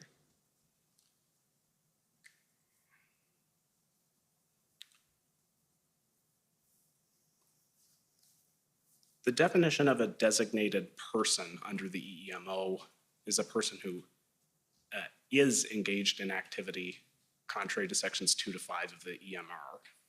Am I right that a person would cease to be a designated person as soon as they ceased participating in such activities? Yes, that is accurate.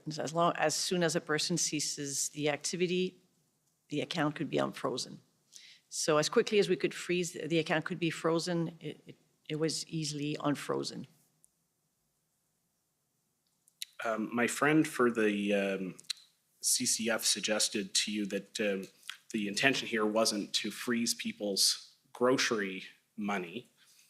Was there any way that the Department of Finance in conceiving these measures would have been able to distinguish between money that was being used to buy groceries and money that was being used to fund illegal activity? No.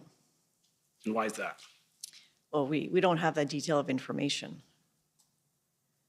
It's impossible, and it was difficult for us to draft a measure in such a way.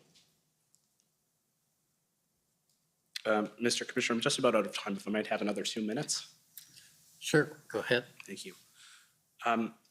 In terms of the alternative measures, or the alternatives to these measures,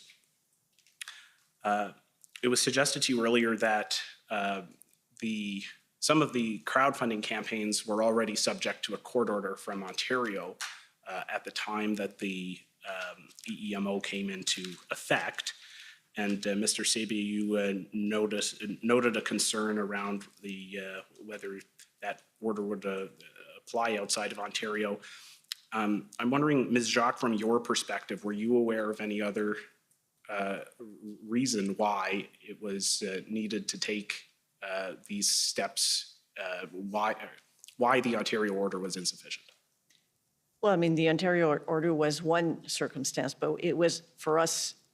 There was always a risk that funds could be given to another crowdfunding platform using other payment service providers. Money, as we said, can be flown from different ways, could have ended up in wallets. I mean, we did not know at the time. So the fact that there was one court order doesn't solve the situation. So it was important that we take the measures we took. You refer to wallets, you're referring to cryptocurrency? Yes. Fundraising? That's right. Can you say more about that? Well, I mean, we were aware that some money were being flown to cryptocurrency wallets. And so we wanted to ensure that that was captured as well. I'm just about out of time. You're aware that there was a significant media reporting around the GoFundMe decision to cease the crowdfunding campaign on that platform? Yes, I heard about that. Okay, and I don't have time to play it, but I'll just, for the record, one example of such a media report would be pb.can.401797_rel.0001, beginning at 5 minutes and 5 seconds. Thank you, Mr. Commissioner, for the indulgence. Those are my questions. Okay, thank you. Any re-examination?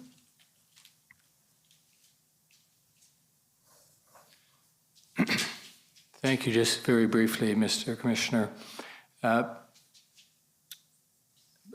Presumably primarily for you, Mr. Sabia, and you, Ms. Jacques. As you might know, the Commissioner has a mandate to look into the future and make recommendations about the lessons that have been learned. And if you can contemplate for a minute the lessons that the Department of Finance has learned, and in particular from the steps that were taken with the financial institutions. Now, we heard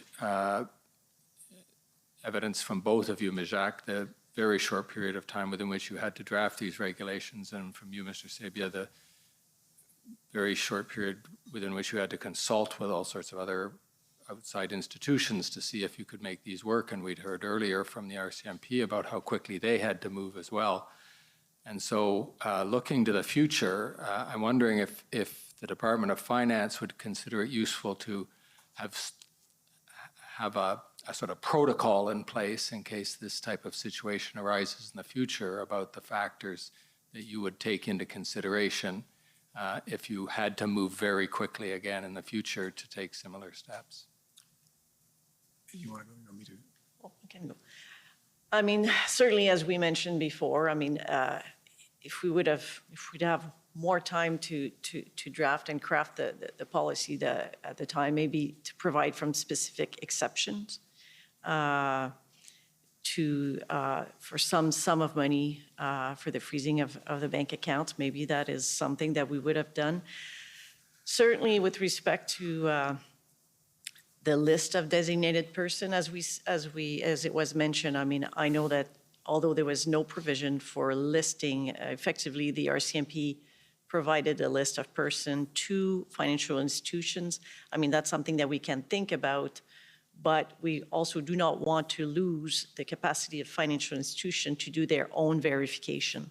I think that is still key. So maybe it's something that we could think about as to how we create this procedure to share a list, but we'd have to think about that further. So for my part, look, you always learn from experiences. And this was a highly unusual experience. And as an organization, speaking on behalf of the Department of Finance, as an organization, I mean, we would be misguided not to try to learn from it. I think we did what we needed to do in very compressed periods of time, and I think just history, I think the record shows that we were able to, in taking the actions that we took, we were able to minimize the damage to the national economy. And that means, I want to emphasize this point again, that means minimizing the damage to people. It's not antiseptic stuff, and it's not just about companies. It's about people. It's about workers. It's about paychecks. And we ought not to lose sight of that when people like us talk about, you know, point one and point two. It's about people. So given that, yeah, can we do things like think through protocols of activity if these very unusual circumstances wherever, and I hope they never do, arise again? And would we be better positioned if we had thought through in advance protocols of exactly what to do and when to do it and with whom to consult? Now, circumstances vary, so who you're going to consult with varies. But could we make that better? Sure, because you can always learn. And we're open-minded about that, and we will.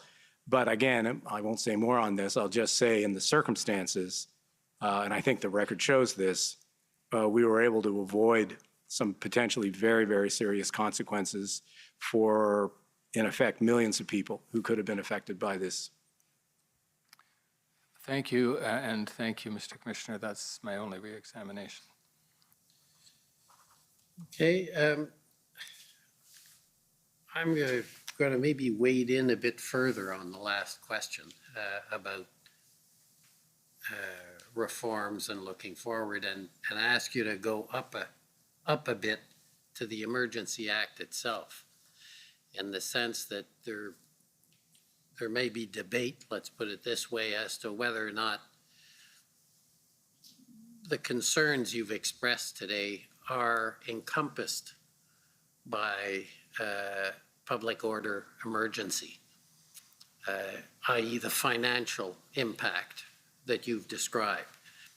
And so my question is, do you have any recommendations or suggestions on the Act itself, whether clarity on that issue, assuming you believe it ought to be considered, is useful, and how that might be done, or whether your financial concerns of that type are another kind of emergency other than a public order emergency? I don't know if you understand what I'm getting at, because it's encompassed in one right now, and there are some readings that would not encompass a financial impact such as you've described.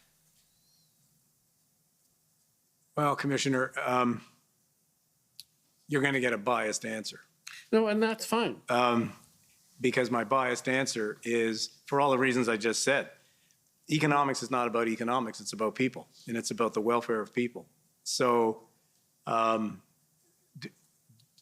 one way or the other, and you're much better positioned than we are to decide whether or not it's in public order or some other category, et cetera. I won't venture into that world. You're much more experienced, and I would be impertinent to venture a view on that. But do I think threats to Canada's national economy warrant being taken very seriously and integrated somehow in these kinds of legal structures? My answer to that is unambiguously yes, just because they are of the importance that they are to people. So my answer is yes. And if there's ambiguity around those issues, then clarifying, I think that ambiguity would be a very useful thing, if there is ambiguity. No, and I'm not saying there is. I'm just trying to get clarity in your position, which, biased as it is, I think it has value, and appreciate that. And so I think that's all I'm going to ask you. So thank you very much for your testimony and for coming, and for taking the time to give us the Finance Ministry's view. Thank you. Thank you. Thank you. Okay, so maybe we'll take a short break while we set up for the next, it's not a panel, I guess, but the next witness. So we'll just take 5 minutes and come back once they're organized. The commission is in recess for 5 minutes. La commission est levée pour 5 minutes.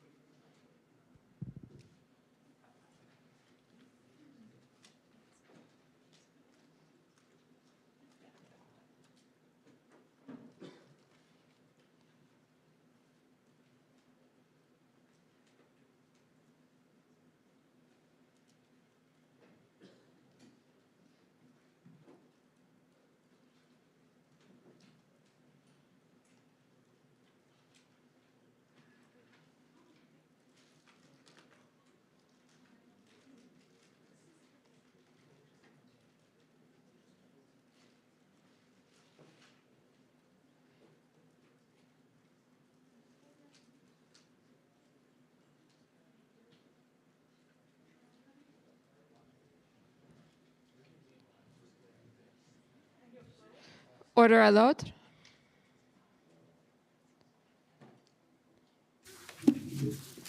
The commission is reconvened. La commission reprend.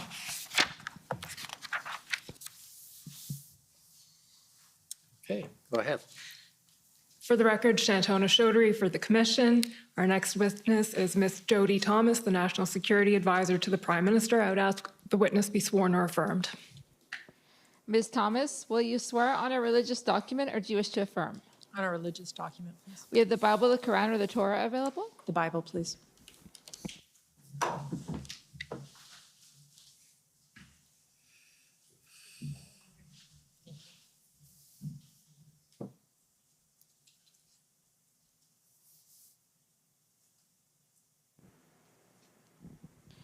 For the record, please state your full name and spell it out. Jody Hazel Thomas, Thomas. Do you swear that the evidence to be given by you to this commission shall be the truth, the whole truth, and nothing but the truth? So help you God. I do. Thank you.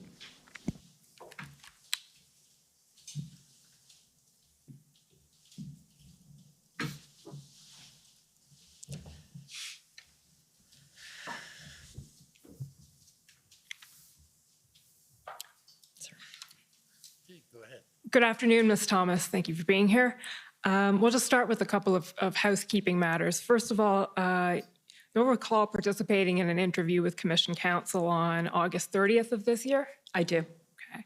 And you'll recall that some of your colleagues who are not here today, namely Assistant Secretary Michael McDonald and Assistant Secretary Martin Green, also participated in that interview. That's correct. Okay. And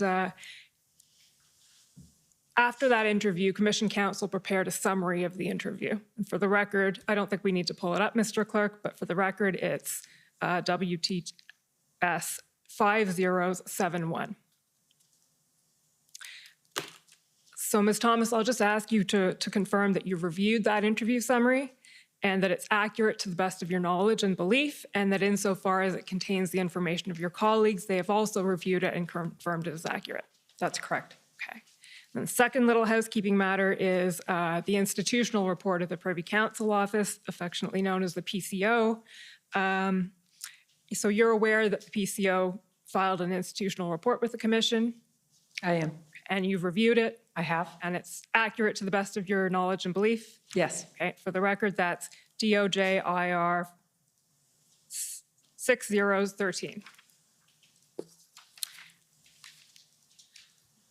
Ms. Thomas, I'll ask you to just start by telling the Commission what is the role of the National Security Advisor to the Prime Minister? So the National Security and Intelligence Advisor to the Prime Minister is a position that was created after 9/11 in order to coordinate and bring sort of structure to the national security community, which is a group of very independent departments with independent deputy heads, although they all work together in a horizontal manner. And what was learned after 9/11 was that coordination amongst these departments and agencies is useful in understanding intelligence, national security, and foreign policy issues. And so in my job, what I do is I do coordinate the national security community. I have a convening function, which means I can call them to meetings, I can raise questions, challenge them on certain issues. So I have a challenge function like all deputy secretaries at the Privy Council office. And I also provide advice and information and brief the Prime Minister of Canada. Okay. And when you speak of the national security community and the various departments and agencies, who are you speaking of specifically? The Department of National Defence, Global Affairs Canada, Public Safety and its agencies, CBSA, CSIS, RCMP, and the Canadian Security Establishment, the Communication Security Establishment known as CSE. Those are the primary players. Okay. And within the Secretariat, well, I believe there's 4 separate secretariats, or 3 or 4 secretariats that were within the National Security and Intelligence Advisory. Can you tell us about those? That's correct. There are 4 secretariats. So the newest is the Emergency Management Secretariat, and it was created in November 2021. And then the Foreign Policy and Defense Advisor to the Prime Minister reports through me. The Assistant Secretary for Intelligence Assessment, which is Martin Green, and then the Security and Intelligence Secretariat, which is the job done by, led by Mike McDonald. Okay, so they all report to you, and you in turn report to who? The Prime Minister and the clerk. And the clerk of the Privy Council, okay. Can you tell us a little bit about the communication channels there? So you report directly to the Prime Minister. What's the briefing method? What's the reporting relationship there? So any written brief or advice that goes to the Prime Minister goes through the clerk. I sign it off as the National Security Advisor, but she also reviews it and signs it before it goes to the Prime Minister. Verbal briefs, cabinet briefs, discussions with the Prime Minister, the clerk is in the room normally, and she's certainly aware of what I'm discussing with the Prime Minister. I don't call him directly. I haven't had to in the environment that we have been existing in. Generally, the conversation, anything I need to get to him, I go through PMO or through the clerk. Okay. And I understand that you assume the role of National Security and Intelligence Advisor. I'm going to say NSIA. We all hate acronyms, but that's a mouthful. Shortly before the events of the Freedom Convoy, is that right? I became the NSIA on January 11th, 2022. And where were you before then? I was the Deputy Minister of National Defence. How long had you been in that role? Since November 2017.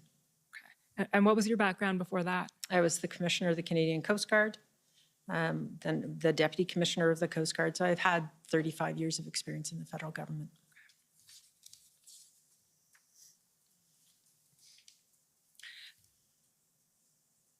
So you mentioned that you have a convening role between all of these various agencies, the national security community, as you call them. We heard earlier this week from your colleagues at Public Safety, and they described their role as being a consumer of intelligence as opposed to a collector of intelligence. I understand the same is true of PCO. Yes, that's correct. Can you elaborate on that a little bit? Where the sources of your intelligence come from? The sources of intelligence from covert and overt, so open source, but also what's collected by the agencies, comes from CSIS, RCMP, CSE, Global Affairs Canada, and the Foreign Intelligence Secretariat, and Canadian Forces Intelligence Command as the primary domestic agencies. We also hear from our Five Eyes colleagues.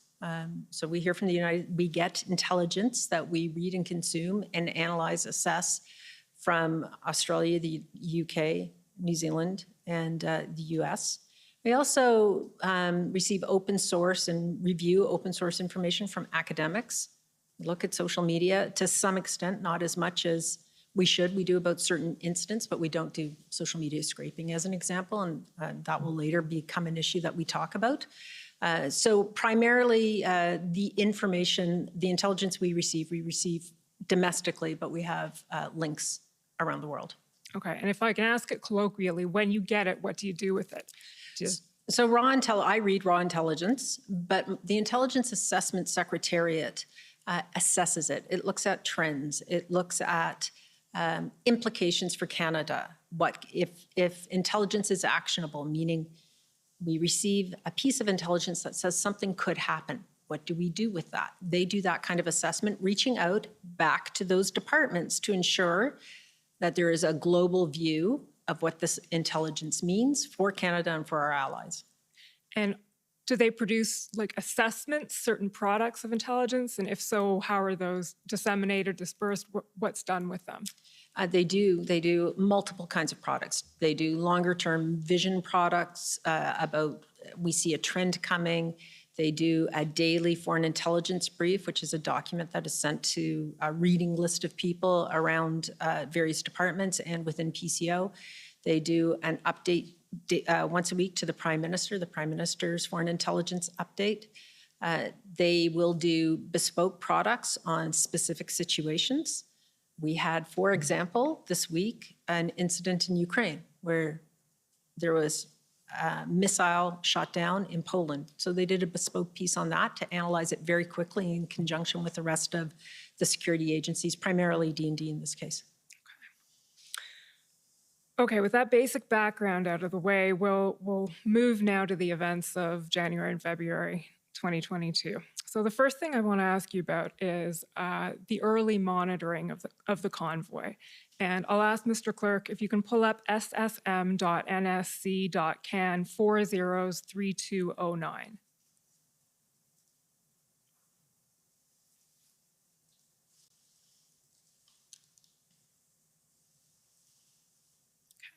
So this is an email from Mike McDonald, who we understand to be Assistant Secretary of Security and Intelligence, to you, Jacquie Bogden, who is Deputy Secretary, Emergency Preparedness, and a variety of people.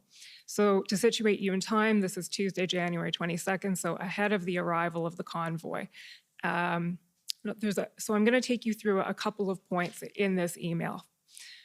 If we can just scroll down a little bit, Mr. Clerk. Okay, just a little bit more. Here we go, thank you. So at this point, in monitoring the convoy thus far, the RCMP and other law enforcement report that it is peaceful, participants are being lawful and disciplined as they have an objective of arriving in Ottawa on time as planned. While the current convoy is peaceful, concern lies around whether any individuals might join the convoy who are not aligned with peaceful protest. And then there's some media reporting, YouTube videos, and some comparison to some people who might like to see a January 6th Capitol Hill type event. Just scroll to the next page, please. And we see there's some talk of social media, content targeting some ministers around the bottom of the page there. And then, sorry, keep scrolling a little bit, Mr. Clerk. Here we go. Then there's CSIS has received media queries lately about the convoy and CSIS's role in any monitoring activities. And there's a bullet here where Mr. McDonald says, this is a sensitive area for CSIS, as the CSIS Act defines that CSIS cannot interpret lawful advocacy, protest, or dissent as threats to the security of Canada unless it is in conjunction with defined threat activity to the security of Canada as defined in Section 2 of the CSIS Act. For example, espionage, sabotage, FI, I think it's foreign interference, serious violence, destruction or overthrow by violence of a constitutionally established system of government. Can you explain what Mr. McDonald was referring to when he said this is a sensitive area for CSIS? So what he is referring to is that with the media reporting that there were probably some people who had other than peaceful intentions, what was CSIS going to do about that? And CSIS cannot surveil a lawful protest. Now, if there are individuals who are subjects of theirs, investigations, in that they can monitor the activities of those individuals, but they cannot scan, surveil, watch a protest anticipating violence, looking for subjects to follow. Peaceful protests are not part of their mandate. Okay, and I think we'll probably hear more from CSIS themselves when they testify on Monday, but would it be fair to say that meant that there was limited information on the convoy coming into you from CSIS? Absolutely. Okay. Then the next thing Mr. McDonald talks about, Mr. Clerk, if you just scroll down, sorry, back a little bit, outstanding questions. So these are some questions that were flagged as issues that you might have to deal with over the period of the convoy, whatever that was then going to be. Who has authority to pay attention to the online space and chatter? Threats to parliamentarians. Are other ministers, opposition leaders, or parliamentarians under similar threats? What would engagement look like? Should MPs meet with the convoy while in Ottawa? Is this safe? And do we have advice for them? What will be the specific advice to ministers on this issue? And I assume that's talking about meeting with members of the convoy. And then if we scroll down a little bit more, there's the talk of potential, does CAF is Canadian Armed Forces, or JTF2, what does JTF2 stand for? Joint Task Force 2. So Special Forces. Special Forces have a possible role. Okay, so it's fair to say that those were issues flagged by Mr. McDonald as things that PCO would and the government would have to think about. Flagged within the ADM NSOPS working group, I would suggest, rather than just Mr. McDonald. Fair enough, fair enough. Okay, and I think we'll probably come back to some of those issues as we go through the chronology a little bit. Okay, Mr. Clerk, if you can now pull up SSM NSC CAN 50250.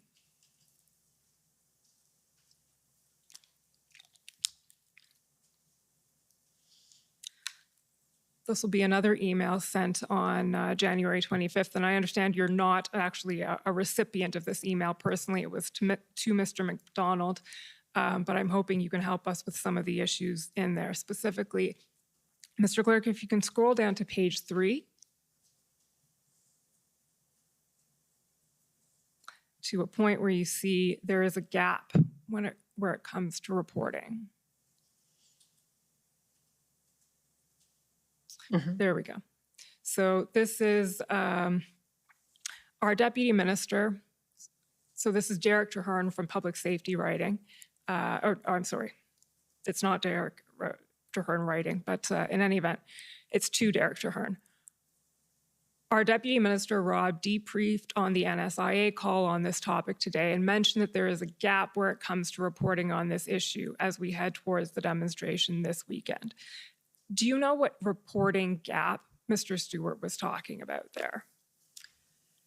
I would think that he is talking about information from law enforcement on what their planned actions are going to be. I mean, we don't expect to be pre-briefed on what they're going to do. We don't get into tactical plans, but the reporting out of the activity on the Hill, how is that going to happen or in the protest? Okay, so this is a law enforcement reporting gap? That's what I think reading this. Okay, so that is actually an issue that we discussed a little bit in your interview.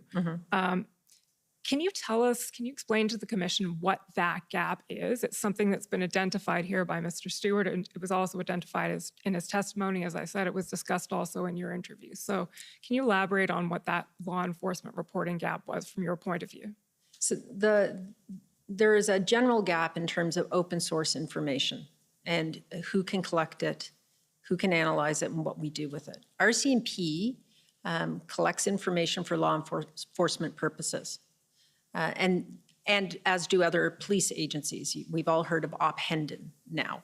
I don't receive Op-Hendon reports, as an example. And so the police forces collectively have a lot of information that they can't necessarily share.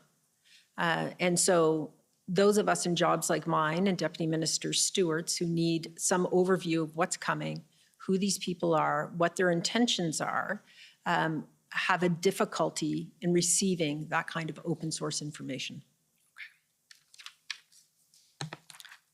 And did you identify that as an issue that reoccurred throughout the events of the convoy? Absolutely, it was an issue. The online space is where planning now occurs. And so it's not tapping phones any longer the way things were done in the Cold War. Online space, non-warranted space, and how do you receive, assess, and then use that information in a legal manner?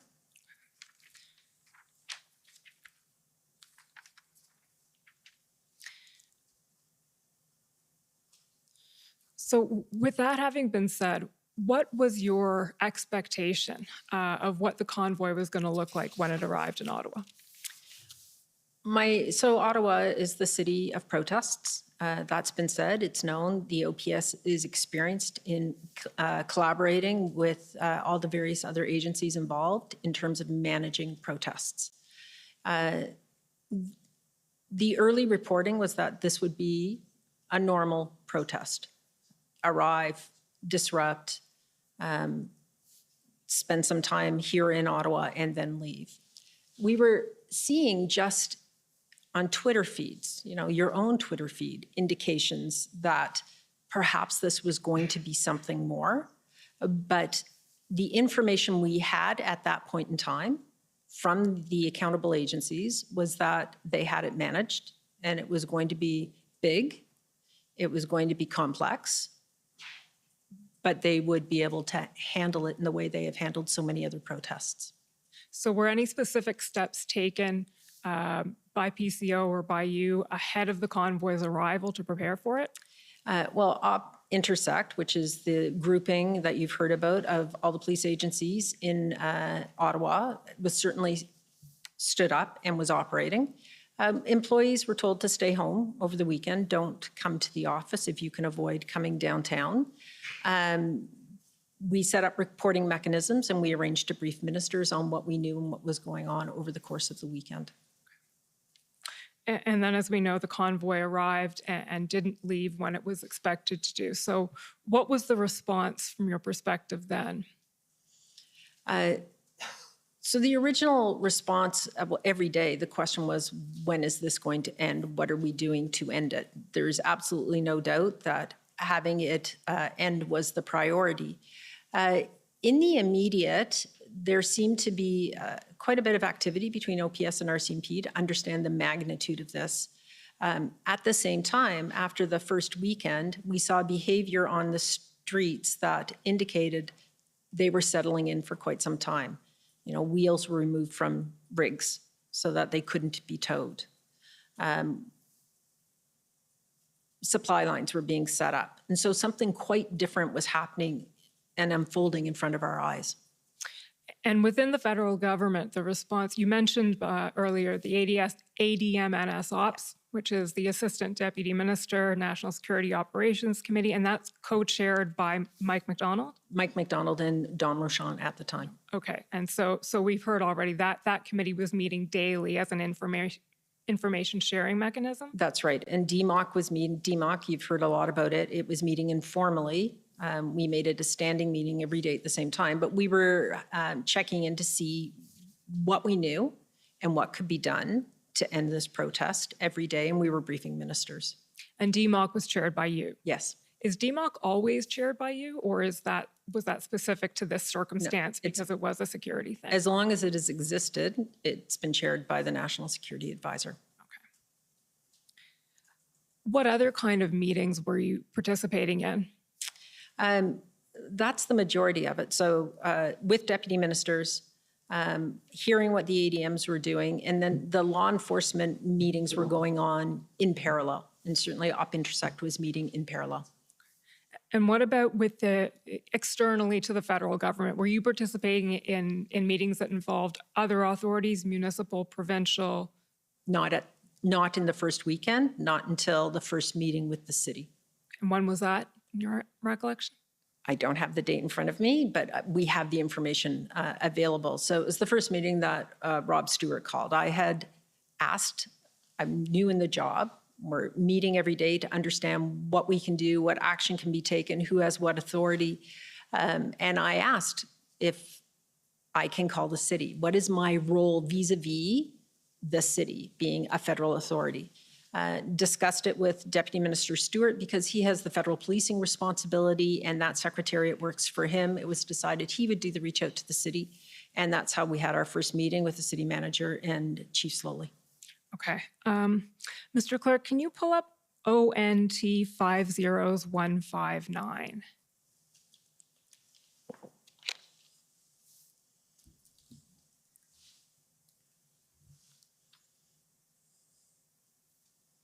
So this is a summary of a call that was held with the city, the federal government, and the provincial government on February 6th. This may be the first meeting that you were talking about. It may be the second. I can't I would remember say. offhand. Pardon Second. me? It's the second. Okay. So I want to ask you about something specific in this meeting, which if we scroll down to page 9 of the PDF, I believe. So in evidence that we've heard before the commission, we've been through most of this already. There's one specific point having to do with you. It notes at the end here that you noted it was a positive meeting, regrets to end on this following point. But would the province be looking to the federal government if this protest was happening outside the city of Ottawa, for example, happening in other places like Kingston? So Mr. Mario Di Tommaso, Deputy Solicitor General, testified here a couple of weeks ago, I'm sorry. And his impression of that comment was that this was the federal government trying to wash its hands of this entire thing. So now that we have you before us, I wanted to ask you, is that what you intended by that comment? Absolutely not. From where we sat, that all three levels of government needed to be involved. And the federal government was very involved. The RCMP was meeting constantly with the Ottawa Police Service. We were working to understand what the context and the elements of the people on the streets of Ottawa were and what they intended to do. So that was the intelligence side of things. We were looking at what federal acts and authorities could be used to have the rigs moved and the truckers leave downtown Ottawa. And we wanted to know what provincial laws could be used and would be enforced to ensure we could clear the streets.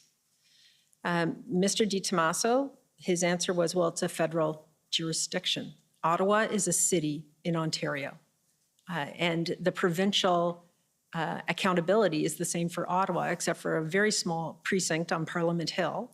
But where the majority of the protests were is a municipality. And so I found that Mr. Di Tommaso, well, friendly and cooperative, was very hands-off.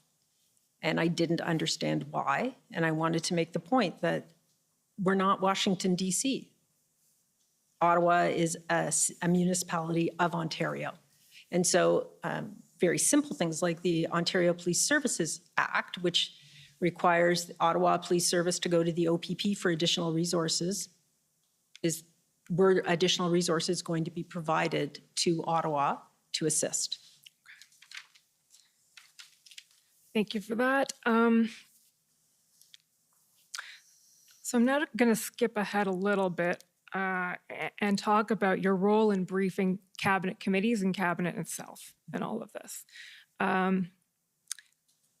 So the first thing is, and this is in reference to something that you said in your interview and something that's also said in the institutional report, and I want to clarify what it means with the commission.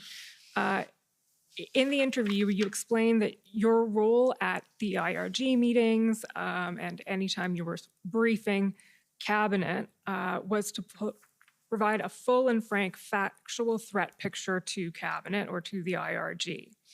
And again, then in the institutional report, it says, I don't think we need to turn it up, but the briefings that you gave did not include advice or recommendations. So can you flesh that out a little bit and explain what you were and what you weren't doing and maybe why?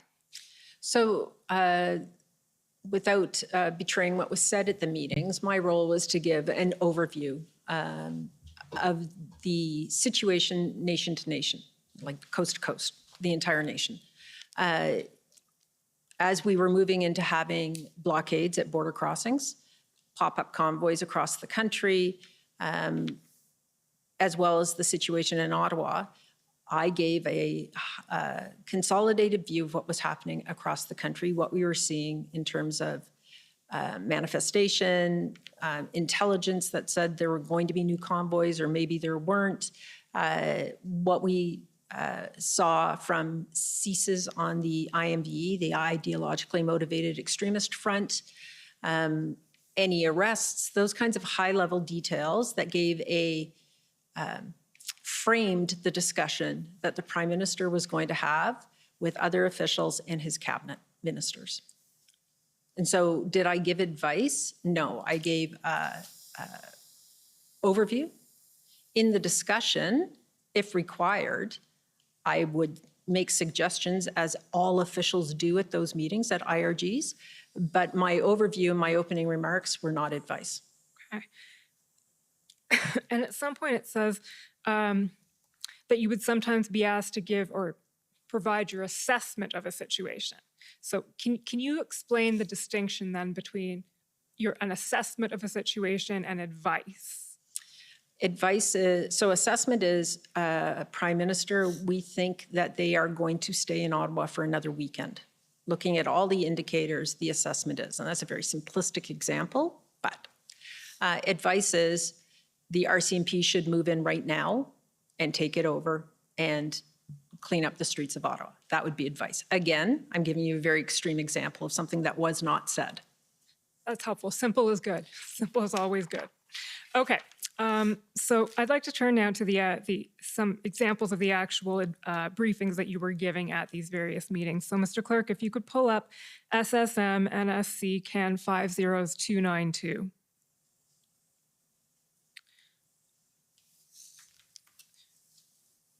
While you're pulling that up, I'll just explain. This is the SSE meeting of February 3rd. And can you just give the commission a brief reminder of what SSE is? SSE is a standing committee of cabinet chaired by Minister Blair, and it's the Safety, Security, and Emergency Management Committee. Okay. If we can just go to paragraph 4, please, Mr. Clerk.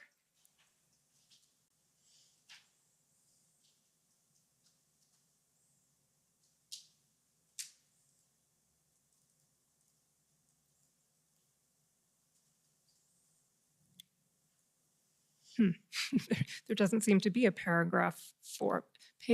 Oh, there we go. Yeah, thank you. It's paragraph 4 of a different thing. Sorry about that. The National Security and Intelligence Advisor, NSIA, indicated that protest organizers have indicated an interest, sorry, I should slow down, I know that, indicated an interest in negotiation. However, the protesters confirmed that representatives from the city, province, or federal government have not reached out. So this is February 3rd at this point, and you're indicating that the protest organizers have indicated an interest in negotiation. Where did that information come from? What were you talking about there? Open source. They were saying it themselves. They had news conferences, and they were putting out their own media indicating that they would sit down with representatives. Okay. And then you said the protesters confirmed that representatives from the city, province, or federal government have not reached out. Was this also just from open source media? So this wasn't from any particular information you had, just collating open source information. Okay. Mr. Clerk, next one is ssm.nsc.can 50246.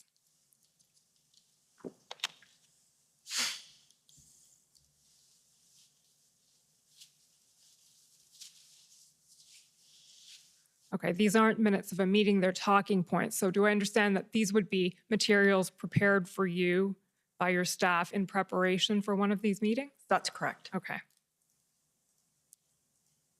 We go to page 3, please.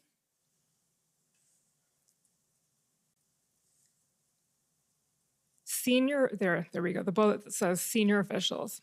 So senior officials, deputy ministers Stewart, Keenan, and myself continue to engage the City of Ottawa to encourage dialogue with demonstrators, consultations with provincial regulatory authorities, sharing of operational plans, and a coherent communications approach.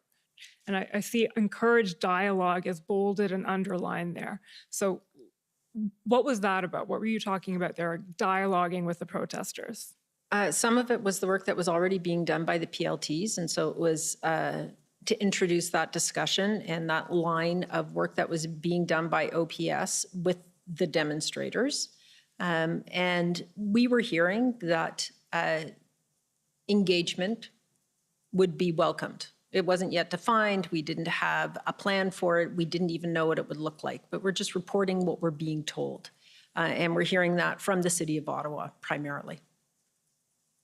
Okay, but what it says there is that Deputy Minister Stewart, Deputy Minister Keenan, and you are engaging the City of Ottawa to encourage dialogue. So at that point, were you actively encouraging? For the city to talk to them, yes, because this was happening in the City of Ottawa. Okay. In the hope then that dialoguing with the demonstrators would produce a positive outcome. Exactly. Okay. Reduce the noise, the number of rigs, hopefully break up the protest. The next document, please. ssm.nsc.can 50209.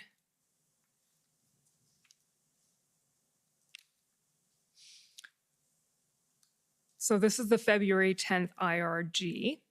And we're going to get into this in more depth with your PCO colleagues tomorrow. But again, just a brief description of what the Incident Response Group is, please. The Incident Response Group is a cabinet committee chaired by the Prime Minister that is used to make quick, rapid decisions about incidents of national importance or a crisis. Including national security incidents. It's been used multiple times. It was used over COVID. It was used for the Hurricane Fiona. It was used for the downing of Ukraine Flight 752. So it's an effective tool that the Prime Minister invokes in order to have discussions with both ministers and officials at the table so that he hears from subject matter experts, the Chief of the Defence Staff as an example, deputy ministers with particular expertise, as well as ministers. Thank you.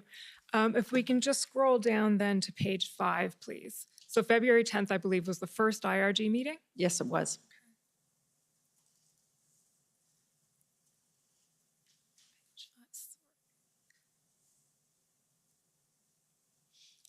Just going to find the actual page. Okay, here we go. So the National Security Advisor, you're giving that rather lengthy report here. Ottawa situation remains largely unchanged. Threats on social media persist. It continues to be used as a planning tool. Possibility of driving by Sussex and local schools. And you say there's indications that some protesters would like to leave but are unable to do so given physical barriers. And an integrating planning cell is developing a plan of action. The preference remains to continue moving forward with negotiations, with enforcement actions to start early next week if negotiations remain unsuccessful. And then a surge and contain strategy will be employed for the upcoming weekend. So is it fair to say at that point that the notion of negotiating with the protesters is still very much on the table? It was still being explored, absolutely. Okay. Then you go on to talk about UNCUT, and there's a line here. The number of protesters have dropped from 200 to 40. However, those remaining are firmly entrenched in their views and there are weapons on site. So that's information that have been provided to you by the RCMP? Yes. Okay, the weapons were on site at UNCUT already. Right. At that point, only the RCMP knew the extent of the weapons. I'm sorry, only the RCMP knew the extent. Yeah. So you knew that they were present, but you had no idea about the extent. That's correct. Okay. If we can just keep scrolling down a bit, please, Mr. Clerk. CSIS reports tracking several individuals, and then there's some threat assessments by CSC and CSIS. Scroll down a little bit more, please, Mr. Clerk. Okay, I think that's probably it. So on that topic of negotiation or engagement, I just want to take you sort of a bit of an aside for a moment, but related. SSM can 406131.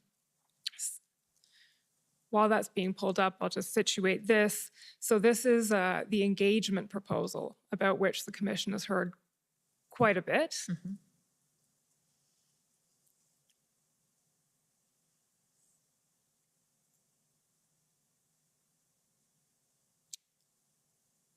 Oh, I think just scroll down a little bit more. There we go, from Ms. Thomas. So this is a February 11th email at 2:30 p.m. that you send to the Janice Charette, who's the clerk, Nathalie Drouin, who's the deputy clerk. And what you say is you're forwarding the engagement proposal and you say, Rob has continued his engagement.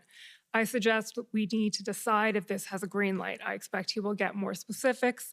And then it just says we indicate a positive response. I think there's probably an if missing there, if we indicate a positive response. So can you situate what this email was about, what you were saying to the clerk and the deputy clerk when you sent it? So the engagement proposal needed to be discussed by ministers, and certainly no deputy minister or I had the authority to move forward with engagement without it being discussed at a cabinet level. And the green light was to get it on the agenda to be discussed formally. Okay. And did you have a view at that point on the engagement proposal, whether it was a good idea, a bad idea, likelihood of success? My view at that time was that we should take nothing off the table. We had to continue to explore all options. We were going into the third weekend on February 11th. I didn't understand yet what the negotiating mandate would be. So you go with something and you expect to get something back. And we had no clarity on that. Further, we had no clarity because of the disparate group of people who were blockading Ottawa, and this was about Ottawa specifically, who would be the leader who would be able to coalesce the mass of humanity who are on the streets of Ottawa to then adhere to whatever was negotiated. So beyond having a view that it shouldn't be taken on the table, did you ever form or were you ever asked for your view on whether it should or should not go ahead? Not at this point. During the discussion, at Cabinet, views were sought. Okay, so this is February 11th, and I believe it was brought to the IRG on February 12th. Correct. Correct, okay.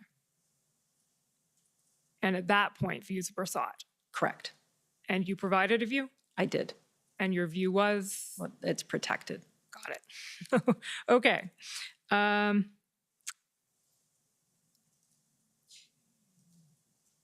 we then go to the February 12th IRG, ssm.nsc.can 50214?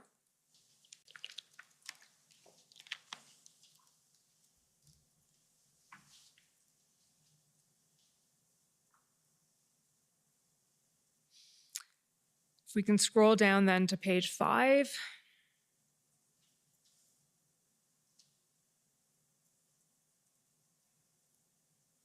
In terms of specifics, just scroll down a little bit more. The NSIA reported that the situation in Windsor remains very fluid, with law enforcement having begun to take action. In Ottawa, we're seeing a significant escalation in the boldness of protesters. So just stopping there, what does that mean? What was that observation? Yeah, we were hearing this from the OPS and Intersect, and certainly, again, social media and media. They were, with bouncy castles had happened.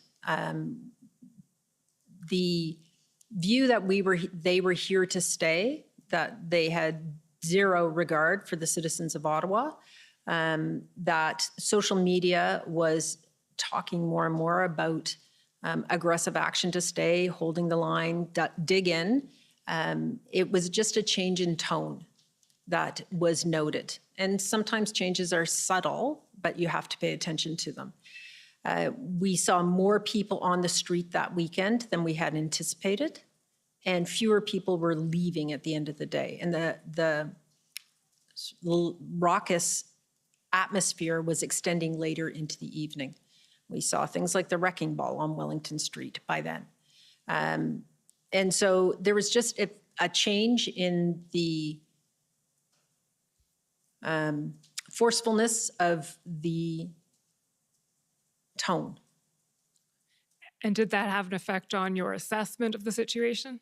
Well, you were also hearing the increased low level of violence, the fears of the citizens of Ottawa, the honking continued despite the injunction. What became apparent to us as we were assessing the situation is that this wasn't breaking up. Okay, and then if we can just scroll down again, Mr. Clerk, to page 15. So this is part of what became known as the IRG tracker. Can you just explain, Ms. Thomas, what the IRG tracker was very briefly?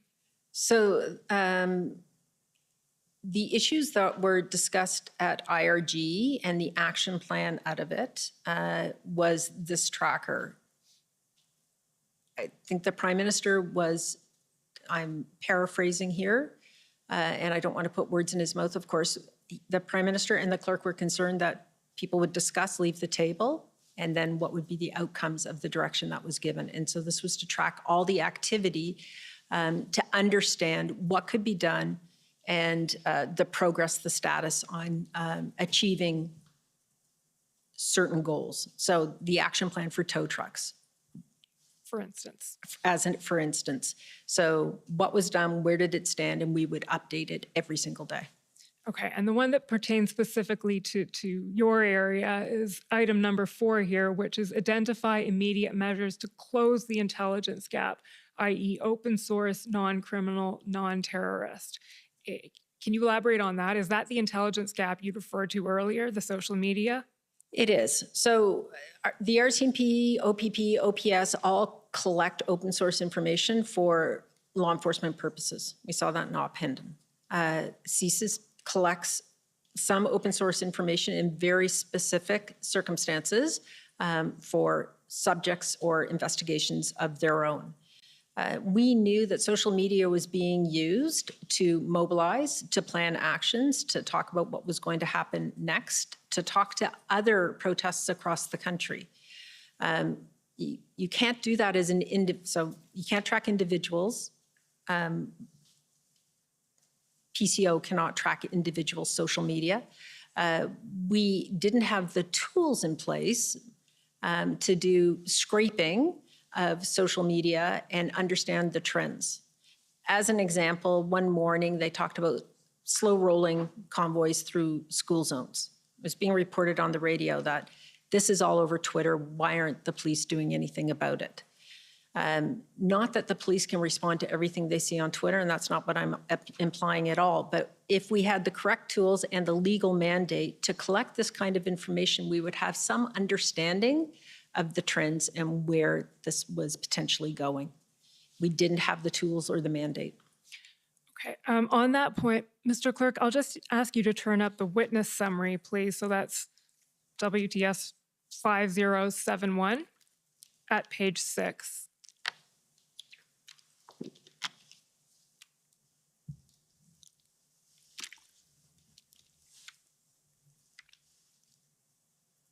It's under the social media intelligence gap. So, Ms. Thomas, I'll just ask you to elaborate with reference to this a little bit on some of the points you were making. For instance, the tools. What tools, when you say we didn't have the tools, what tools are needed to do that? Well, there are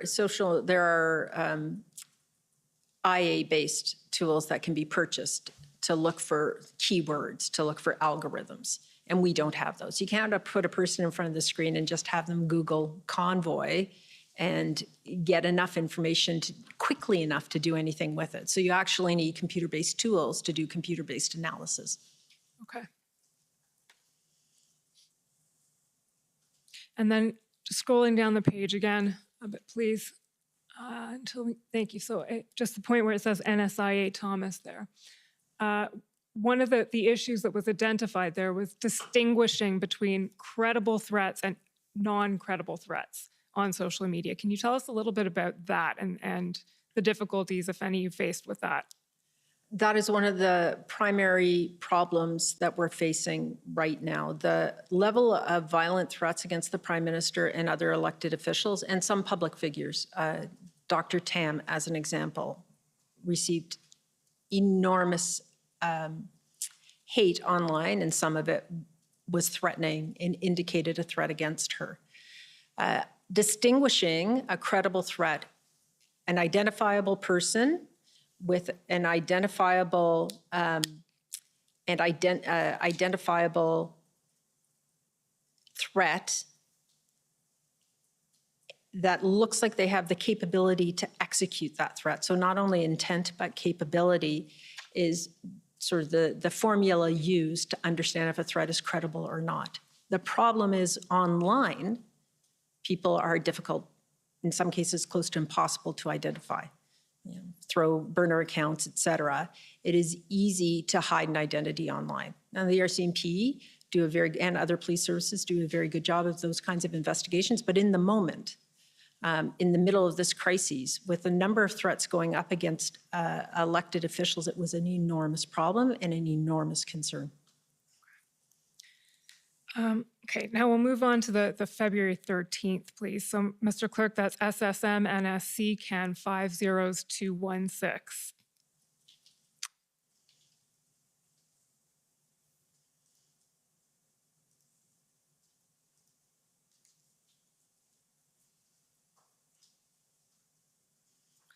Scroll down to page 8, please.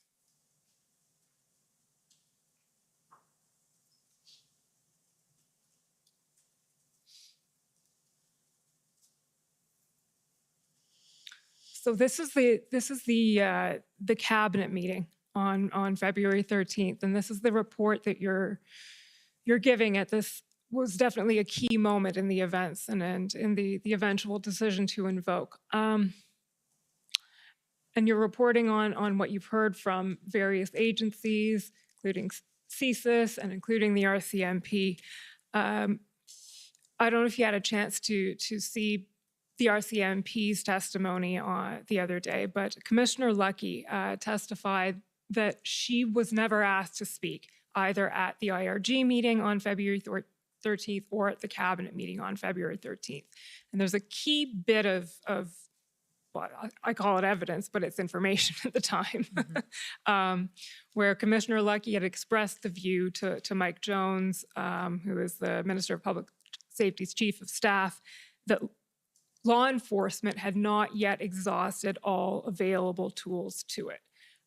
Is that a message that you, who were asked to speak at these meetings, conveyed to the IRG or to Cabinet at either of those meetings? No, I was not. And we build my speaking points from the information from the agencies and departments. I will say that at an IRG, deputy ministers and deputy heads, individuals who are at that meeting are expected to provide information that is of use to decision makers, being the Prime Minister and his cabinet. And so if there is useful information or critical information, it needs to be provided, whether you're on the speaking list or not. Was that information provided by Commissioner Lucki to you? And the DMOC meeting that morning, she said that there was possibly a plan with the OPS and OPP. She had said that several times previously. Okay, so that's about whether or not there was a plan in Ottawa. Yes. Did she say anything specific, or did you know that her view was law enforcement had not yet exhausted all its tools? No. Okay.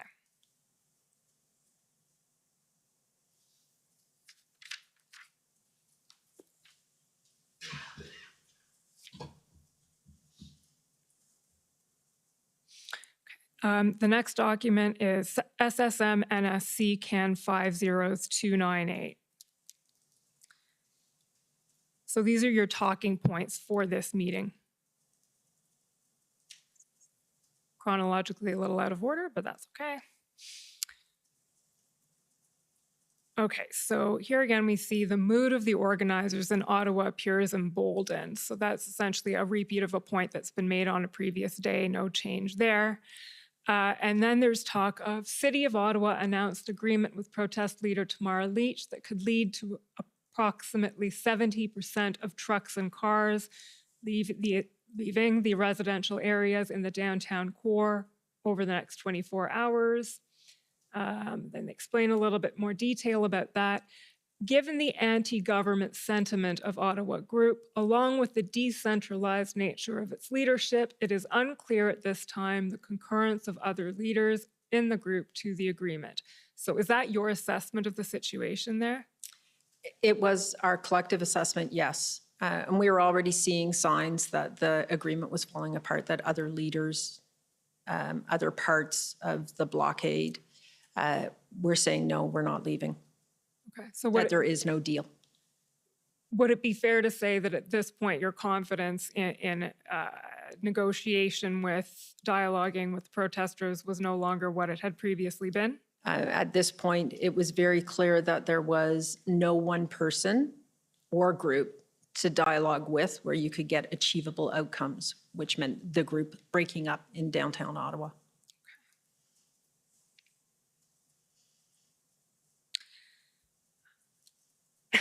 We're going to move now to the February 14th DMOC. So that's ssm.nsc.can 50217.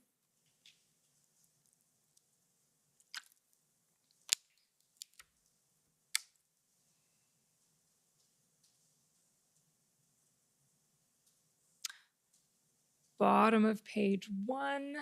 Just keep scrolling a bit. There we go.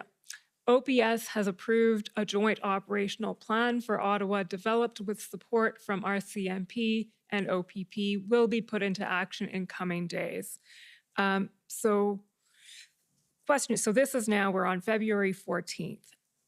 In your recollection, when was Cabinet made aware that a plan was coalescing to carry out an operation in downtown Ottawa? I don't recall Cabinet being informed of that.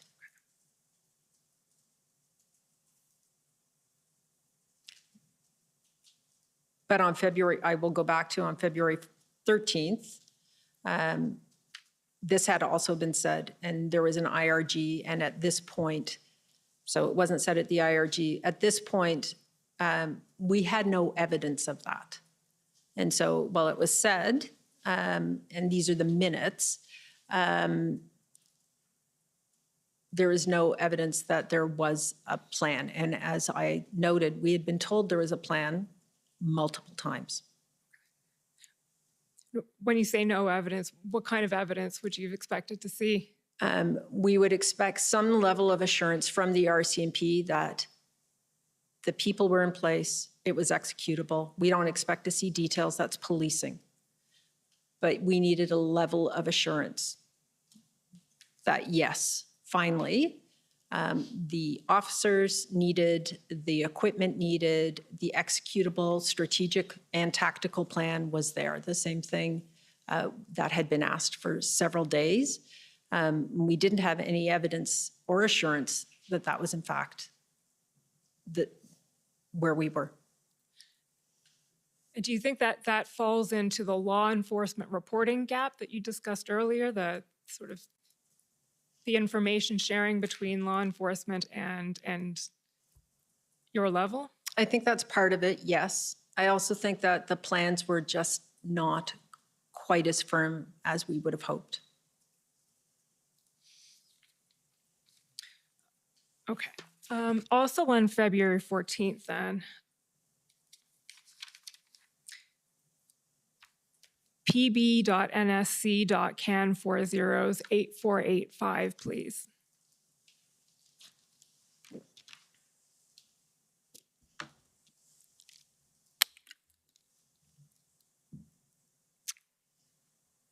Scroll down, please. Scroll down again. I think it'll probably be the bottom of the second page that you want to start with. There we go. Mm-hmm. So this is a series of emails that you sent the morning of February 14th around 11:45 noon. The first one is, I need an assessment for Janice about the threat of these blockades, the characters involved, the weapons, the motivation. Clearly this isn't just COVID and is a threat to democracy and rule of law. Could I get an assessment, please? David, I assume that's David Vigneault. CSIS director, is this you? It's a very short fuse. Please call if you have questions. Can you explain what that email was about? Who was it to? What was it about? What were you looking for and why? So I don't remember all the people on the two, but probably Mike McDonald, David Vigneault, RCMP. It was part of a complete package of information that was being put together. There had been multiple threat assessments, but this was to be a formal document, and we had just discussed it in a conversation. And so we had talked about the need for a last formal document should Cabinet decide to proceed with the Emergencies Act, as opposed to in the daily updates we were giving. So laying out the entire spectrum of threat. And so I needed it very quickly. We were going to collate it. We just needed the information from the agencies. Okay, so the intention was to get that assessment for Ms. Charette, the clerk, and she would then provide it to the Prime Minister. Prime Minister, okay. And we just scroll up a bit to the next email. So this one is to Mike McDonald, Rob Stewart, something blanked out, Inez Neville, and Martin Green. Inez Neville, who's that? She's my chief of staff. Okay, perfect. This is about a national threat to national interests and institutions by people who do not care about or understand democracy, who are preparing to be violent, who are motivated by anti-government sentiment. What are you saying there? Are you setting out what the assessment should say, or?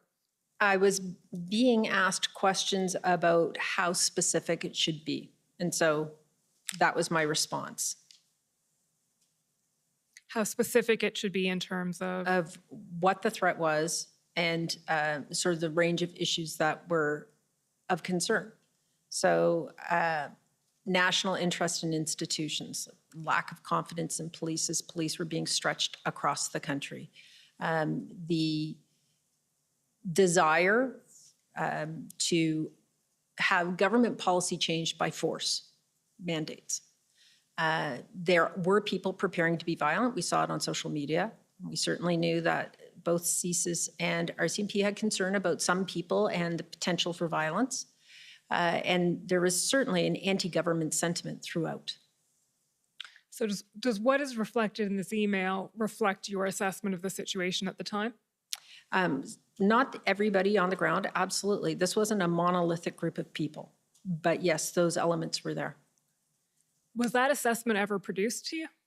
I don't think it was. And would that be, why would that not happen? I think it fell through the cracks and we were overtaken by events.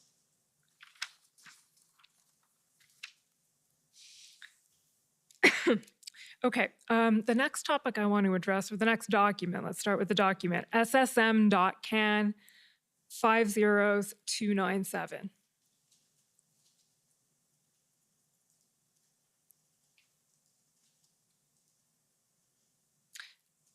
Before I go there, actually, if that document had been produced, that threat assessment, it would have been CSIS who did it, or would have been the RCMP who would have been? We would have, PCO probably would have written it based on information received from all the agencies. Okay, so it was a call for input so that PCO itself could produce the? Correct. Okay. So the topic I want to address with you now is something that has come up, will come up, and will forever be part of the Commission's inquiry, which is this idea of what is a threat to national security. This email, scroll down a bit, is, sorry, just want to see, so this is an email from you to Jacquie Bogden, a fellow named Philippe Lafortune. Can you tell us who that is? Philippe Lafortune worked for Mike McDonald, I believe it was Mike, in the Security and Intelligence Group. Okay, so here, Philippe did some research, which is handy to keep in our quote unquote back pocket, FYI, at this stage, Mike. And the date of this is February 9th. So before the IRG started, this research was done. Mike, as requested, we did some digging on the Canadian definition of national security. As you know, one of the challenges on this issue is that the GOC, Government of Canada, never ended up formally defining it. However, we looked at transition materials and various acts to provide you with the best answer and its potential applicability to the current situation. Below, you will find a policy definition of national security, but also NSICO. Can you explain what NSICO is? If not, it'll make me feel better about my lack of acronym knowledge. Offhand. Take on it, and what the CSIS Act, SCIDA, SCIDA. That's the information sharing. Information sharing, okay, and the Emergency Act stipulate on the issue. Here are the various pieces. We'll just, I think, probably read through most of this email because it's quite relevant.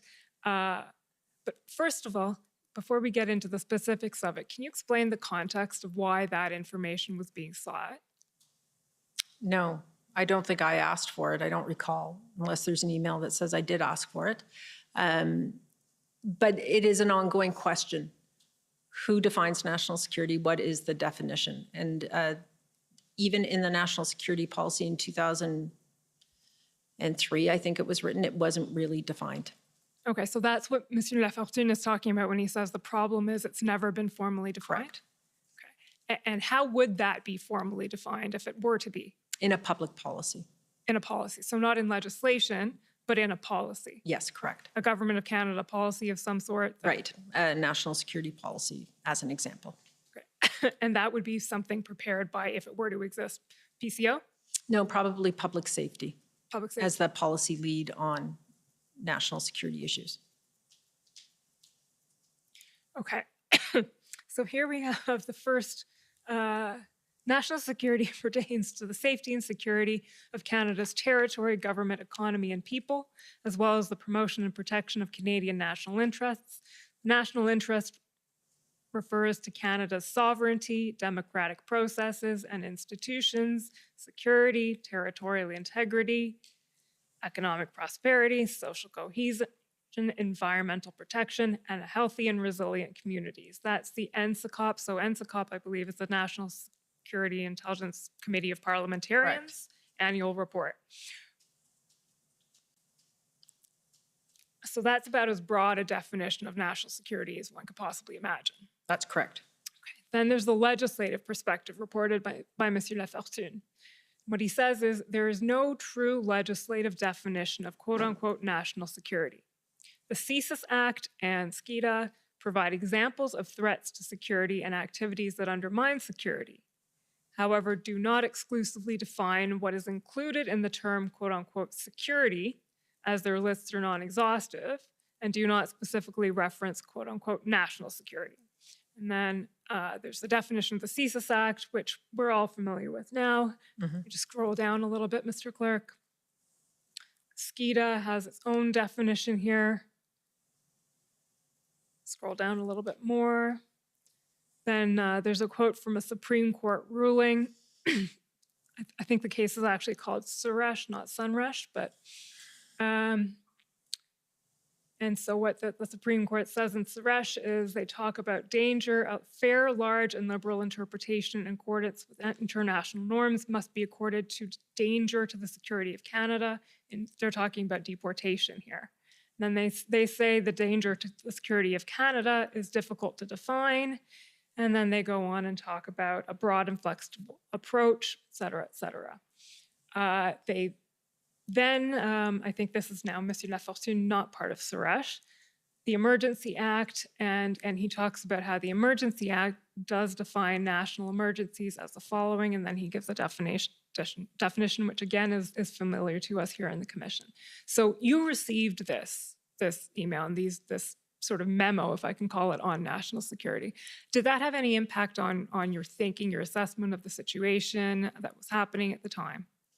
No, it laid out the complexity of understanding how to define the problem set, absolutely, but not particularly. We received a lot of information in those days. And would this memo be something that was kept internally to PCO, or would it have been disseminated, shared? Would it have been briefed up to cabinet? It wouldn't have, I don't believe it was ever discussed at cabinet, but certainly it was shared with other deputy ministers.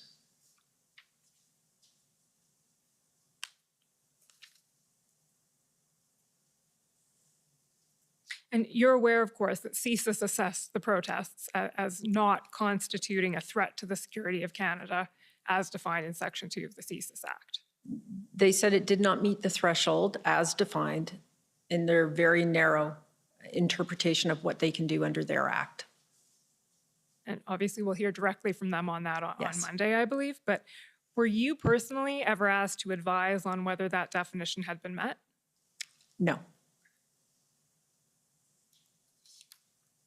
Were you ever asked whether you thought that the invocation of the Emergencies Act was necessary? Yes. And when was that? February 13th. And what was your answer? It was discussed in a cabinet meeting. Let's see how we're doing for time here. Oh, we have time. Okay, so the next thing. Oh, yes. The afternoon break, sorry. Morning, afternoon, evening, Yeah. whatever it is. Yes, Yeah. please. We can take the break now, take 15 minutes, and we'll come back and continue. Thank you. The commission is in recess for 15 minutes. La commission levée pour 15 minutes.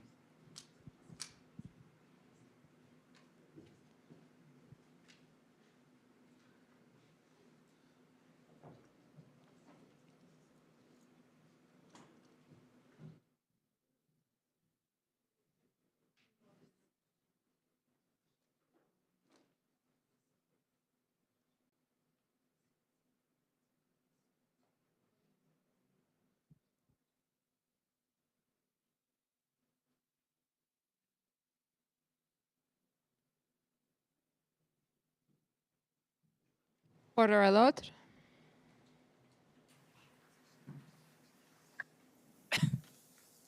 The commission is reconvened. La commission reprend.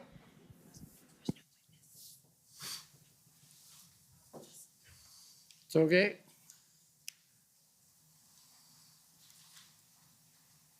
I'm happy to fill in. I'll just step out for a few minutes. You can.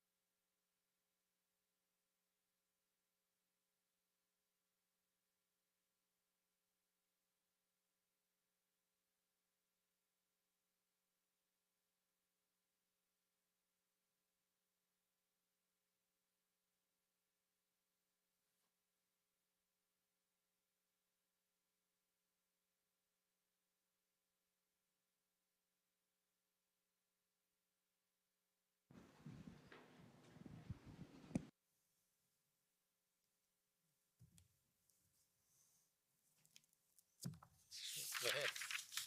Ms. Thomas, I understand that you had some discussions at break with your counsel, which actually obviated the need for me to have a discussion with your counsel about whether or not you could answer some questions about the inputs that you and views you expressed to Cabinet on a couple of issues. So I'm just going to ask you those questions again.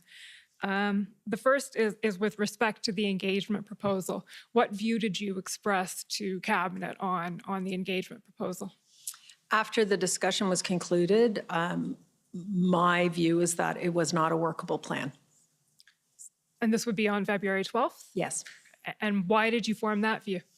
That I did not see who we would negotiate, engage with, what the outcomes could possibly be, that there was not one group who had enough influence over the entire group to affect an outcome that would be positive. And I did not know who we would put in front of them. Esteemed and capable as my colleague, Deputy Minister Stewart was, that wasn't going to be a name that was going to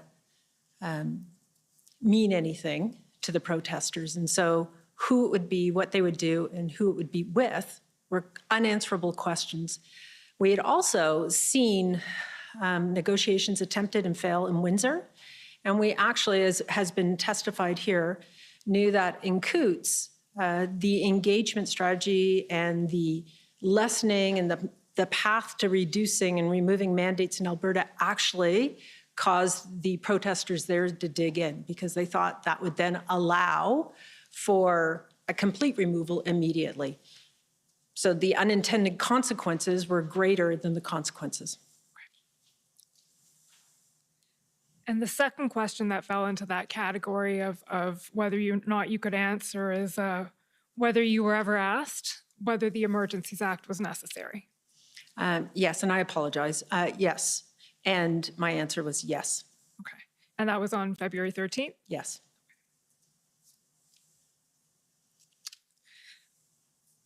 The other area I'd like to take you back to briefly, just to elaborate on a little bit, is this idea of the law enforcement gap in reporting. So for that, can we pull up the witness summary again, please? So it's WTS, bunch of zeros, 71.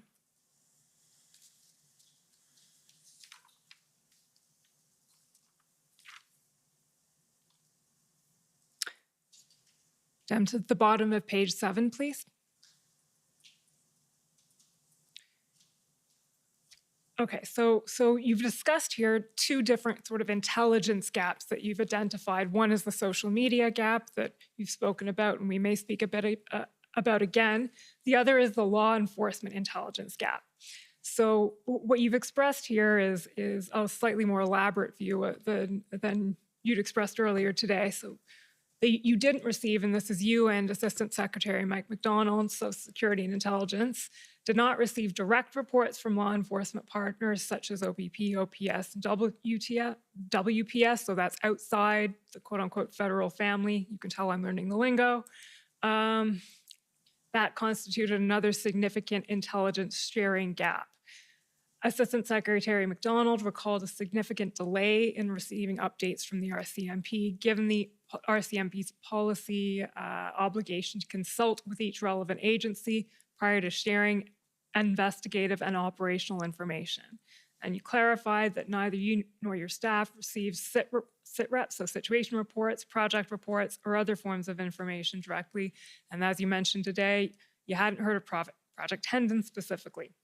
And if we just scroll down a little bit, it also says there that you learned of the Coutts arrests through the media, not directly from the RCMP. And just scrolling down a little bit again, sharing among all three levels of government and information and intelligence in relation to the convoy could have been better. So I'll just ask you to elaborate a little bit on where you think the deficiencies are and what maybe can be or should be done about them. Because as you know, the Commission has a sort of a forward-looking mandate as well as a backward-looking one.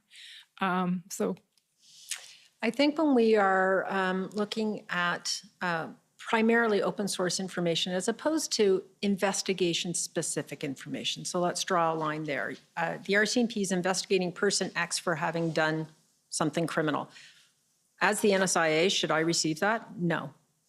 I receive information when the RCMP are making an arrest of a federal crime that would be of interest to the NSIA. So, but after they've done it or as they're about to make the arrest or make the announcement, general tactical operational information on a day-to-day basis, I don't have any need for from the RCMP. But when we're in a situation like this, it's a crisis, I'm coordinating the town. The RCMP is where I'm coordinating the town. I'm asking for information about what's happening, what's coming, what they expect, what, not again, operational planning, but what is going to happen, what law enforcement is talking about, what their concerns are, because there are ways I can help, potentially. It would be useful to have that information. And we didn't receive the flow of information from the RCMP, even their intelligence unit, that I think we possibly might have. When you say there are ways you can help, what are you referring to? We would do X, Y, or Z, and we think this is necessary. We're short 100 people, or we need cabinet permission, or we need, it could be any number of things. And the hypotheticals are long. But in this particular situation, I think that we could help reduce the pressure on the RCMP to answer questions constantly if we had some indication of the intelligence they were seeing, primarily, again, open source, and what they were going to do with it. We could answer questions. We could reduce the anxiety about what was going on. So from your perspective, keeping in mind the need for police independence, which... Absolutely. This isn't interference or telling them what to do, and it's not getting in the way of an operation. It's just information flow. So there's some work to be done in the area. Correct. From your perspective of information flows between law enforcement and government. Absolutely.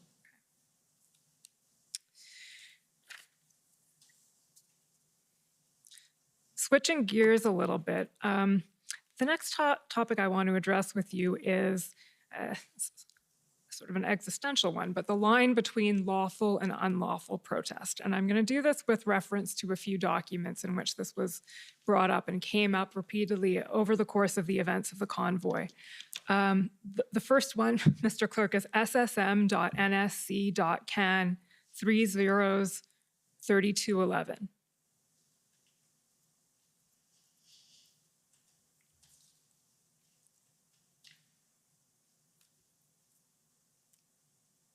We can scroll down to page 2, please. So this is a readout or report from ADM and SOPS on January 26th. Excuse me. There we go, under posture.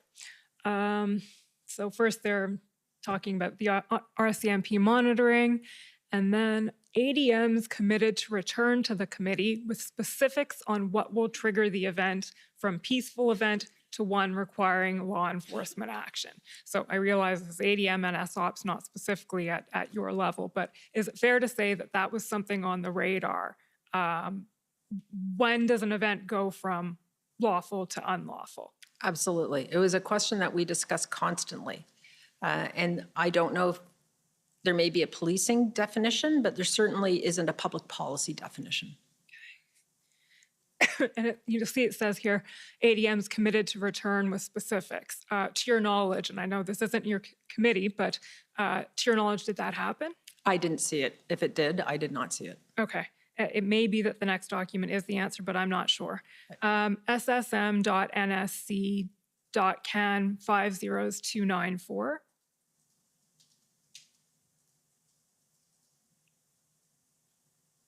At page 6, please.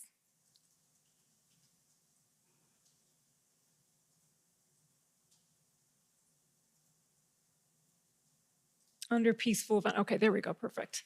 Peaceful event. Key question remain. How does this end and who is left? E.g., numbers may be lower, but what is the threat nature of remaining individuals? And then there is no finite timeline for when a lawful protest must end. As long as it remains lawful, it may continue. Violence will require a public order response. OPS has brought in additional support teams. Okay, so that is something being said about the line between lawful and unlawful. I don't know if it's, I think maybe you don't know either because it wasn't your committee, whether that was the specific sort of deliverable return on that point. But if so, it's not a particularly detailed answer. Yeah, I think there are distinct issues. When a lawful protest ends versus when it trips into something else. I think those are two different issues. And one is very much a city issue, how long the city gives permits for protests, those kinds of things. I think that's more in the city's domain. When it moves from lawful to unlawful and becomes a public order issue, again, mostly belonging to a municipality, but we are in a unique circumstance here in Windsor, in Coutts, across the country. When do protests, blockades become unlawful? Because this is talking about the OPS, but the question we were asking ourselves was much broader. Okay. That's a helpful distinction, actually, and it'll come up in the following discussions. So the next document is SSM.CAN 5016.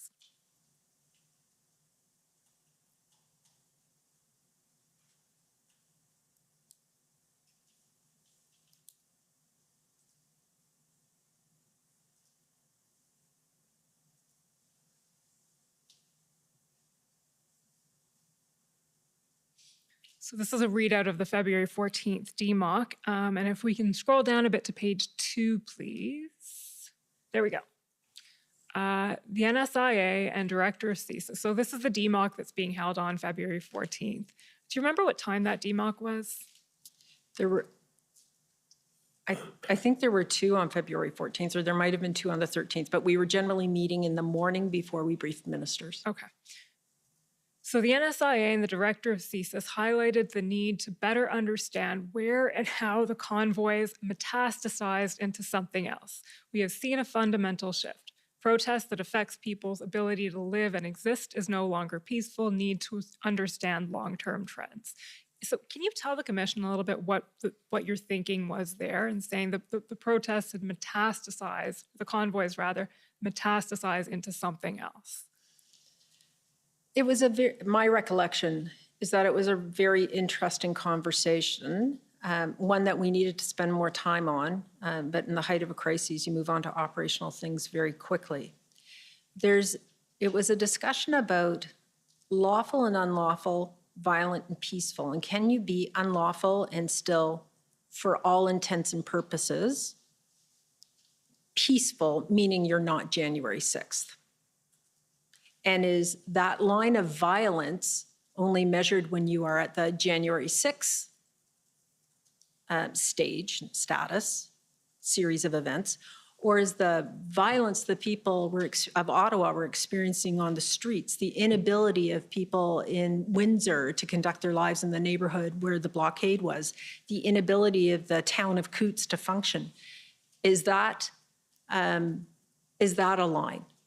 And so where is that? And I don't have an answer for it, but it is something that we have to consider as situations like this perhaps become more of the norm. And what we were discussing is that the only measure can't be violence of a nature of January 6th. That can't be, well, this is something different, or January 6th is about to happen, therefore it is now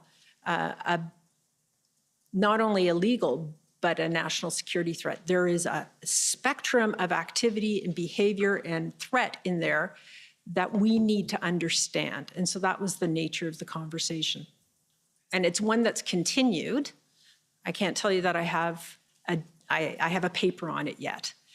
We don't have a policy paper to bring forward to the clerk, but it is a conversation that is continuing because it's critical. We have seen these kind of uprisings in democracies around the world. What does it mean? What can we do? What should we do? Questions to be asked that have to be thoughtfully considered before we're in this situation potentially again.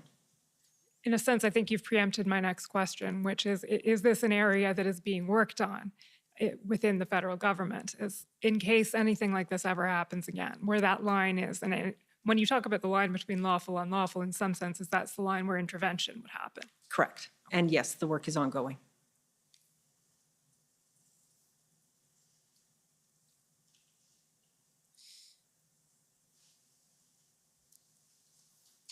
The next document, please, Mr. Clerk, SSM.NSC.CAN 50405.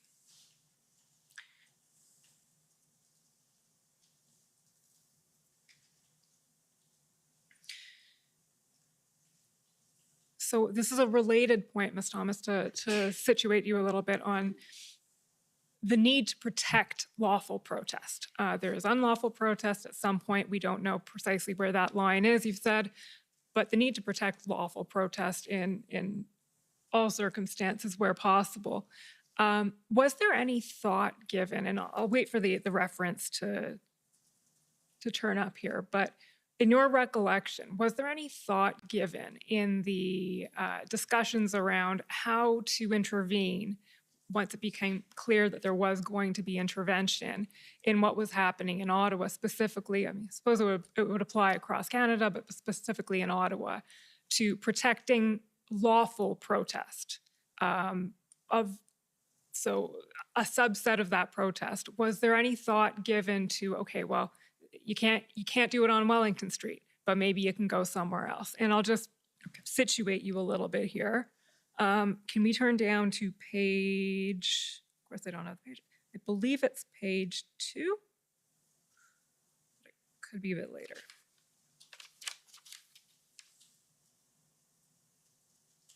Sorry, keep scrolling, I'll find it. Keep scrolling, please. Oh, no, I guess not. Page 5, sorry. Yeah, okay, there we go. So this is a description, and I realize it's not your description, it's the RCMP, I believe, but keep scrolling a bit down, please, Mr. Clerk. I'll tell you when you got it. Okay, yeah. The focus of the operation today has been on clearing protesters south of Wellington and reinforcing barriers. Protesters remain at Bank and Sparks, have been advised that they'll be arrested if they do not leave. Public order units continue to wear tactical gear, but police tactics remain focused on de-escalation. This is February 20th. Police are also monitoring a gathering that has formed the War Museum of approximately 100 people and a smaller gathering of 30 to 50 at Confederation Park. Information suggests some indication some protesters are staying in the secure zone, and I think that's about it. So, including at hotels in this area, RCMP is looking into. So these other areas, the War Museum and at this point it's Confederation Park, were these lawful protest zones to your knowledge at this point? I'm speculating in terms of the particular situation. The Emergency Act was still in place. I don't know if these locations, because I don't have the map in front of me, are still in the exclusion zone or not. And so if in the exclusion zone, by virtue of the act, if inside the exclusion zone, they would have been illegal.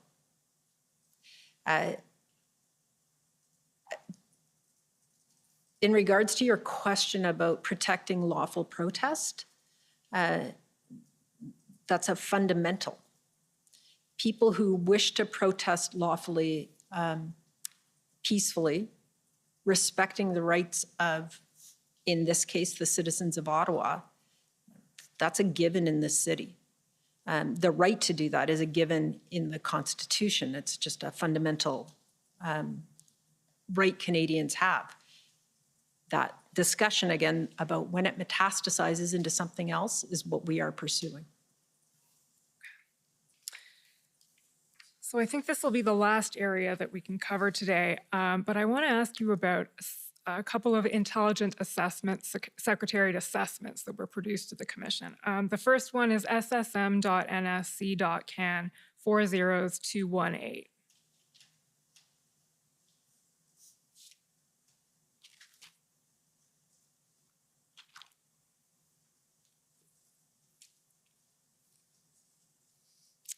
Called Context for Civil Unrest Following Pandemic. So first of all, this is a document dated February 16th. Can you tell us the genesis of how did this document come into being?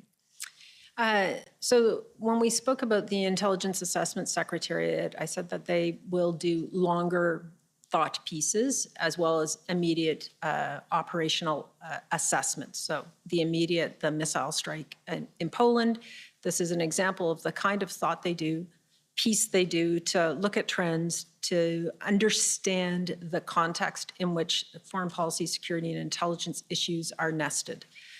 This is a companion piece to something that they had written, well, long before I came to PCO. I was given it to read just as I arrived at PCO, about what happens in societies historically after pandemics. And so a very interesting piece, and this was a companion to it.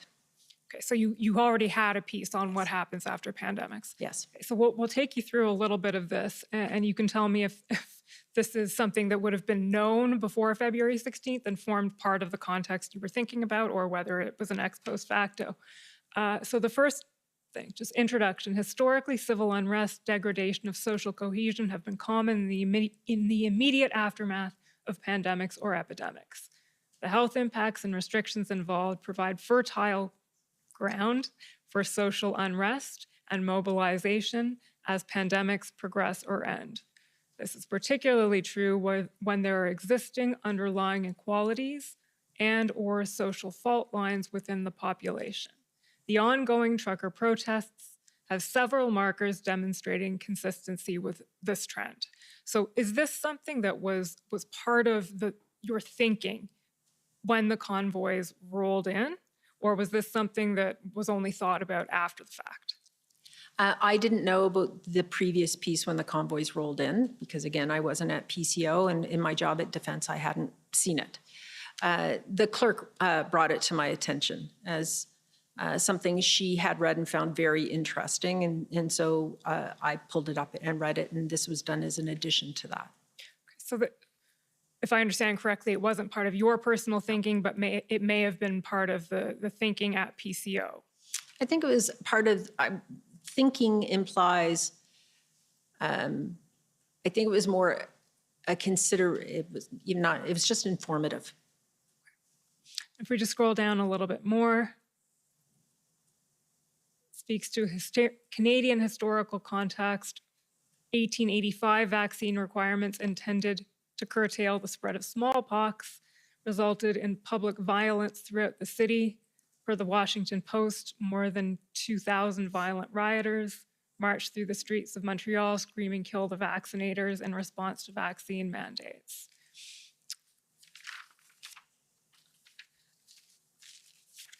So again, this would be part of the context that PCO was aware of at the time and was thinking about, but not your specific thinking. Some people were aware. Was it of the documents we talk about on a daily basis at PCO? Was it one of them? No. Okay. IAS, the Intelligence Assessment Group, puts out a lot of these.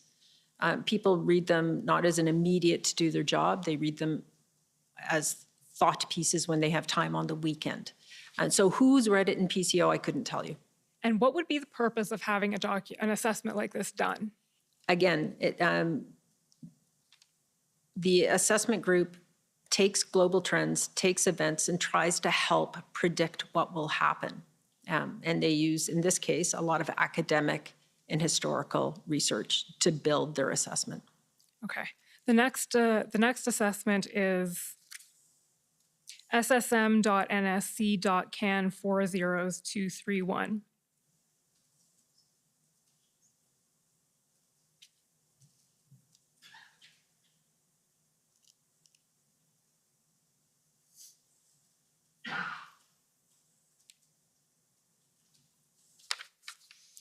So the first paragraph here, it talks about the date of this one is the 21st of February. So this is right actually as the Emergencies Act was being lifted and to a certain extent events were coming to an end. And it says here, the Freedom Convoy is not an unprecedented event. Again, talking about societal alienation, civil unrest and social polarization. But then it says the convergence of several elements make this protest somewhat more sophisticated and unique. The use of social media for organizing and communicating both internally and externally. The use of misinformation and disinformation to promote certain narratives. The use of crowdfunding, cryptocurrency, blockade tactics and logistics, virulence of discourse towards government and elected officials, appropriation of national symbols, and it goes on. Then it mentions then the overwhelming majority of protesters have denounced violence or not directly aligned. Then it talks about the wide range of participants. And if we just scroll down a little bit, the movement talks about the IMV aspect. It's unlikely that premeditated violence will take place. However, the threat of lone actors. Scroll down again. Significant international financial support and publicity. So it's sort of collating the information that was available then. And then it says, the Freedom Convoy itself or new entities that emerge from it are likely to continue for several weeks and will seek new opportunities to protest, occupy, and disrupt. It may also embolden other groups and individual movements across the ideological spectrum. There are also risks that the protests may serve to deepen and harden new and existing cleavages within Canadian society. As the protests persist, these feelings may become more entrenched and form the basis for longer-term societal schisms. So this is can you speak to this a little bit and just situate the context in which all of this was being dealt with at the time by you? So as I said, I didn't have a domestic intelligence assessment unit at PCO. And all of the intelligence assessment or collectors in the community have very narrow mandates. ITAC does terrorist threat assessment. CSIS does assessments in line with their act. RCMP does criminal assessments and collects open source for law enforcement purposes. I have a foreign intelligence assessment group that takes open source and covert information and can give me a picture of what's going on. And not just me, decision makers, the Prime Minister. I didn't have an equal entity in PCO for open source, domestic. And I asked Martin Green, the Assistant Secretary of the Intelligence Assessment Group, to start trying to think about what this could look like. I was hoping, this was a really interesting piece. It wasn't exactly what I wanted in the minute. I wanted more, here's what we're seeing tomorrow.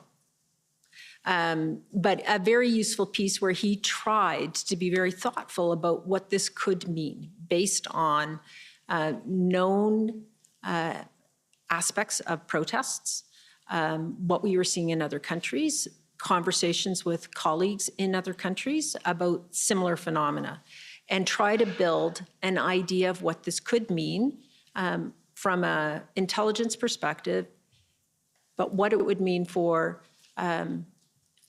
government institutions, democracy, rule of law, the things that we need to consider as senior public servants advising government.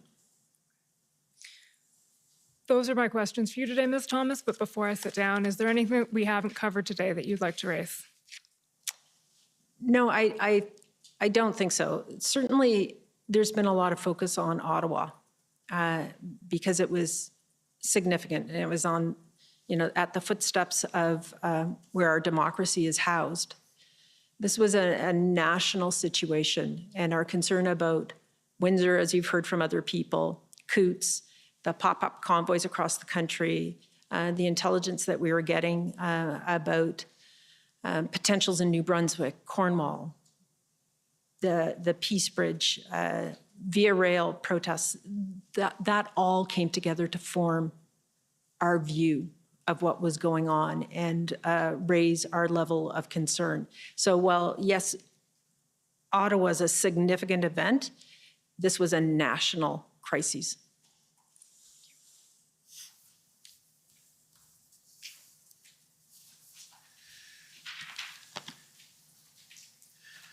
Okay, now if I could call on the convoy organizers, please.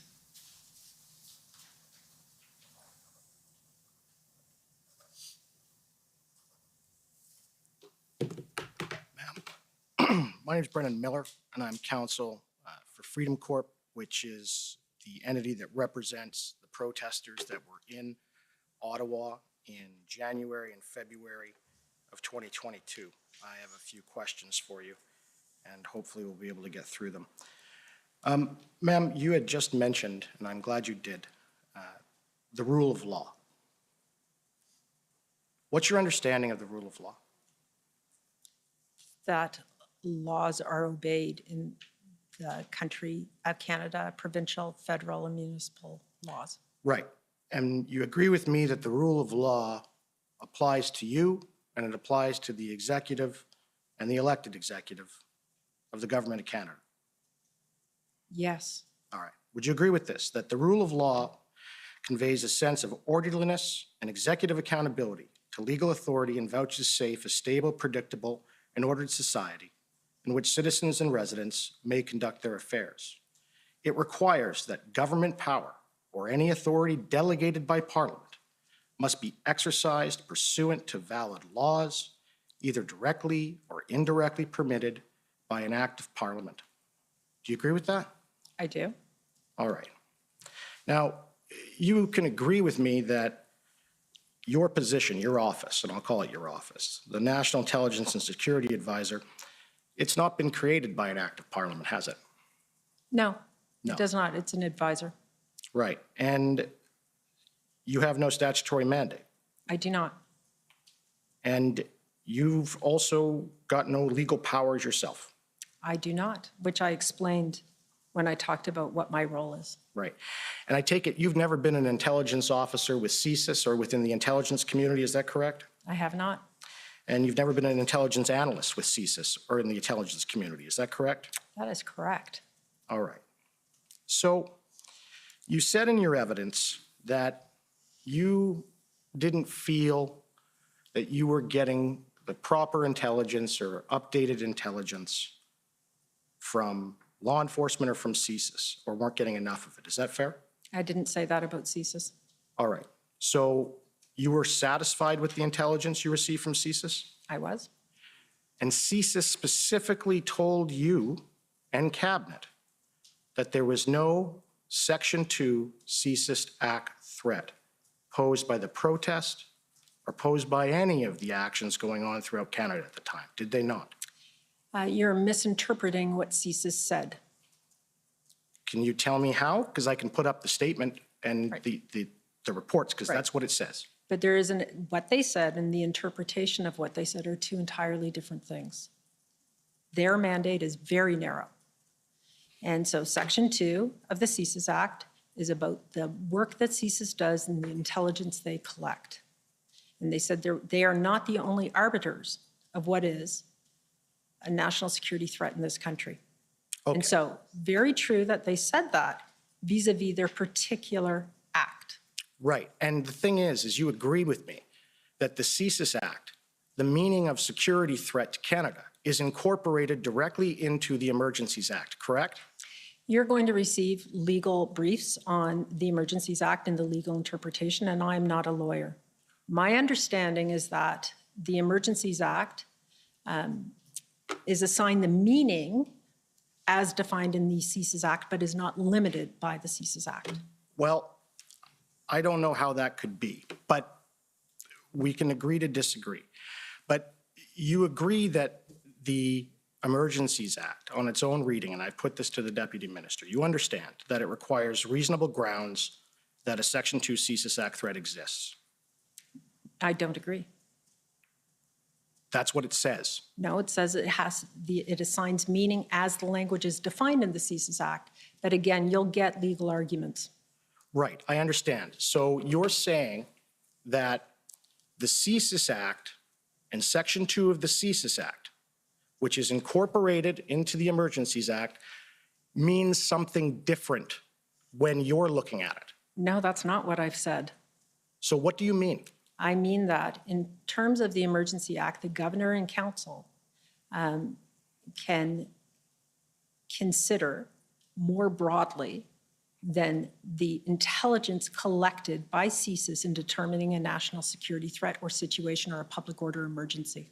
I understand that, but you do agree that the 4 grounds of types of threats in Section 2 of the CSIS Act are what is in fact required to have been found. No, I don't agree. So it can go beyond what the Act says, which is a threat to the security of Canada. There are other definitions of threats to the security of Canada, as we saw earlier. Right, but not in the legislation. The Emergency Act allows for the governor and council to make a broad decision about public order emergencies. That's not what it says, but you can agree with me. I think that this is an argument to have with lawyers. Well, I understand that. So let's go through then just what Section 2 of the CSIS Act says, and I'll just ask you a couple of questions about the grounds. And we've already heard from every law enforcement official, as well as we have the statements from CSIS in evidence, that they didn't have reasonable suspicion that any of this was taking place. So I take it that you can agree with me that you didn't have any evidence with you before Cabinet or even considered of any espionage or sabotage against Canada that is detrimental to the interests of Canada or activities directed towards or in support of such espionage or sabotage, right? That's been discussed, yes. Right, and so that, there was no evidence of that you considered in your assessment. And you could agree with me that there's no evidence of foreign influenced activities within or related to Canada that are detrimental to the interests of Canada, are clandestine or deceptive, or involve a threat to any person, correct? There were threats to people. Right, by email and Twitter, right? I would submit that in the social media era, you cannot ignore threats against officials and public office holders just because they are on social media. That would be inexcusably negligent. Right, but that's up to the police to deal with, or is that a national emergency? It depends on the situation in the context in which those threats arrive. Okay, can we please bring up document ts.nsc.can.001 000000206_rel0001.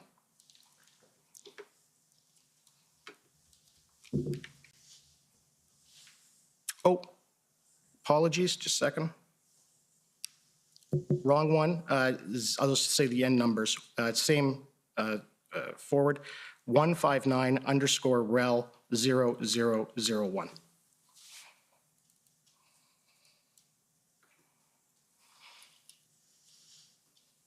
Okay, so I take it that you're familiar with the CSIS assessment that they provided on the Freedom Convoy in downtown Ottawa, right?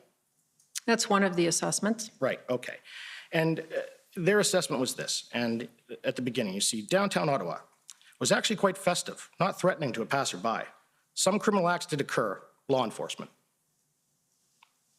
And again, you've said you're not an intelligence officer, you don't have any training as an intelligence analysis, so I take it you rely on CSIS for intelligence. CSIS provides one input on intelligence, yes. Yeah, and then the RCMP? Another input. Right, and then the Canadian Border Services agencies? Another input. Right, and then you also have the Canadian Security Establishment. Yes. Right, okay. None of those people provided you intelligence that there was a Section 2 CSIS Act threat. Again, we've been through this.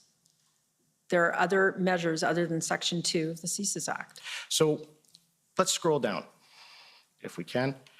And you'll see in there with respect to the flags. Now, I take it there was concern with these flags that there was a couple of flags that were seen that were inappropriate, and that was one of the reasons why there was a consideration of ideological motivated violent extremism. You can see there that I understand that their report is a very small number of more inflammatory flags, Confederate, Nazi, swastika, 3%er, Punisher, based on the 1974 comic book hero, and Quebec Patriot flag. And then they say that a random flag is just a flag until the reason the person holding it explains why. Flags can have multiple meanings and are routinely co-opted by various groups, individuals. No way of connecting those views holding flags with any online content. The presence of 3% flags, for example, does not necessarily mean that members of the 3% are in attendance. And that was the intelligence you were given. That's part of the intelligence we were given. That's intelligence that can be released. Okay, so what do you mean intelligence can be released? So, well, there's Section 38. Right, I understand that. But why don't we scroll down? Now, this is important. And you know that CSIS does, in fact, because there's no reason, you don't need a law to look at what's online or open source intelligence, that it's open source intelligence. Anybody can look at it without a law authorizing it. Can you agree with that? No, the reality is that open source intelligence has to be anonymized so that we are not targeting specific people who are not under investigation. So it's not quite as simple as you're depicting it. Well, ma'am, again, there's no privacy interest for Canadians on things they post online. Anybody can go on and read it, right? You know that. Yes, but the privacy commissioner and the privacy laws of this country are such that they cannot then their information cannot be scraped and be part of an assessment writ large. There has to be boundaries around that. Around its distribution. No, around its analysis and collection. Right, and that's why storage. And that's why we have units in the RCMP that do that. Some of it, yes. Right, so you have the, I believe it's called the IMCIT unit. That's all they look at, is they look at online violent rhetoric and assess it. For criminal purposes, yes. Right, and so for violent rhetoric, what are your other purposes other than criminal purposes? Well, so I would like to be a little more expansive in this answer, if I may be. An analyst looks at a piece of information for very specific issues. When we, as people advising, and it's my deputy minister colleagues and I, to advise the cabinet and decision makers on the threat, the confidence in government institutions, the rhetoric, we have to look more broadly than at specific elements as described here. Someone should kill the PM. Wouldn't it be great if someone killed the PM?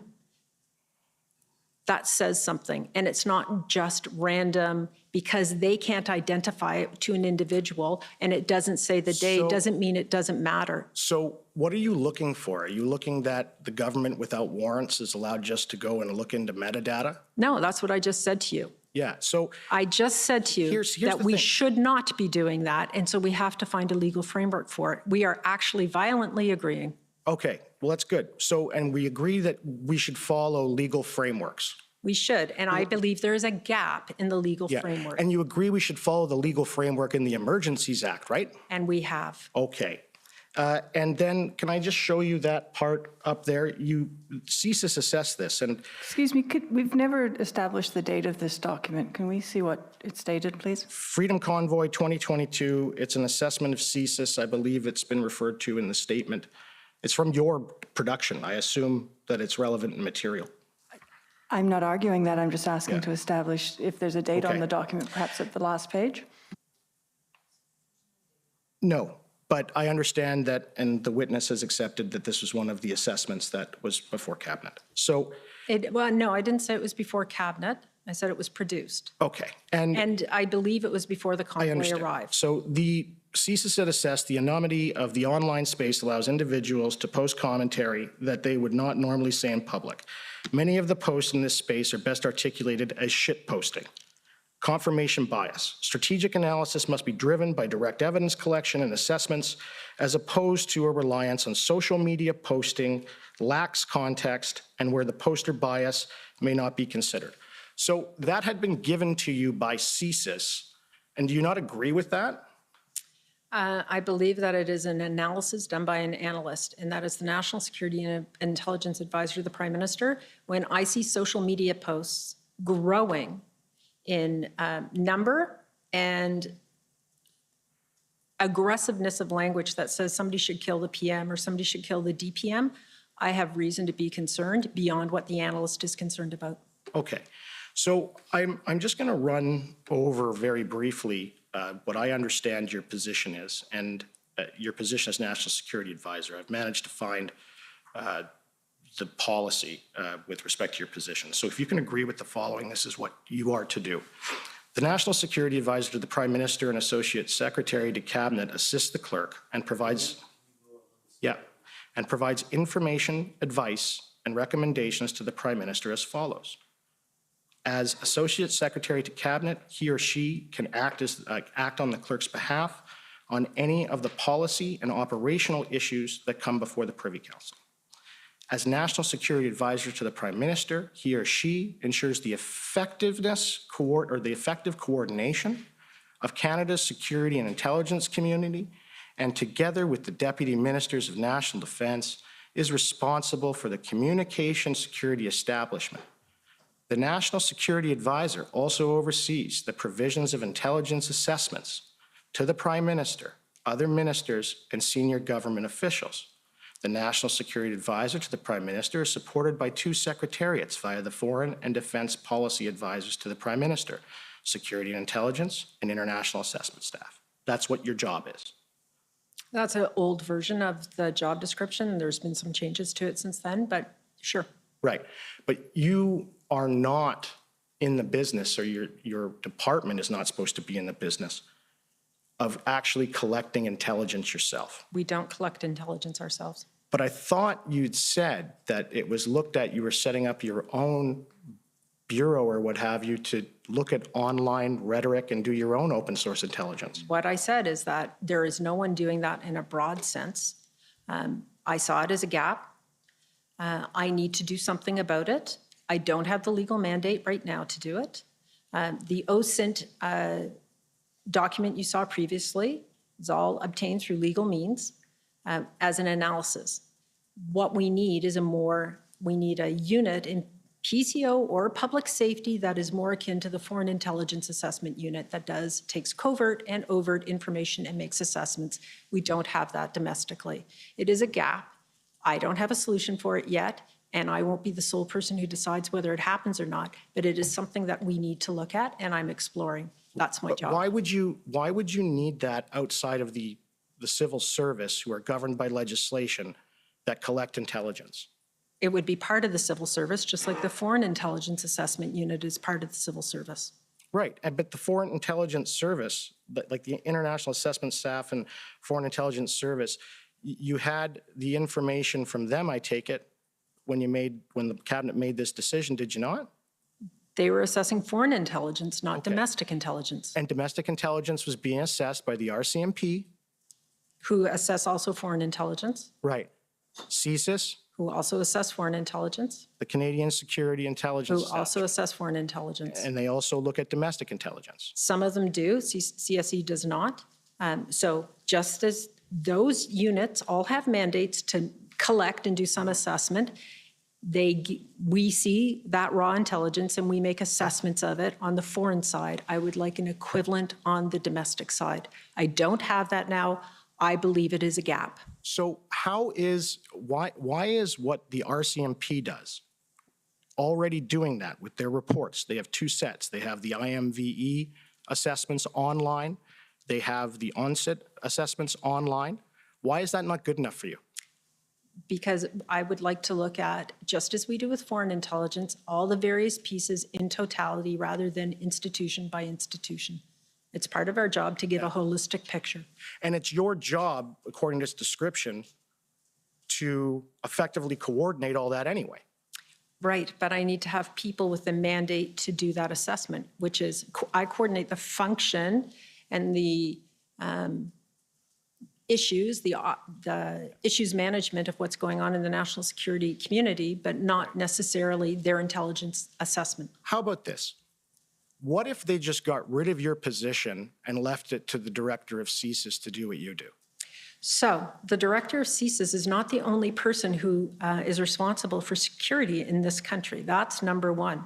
You can certainly make that recommendation to the governor and council if it's useful to you, but there are more people than him involved in assessing national security in this country. But it's nothing passed by Parliament, right? Parliament The Privy decides. Council office is an established office that is essentially the Prime Minister's department. We coordinate information, we challenge, we provide policy advice to the Prime Minister, and I am part of that mechanism. I understand that, but you can agree that Parliament has given you no mandate to do that with respect to intelligence. I don't agree with how you framed it. Parliament? So I don't agree with the basic premise of your challenge. Well, here you go, yes or no. Has Parliament, via statute, given you, the National Security Advisor and the Privy Council, authority to collect and then analyze intelligence? The Foreign Intelligence and Assessment Group is a longstanding group that, no, Parliament hasn't given it authority, but it exists and it continues. Okay, next is the City of Ottawa, please.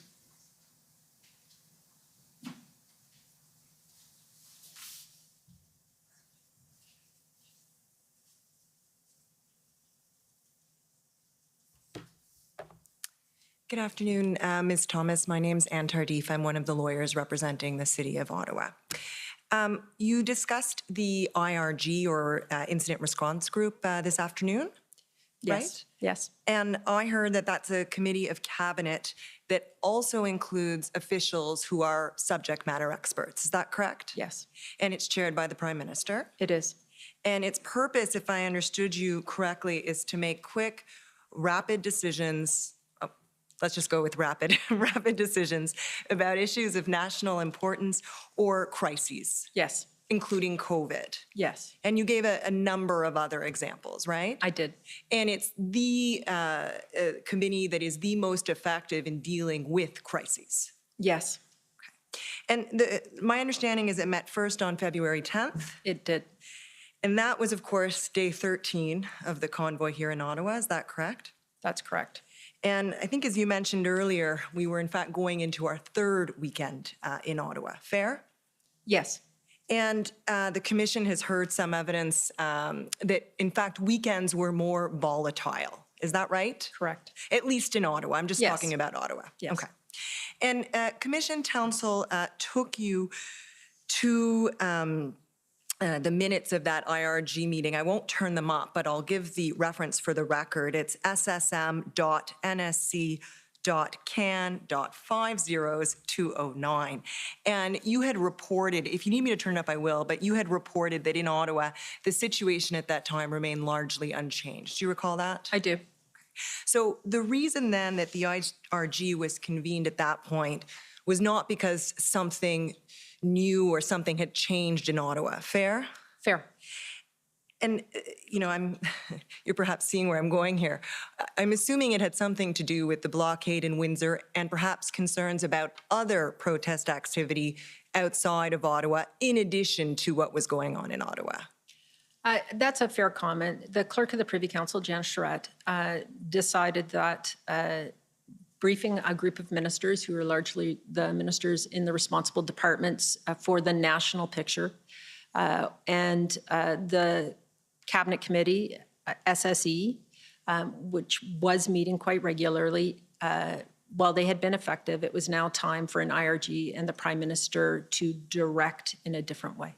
Right. And just to sort of close a loop on this, the SSE committee had met, I think it's 3 times prior to February 10th, correct? Yes, correct. And the decision to invoke or convene, pardon me, the IRG represents an escalation of the federal government's response. Is that fair?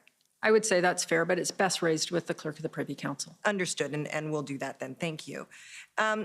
The other document I want to take you, or I guess the only document I'll take you to is, these are the, I can put it up if I need to, but in the interest of time, I can maybe just put it to you. I was going to take you to the minutes of the cabinet meeting of February 13th, and your mention of a breakthrough. Do you want me to put it up? I'm happy to. No? Okay. Can you just tell us what you were referring to? I was referring to the reports of a negotiation between the mayor and convoy organizers. Okay.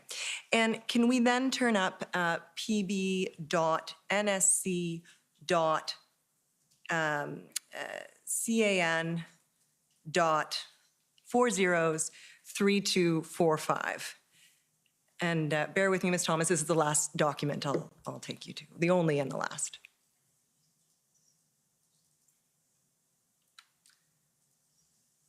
So these are talking points that Commissioner Lucki sent to you and Minister Mendicino on February 14th, correct? Correct. And if we scroll down to page 3, Mr. Clerk, thank you.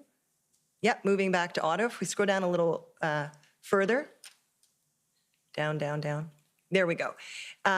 This is the agreement, I take it, that was being reported and that you're referring to in the last 2 bullets. Now we're at the 14th. I appreciate we're the day after cabinet, but this is the same agreement, right?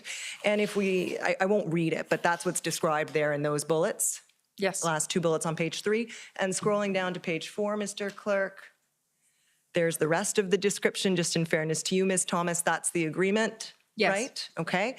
And you'll see there the final bullet on the page, well, the 3rd bullet from the top. While this is a step, this being the agreement, in the right directions in terms of reducing the truckers' footprint and impact on Ottawa, it is not a win. That's what Commissioner Lucki was reporting to you, right? Yes. And do I understand that to mean it's a step in the right direction, but it's not a win, it's not going to bring the whole convoy to an end? Is that what you understood? Yes. Excuse me for interrupting. I just want to be clear. If you go back to the top of page 1, we have an issue again with the date stamp. You said February 14th, but if we subtract the 5 hours, it's the evening of the 13th.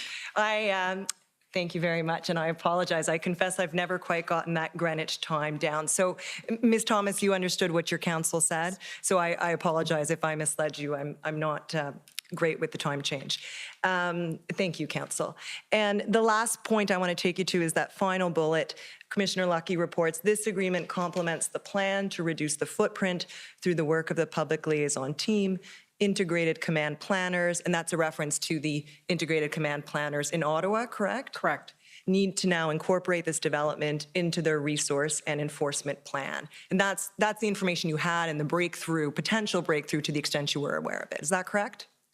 That is correct. Thank you very much, Ms. Thomas. Those are my questions. Okay, next, the OPS, please.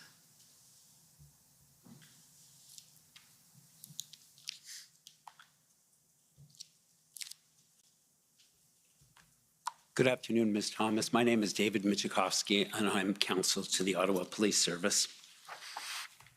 I understand that as the, I'll use the acronyms because it's shorter, as the NSIA, it's your job to assess information and to advise the Prime Minister and to coordinate the flow of intelligence and information from federal agencies to the Prime Minister and to the Privy Council. Is that right? Yes.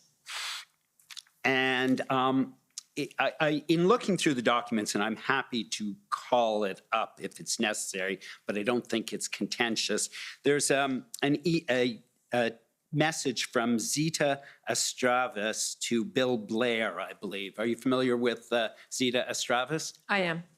And is that his chief of staff? Yes, she is. And so I think what she indicates, and this is on January 25th, is that the ADMs are meeting on the trucker convoy. And then she says that the NSIA is proactively engaged in hill security and that Intersect will be holding a call on January 27th. Do you agree with that? I do. And then if we could call up, Mr. Clerk, pb.nac.can.50577.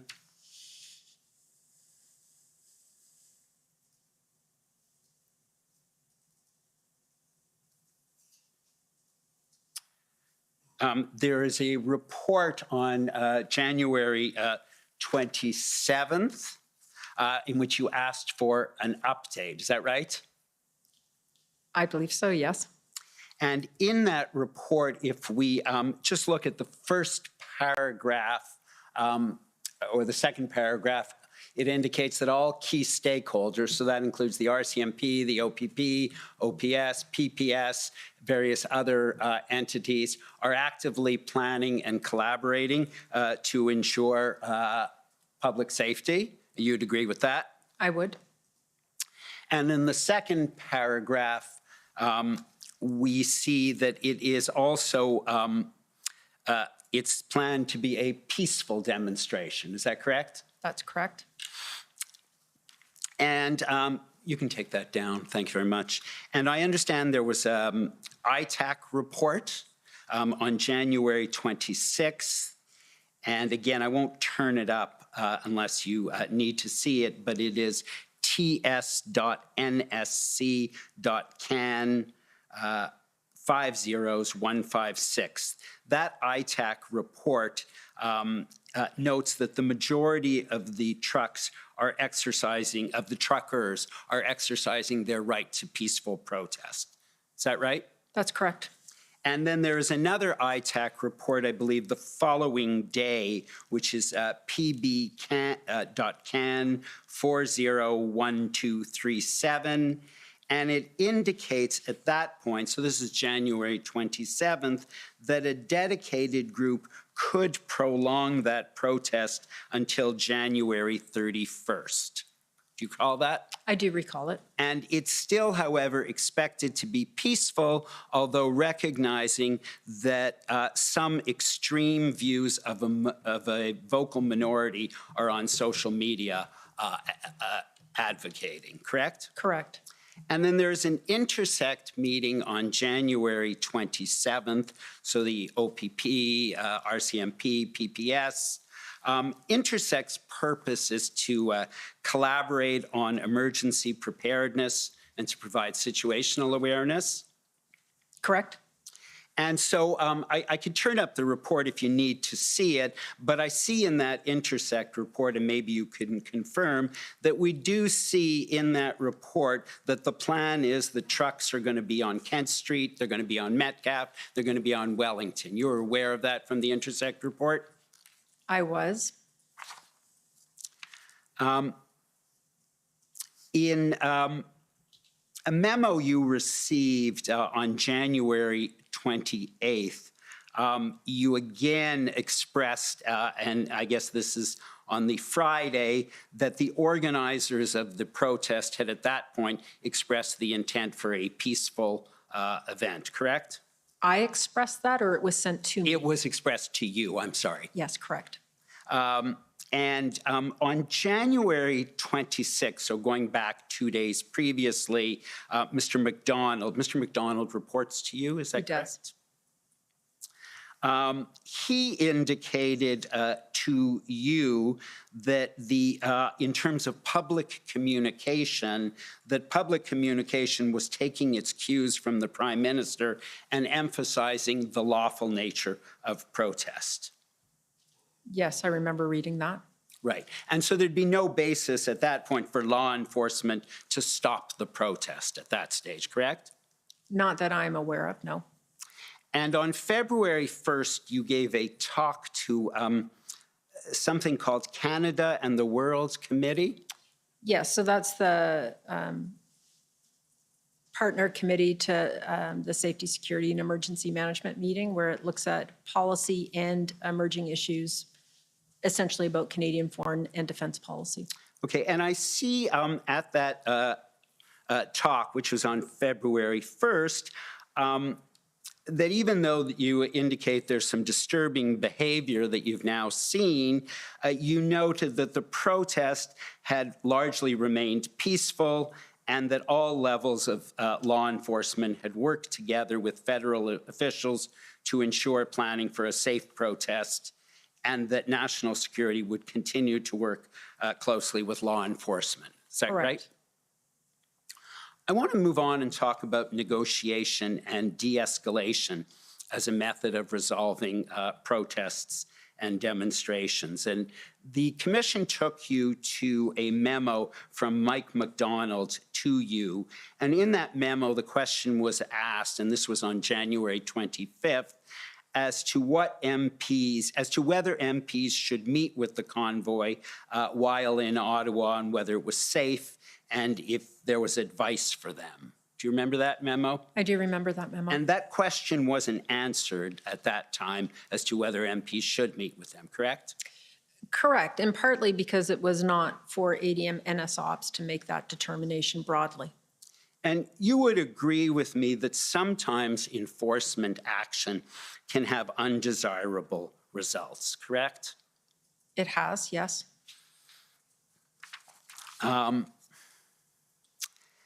If we could turn up ssm.nsc.can 50292.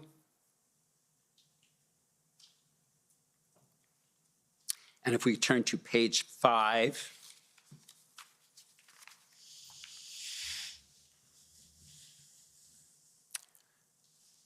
that was the cabinet, the SSE meeting. Yes.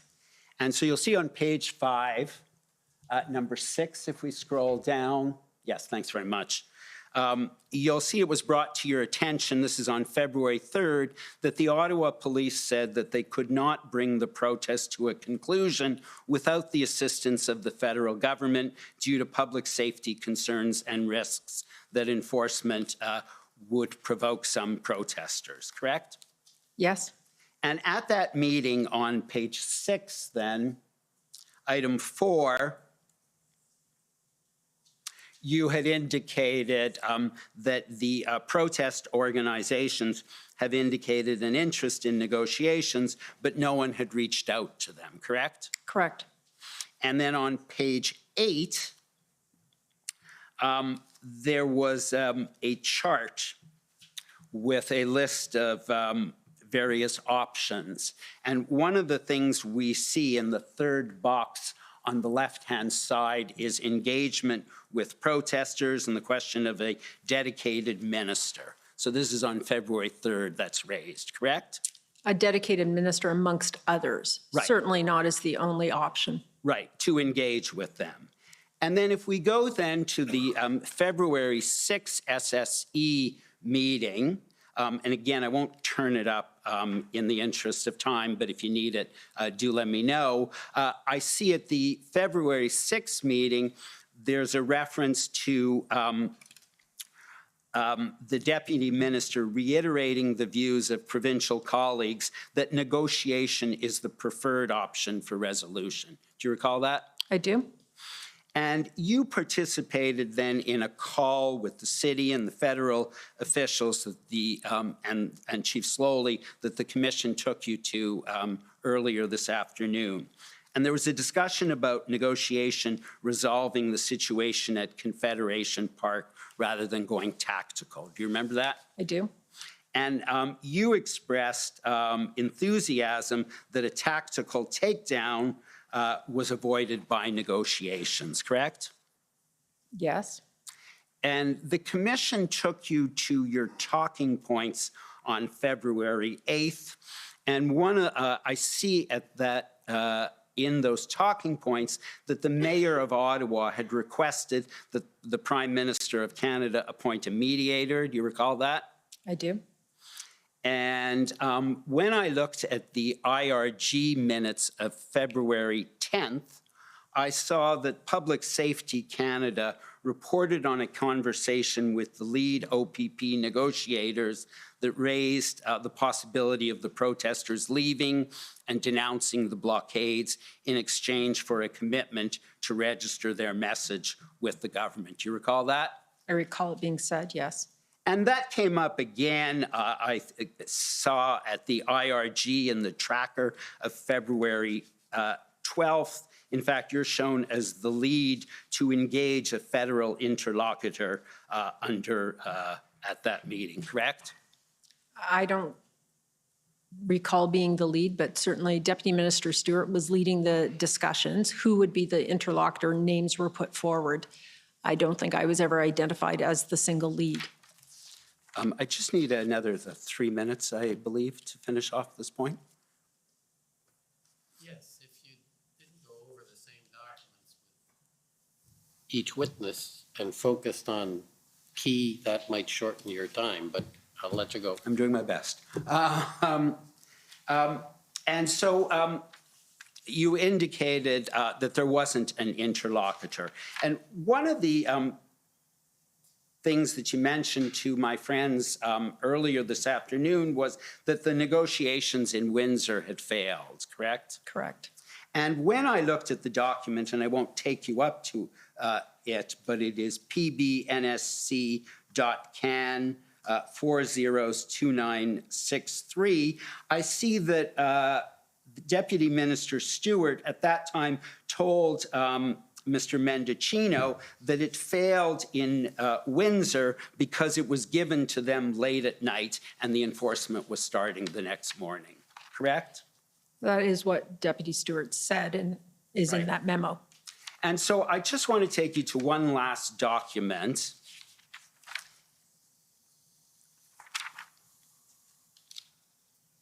And it was a timeline that had been provided by, I believe it would have been prepared by DOJ. Do you recall that timeline? I can't tell you that I recall the specific one you're referring to. We had multiple timelines. And so when I looked at that timeline, there was a space on it for meetings. And I'll show you the timeline just to make it easier. It's pbnsc.can.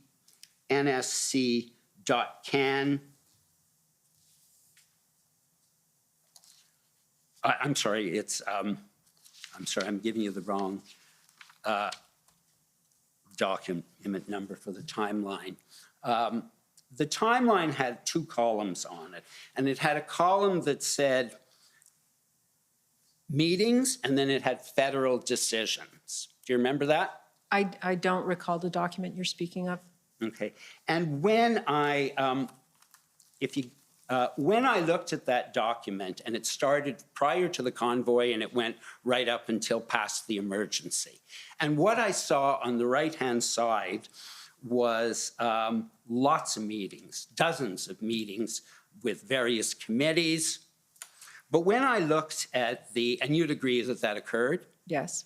And when I looked at the column that said federal decisions, pages 1 to 21, although there were dozens and dozens of meetings and suggestions about a federal mediator or a negotiator, none of that ever happened. And the only federal decisions that took place from the start of the convoy to February 14th were on January 28th, government buildings were locked down. The airspace over Parliament on January 29th was closed. And on January 29th, a request by Ottawa Police to use a parking lot at Cartier Drill Hall was approved. And on February 3rd, a request for RCMP resources was approved. And that's it until the Emergencies Act. That doesn't reflect the significant amount of engagement, consultation, work with provinces, Ontario in the particular case of Ottawa, which is what you're concerned about, to try and enforce provincial law. the Highway Traffic Act as an example. And so it wasn't achieved, which is part of the problem. Right. And so the one thing that the protesters wanted was a meeting with somebody in the federal government. They have that meeting in this process, but they never got that meeting before passing the Emergencies Act. Is that right? And as was discussed earlier, the reasons why were explained. Okay. Thank you very much. Those are my questions. Okay, next, if I could call on the CCLA, please. Good afternoon, Ms. Thomas. Can you see and hear me okay? I can't really hear you. Okay. How about now? That's great. Thank you. Okay, great. My name is Kara Zwiebel. I am counsel for the Canadian Civil Liberties Association. If I could get the clerk to put up just the witness summary, WTS 6071, and go to page 11. I don't know if we'll need to refer to this, but just so you have it in front of you. Your view as articulated in your witness summary is that the reference to the CSIS definition in the Emergencies Act should be reconsidered. Is that right? Yes. Okay. And in your witness summary, there's a statement that the CSIS definition requires the existence of a known actor carrying out activities in support of the threat of violence against persons or property, correct? A known actor or group, yes. Okay. And your colleague, Assistant Secretary McDonald, said that in order for the 2C definition to be met, CSIS targets would have to move from using rhetoric.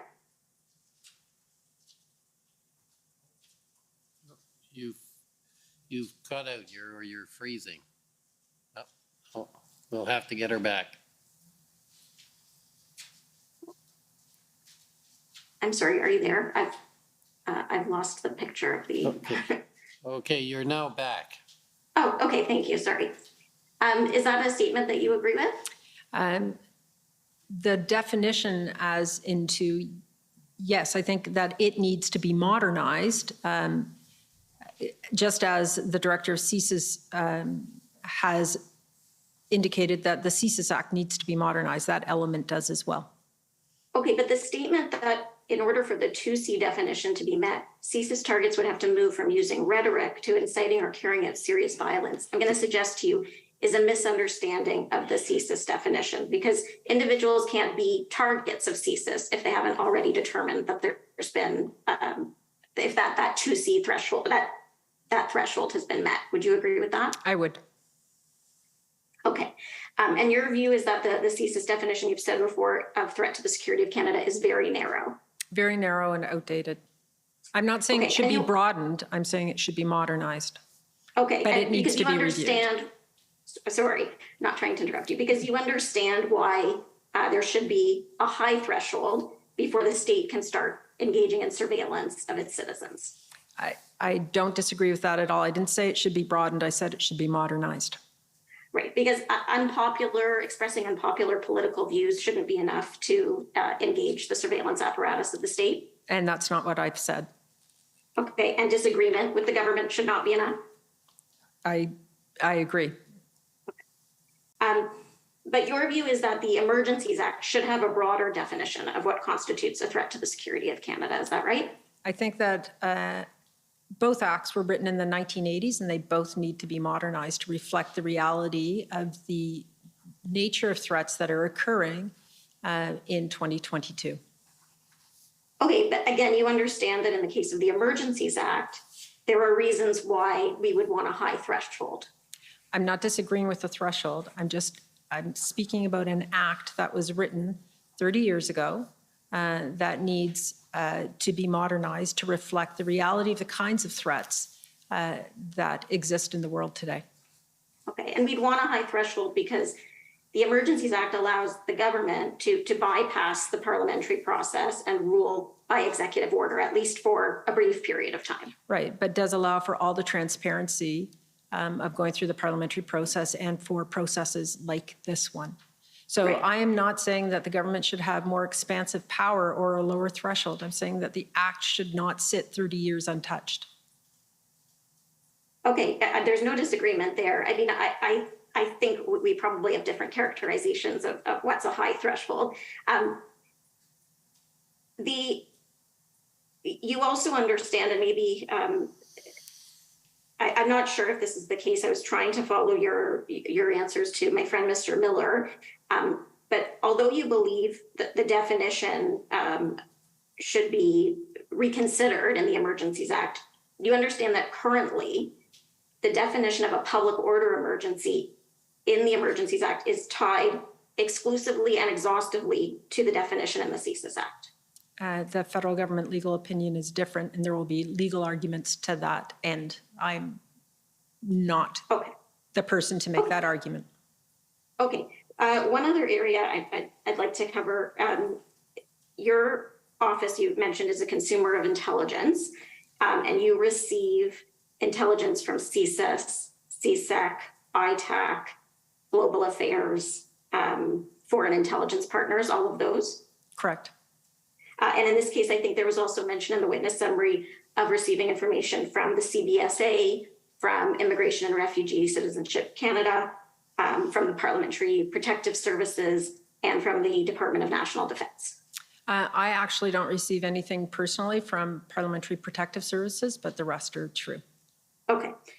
On the IRG minutes that you were taken to earlier by Commission Counsel, that tracker, that was a place where you had identified this intelligence gap that you characterized it as, and it said there, open source, non-criminal, non-terrorist.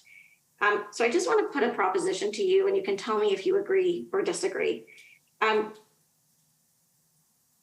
And that proposition is this, that the difference between a society where individuals are monitored by the state, where there are no grounds to believe that they are going to engage in criminal or terrorist activity, and one where they are not, is the difference between a surveillance state and a free society. Is that a proposition that you would agree with? Well, that's exactly what I've said, that we need to understand trends, but we don't need to we need to analyze that information so that we're not tracking individuals. So I agree with you. I just think that we have to have an understanding of growing threats that are not yet at a threshold or potential that they're under a CSIS investigation or a criminal investigation, that when there is something like a convoy, as we saw here in Ottawa, and there is open source information that we're going to target a school and we're going to do a slow roll around the school, and that information maybe is being monitored by the police so they can do something. I don't actually know, but there needs to be an understanding that the individual said that isn't under a criminal investigation. We're not even sure that the behavior is criminal, but it says something about what is happening in the middle of a crisis or an incident. I don't want to know who said it, and I need a legal framework to do this. So it's not monitoring, it's not individuals, it's understanding trends, just as we do with foreign intelligence. And so I would like to agree with what you're saying, but I don't actually agree with your framing of it. Okay. In terms of what I am proposing is required. Okay. Okay, you're well out of time, so you're going to have to wrap up. Okay. No, that's fine. I'm done. Thank you. Okay. Thank you. Next, call on the counsel for former Chief Slowly.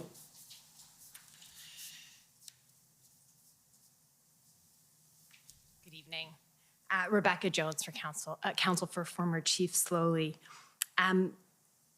Ms. Thomas, am I right that your very impressive experience does not include experience within a police department? Like all of my predecessors, that's true.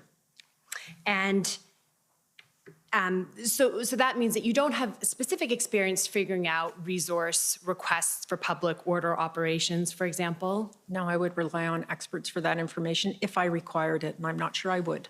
Right, okay. And that's exactly what I was going to say, is that you would rely on experts such as the RCMP or your colleagues in public safety, emergency preparedness, that sort of thing for that information. Correct. Okay. And you've testified about the incredibly complex situation occurring in Ottawa, which you saw as a national security threat, right? Yes. And we've now heard a whole parade of witnesses who while disagreeing on a lot, have all agreed on a couple things. First, that the protest was unlike anything they had ever seen, right? Correct. And second, that the OPS did not have the resources they required to end this occupation until around February 17th. Correct. Okay. And the commissioner of the OPP testified that ultimately over 2,000 officers were required to end the occupation, right? Yes. Okay. Now, what I want to do with my time with you is to explore resource requests and specifically what the federal government through you understood about the resources that were being provided to the RCMP, by the RCMP to the OPS and Chief Slowly. So if we can pull up, please, OPS 6093.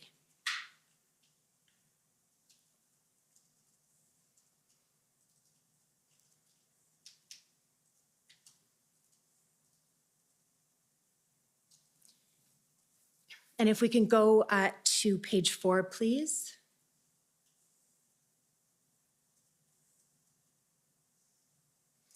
So this is an email from Chief Slowly to the Commissioner of the RCMP. And if we scroll down on February 2nd, I should have said, and then if we scroll down, we see a request to the RCMP for 50 uniformed members, a level of leadership to provide support for teams, and 3 public order units, right? Yes.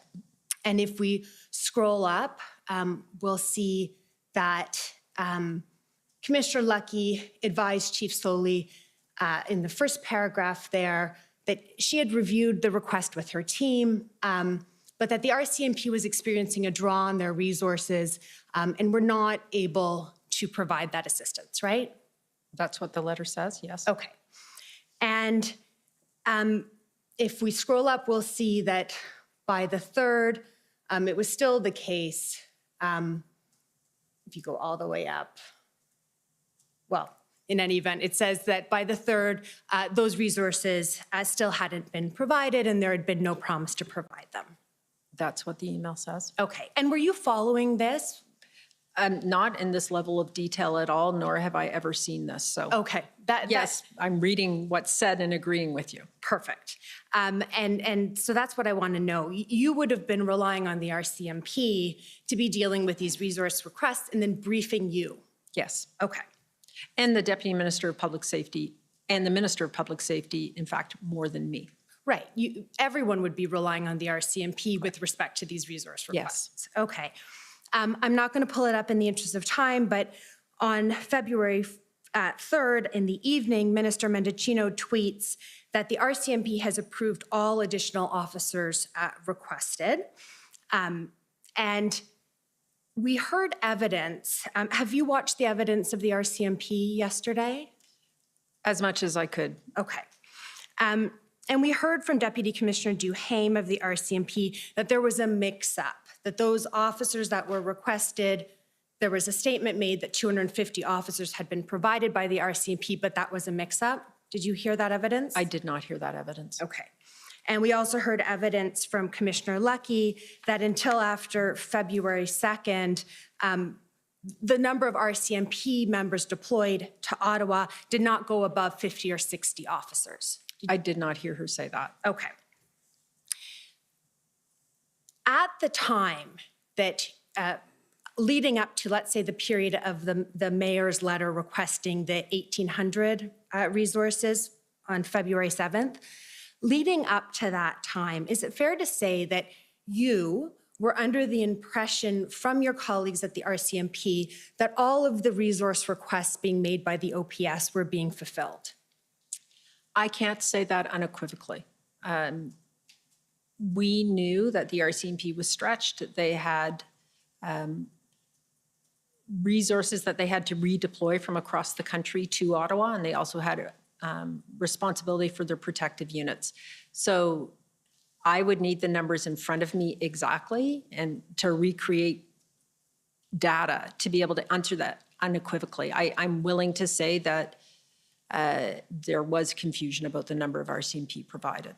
Right. And I'm not asking you to actually comment on the deployment levels, but rather the understanding of the government, as we saw in Minister Mendicino's tweet, that everything that OPS was asking for from the RCMP had been fulfilled. In that I don't know the conversation between Commissioner Lucki and Minister Mendicino, I prefer not to comment. Okay. Okay. So why don't we move forward then to the mayor's letter. We don't need to pull it up. You're familiar with the letter requesting the 1,800 officers, right? Right. And the following day, you briefed cabinet. And if we can pull up SSM NSC CAN 246, please.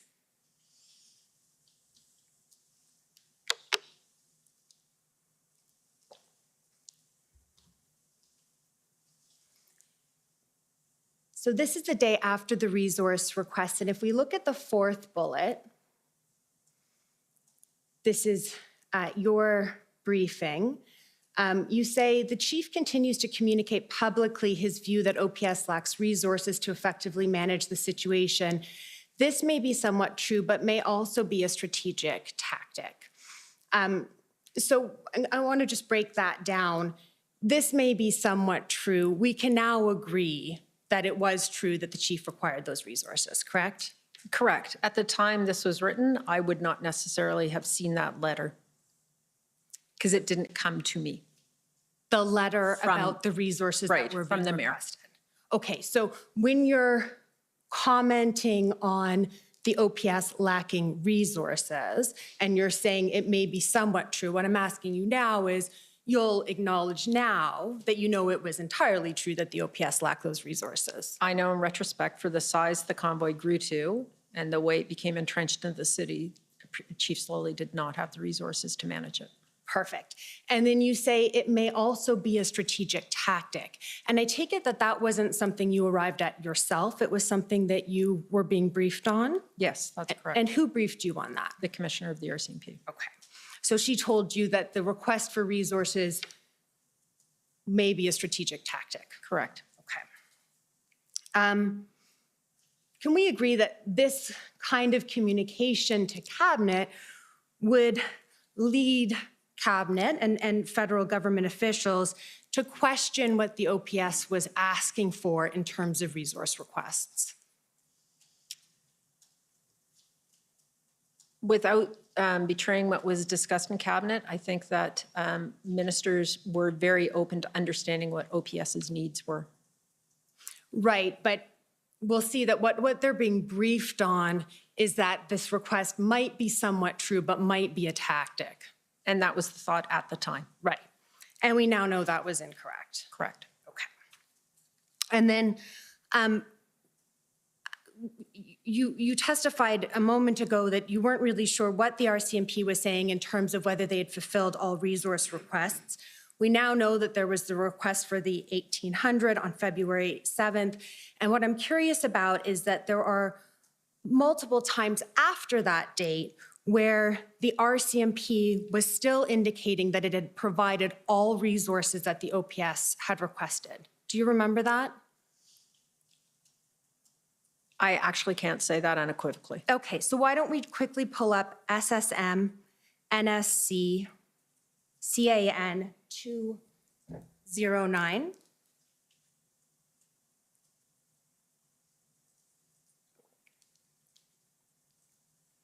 So we've looked at this a couple of times today. This is the February 10th incident response group meeting. Mm-hmm. And if we go to page 5,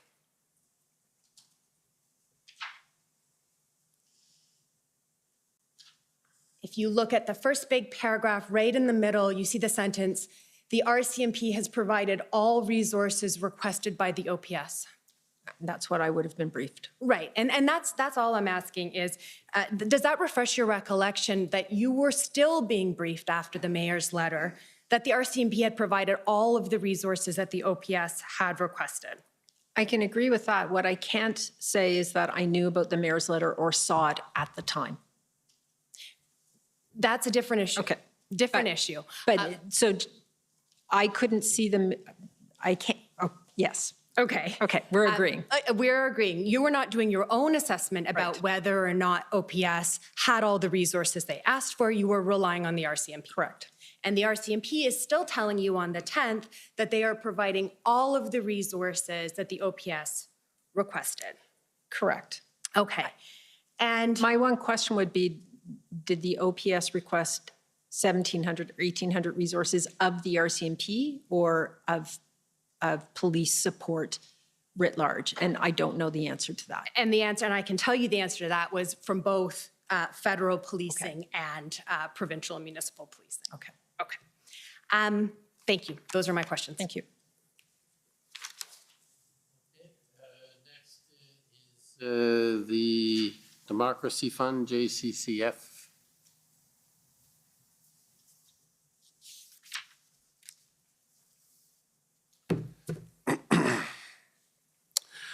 Hi, Ms. Thomas. I'm Rob Kittredge, counsel for the Justice Center for Constitutional Freedoms.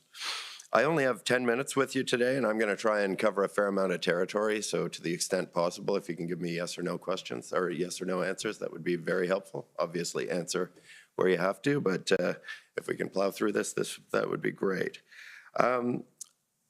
I imagine your job comes with a pretty high-level security clearance. Would it be fair to say that there's no intelligence information that Cabinet or the PM is cleared to see that you can't see? That's true. You attended the incident response group meetings where the invocation of the Emergencies Act was considered and regularly briefed the PM on national security issues during the period leading up to the invocation of the Act, right? Yes.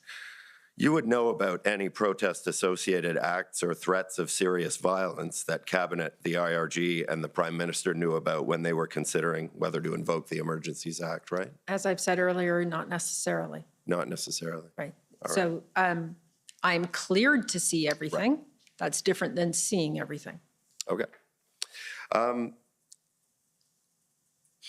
Cabinet, the IRG, and the Prime Minister were aware that CSIS had determined that the protests didn't pose a threat to the security of Canada, as that term is defined in the CSIS Act. In the very narrow confines of the CSIS Act. Right. Cabinet, the IRG, and the Prime Minister were aware that CSIS was concerned that invoking the Emergencies Act risked further inflaming IMVE rhetoric and could give rise to a risk of serious rhetoric. Isn't that true? Yeah, that was a responsible act to do that analysis by CSIS. Right. You're not aware of any acts of serious violence associated with the protests in Ottawa or at border crossings, are you? It depends on the definition of serious violence. There was continual violence in the streets of Ottawa, but there wasn't anything that you could point to like January 6th. And I mean, when you say continual violence, what kind of level of violence are you talking about? As has been reported by the OPS and by the city and by the residents who have testified, harassment, people being followed, people being intimidated, the noise, the pollution, the mess. Right, but not serious violence.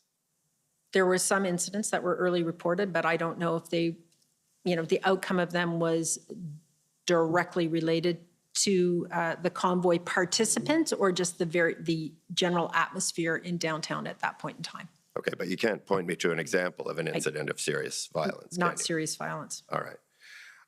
There wasn't any espionage associated with the protests or blockades, was there? That's already been established, no. Right. And there wasn't any sabotage? Not as it's defined in the CSIS Act. Right. And CSIS found no indication of foreign state interference at the protests, and you don't have any reason to disagree with their assessment, do you? No. Okay. Your interview summary says, the National Security and Intelligence Advisor assesses intelligence and advises the Prime Minister on national and international threats to the security of Canada. When you use the term threats to the security of Canada there, that's used in a general sense and not in the restrictive sense set out in Section 2 of the CSIS Act, right? It's in a broad sense. Right. In other words, in your role as National Security and Intelligence Advisor, you're not governed by the CSIS Act. The information I receive from CSIS is. Sure, but your assessment of what a threat to the security of Canada isn't governed by the CSIS Act. You advise the Prime Minister on anything you consider to be a threat to the security of Canada, whether those threats meet the definition set out in Section 2 of the CSIS Act or not, right?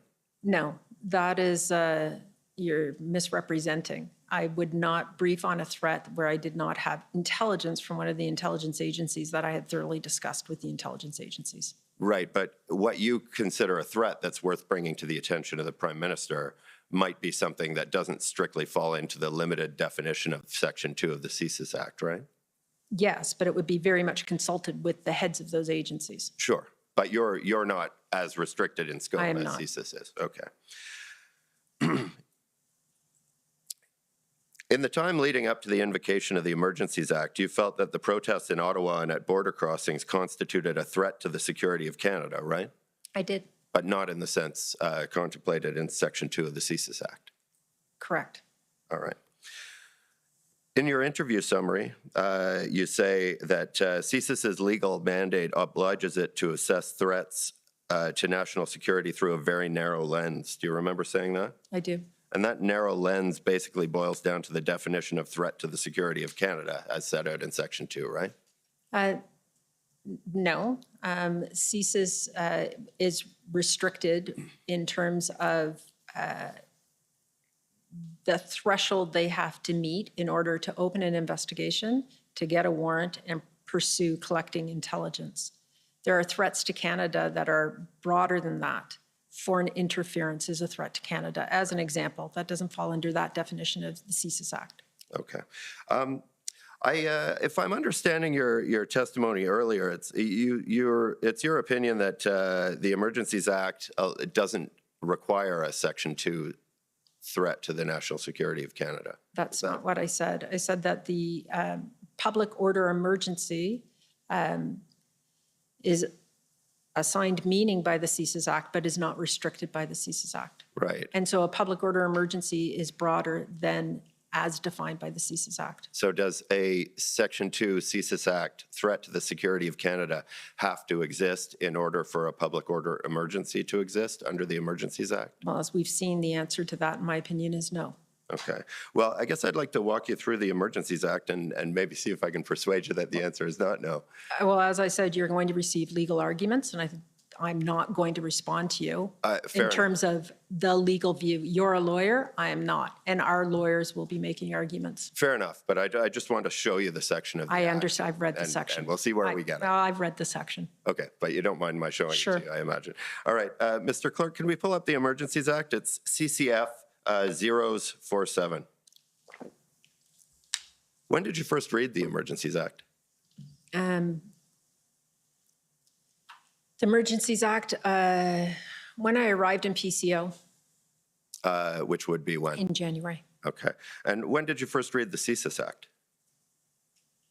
I haven't, 5-10 years ago. Yeah. Okay. Can you take us to the section of the Emergencies Act that defines a public order emergency?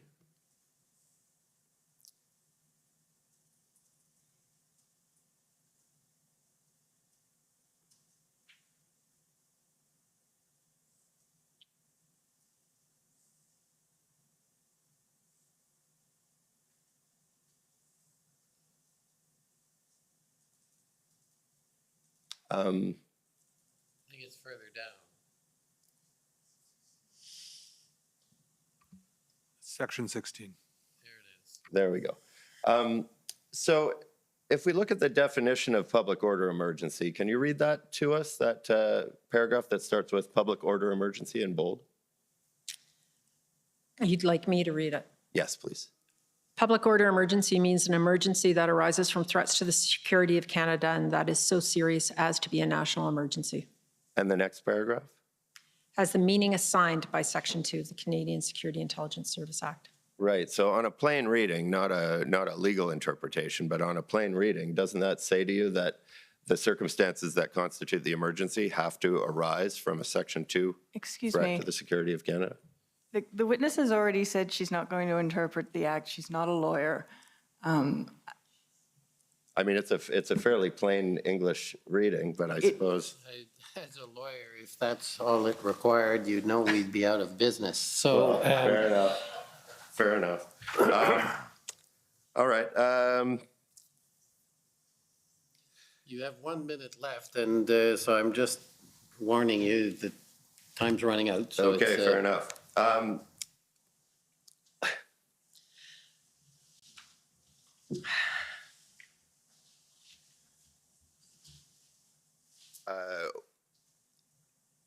I guess what beyond that definition would you say is a threat to the security of Canada?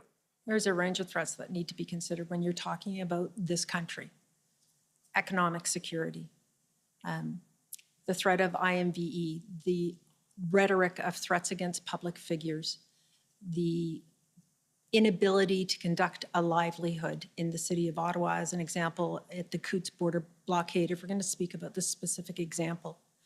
The threat to public institutions and the undermining of the confidence in public institutions, those things all constitute a threat.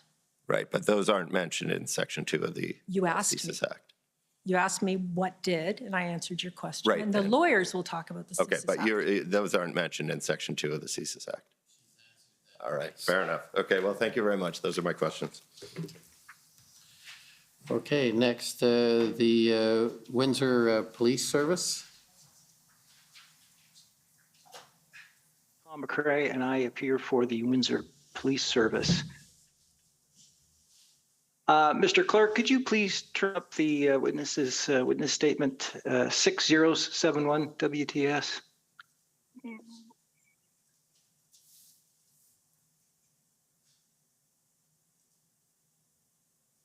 Sorry, if you could go down to the top of page 8, please. Now, Ms. Thomas, is it correct, and I'm just, while the clerk does that, that you have been in the federal public service for the last 20 years at least? At least. Okay, thank you. At the top of this paragraph, it says NSIA Thomas reflected, and then it goes on, it could have been better.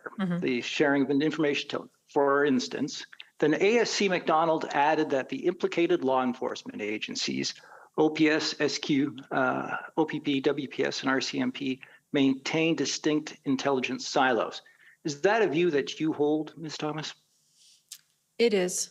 It's improved since this convoy, but at the time, yes. Your earlier evidence today, as I noted it, was that you were aware of Operation Hendon. Isn't that correct? I was made aware of Operation Hendon after the convoy. I found out that we were, that ITAC and other elements of the federal national security community did see some of their reports, but I didn't, not directly. Are you aware that, in fact, the Hendon reports to Project Hendon was a sharing of information, at least amongst OPS, WPS, and the OPP? I am now, yes. Okay. So they're not truly distinct intelligence silos, isn't that correct? It depends on where they're shared and how they're used. Okay, thank you, Mr. Commissioner. That's all of my questions. I would like to throw the balance of my time, if possible, to the City of Windsor, please. That's a new arrangement. So I'll take it under advisement. City of Windsor. Hopefully, we can have those extra 2 or 3 minutes. Good evening. My name is Jennifer King. I'm legal counsel to the City of Windsor. I would like to start with the issue of the line between a lawful and unlawful protest. If Mr. Clerk could please bring up WIN 50511. This is the February 11th injunction order granted in Windsor. You were aware of this order at the time? I was. Okay, if you could please scroll to the bottom of page 2, paragraph 4. And here, the court ordered that the defendants and any persons having notice of this order are hereby restrained and enjoined from impeding or blocking access to the Ambassador Bridge and indirect or direct approaching roadways and access points for 10 days from the date of this order. So you'll agree with me that this order was made effective February 11th at 7 p.m., Ms. Thomas. So when the order became effective, any person having notice of this order who continued to impede or block access to the bridge would contravene the order, right? Yes. And disobeying a court order, you're aware that that is contrary to the Criminal Code, Section 127? I wasn't aware of the section, but yes. Okay. And you're aware that protesters continued to impede and block access to the bridge after 7 p.m. on February 11th? Yes. Does this inform your assessment of whether the Ambassador Bridge blockade was a lawful protest, at least after this order became effective? Well, it would have been an unlawful protest. Okay. Mr. Clerk, could you please bring up PB CAN 401661? I understand from your witness summary that you spoke with the U.S. Homeland Security Advisor on February 9th and 10th. I did. Is that right? Okay. Yes. So this is an email from Martin Loken. Who's Martin Loken? Martin Loken at that time was a deputy to the ambassador in Washington, to our ambassador. Thank you. So it appears that Mr. Loken sent this email to you before one of these calls with the U.S. Homeland Security Advisor. Do you recall this email? I do now. I don't recall it from the time. I've seen it. And you'll see partway through the page, there's he suggests some additional messaging, and I'll just take you to the third bullet. And he says, critical that CBSA and CBP work together with relevant police of jurisdiction to ensure traffic keeps moving. Do you agree with that message and convey that message to the U.S. Homeland Security Advisor at the time? Yes. Okay, and then continuing on that bullet, recognize that international crossings are a national security issue. Do you understand what Mr. Loken meant here? Yes, I do. That the economic viability of the country is a national security issue, and it's considered that on both sides of the border. And you agree with that assessment? I do. Is that something you conveyed to the U.S. Homeland Security Advisor at the time? It wasn't, I did not need to convey it. She raised it. Okay. And you both agreed that it was We a did. national security issue? Yes. Thank you. I'm showing you a lot of documents, and hopefully I'll get through it quickly. So if you could please pull up SSM CAN. I'm not sure if I've got this right. It's 402694, Mr. Clerk. What I want to show you is that the next day on February 11th, you participated in an opposition leaders briefing. Do you recall that? I do. Okay. So that's not it. Oh, no, there it is. Yes, it is. Thank you, Mr. Clerk. So if you could just go to page 2 in the middle of the page, you gave an update on the Ambassador Bridge blockade. You recall that? Yes. A little bit farther down, Mr. Clerk. You'll see it says ON there. Okay. So you state there, all 3 levels working together on this. Are you referring to 3 levels of government there? Yes. This is somebody's notes of what I said, rather than verbatim transcript, but yes. But that's what you said, that all 3 levels of government were working together on that the issue of the Ambassador Bridge? Yes. Okay, and if you continue on in that paragraph, working with U.S. federal, state, municipal communication is good. So it's your understanding that the federal government was getting the information that it required from Windsor? We were getting some information from Windsor. We were getting some information from the United States. And then the policing information you would have to speak to Commissioner Lucki about.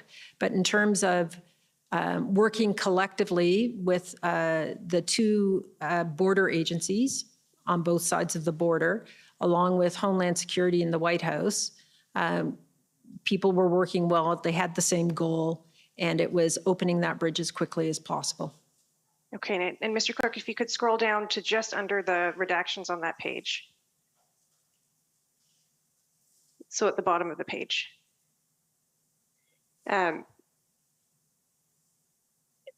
So you're referring to questions about jurisdiction being constant here. But that this was not a question or concern or an issue at the operational level, at least in Windsor. Are you aware, would you agree that any questions about jurisdictional issues did not impact the operational response of the police and local authorities on the ground in Windsor? I agree with that. But there were issues, jurisdictional issues that CBSA was bringing to our attention. The city versus who is accountable for the port of entry. And I think that Mr. Ossowski spoke about that yesterday, as did Mr. Keenan. As far as you're aware, there was no delay or operational issues with the response due to these questions that arose? I can't say that unequivocally, no. Okay. I think this will probably be my final question. So in your witness summary, you state that the primary goal of the decision to invoke the Act was to provide local and provincial police forces with additional policing authorities that would allow them to manage copycat protests and blockades in their jurisdictions. Are you aware of any consultation with the local police forces and municipalities with respect to the authorities required to manage the protests and blockades in their jurisdictions? I'm not aware, but I was not a part of the consultation outside the federal government. Well, would you agree with me that it would have been useful to consult with the police, including police of jurisdiction and local authorities, to get information about what would be useful on the ground? Yes, I would agree. Thank you. Those are my questions. And thank you for the indulgence, Commissioner. Okay, thank you. Next is the National Police Federation. Hello, Lauren Pierce for the National Police Federation. Our questions have been canvassed by the previous parties. We have no further questions. Thank you. Thank you. The Government of Saskatchewan. Thank you.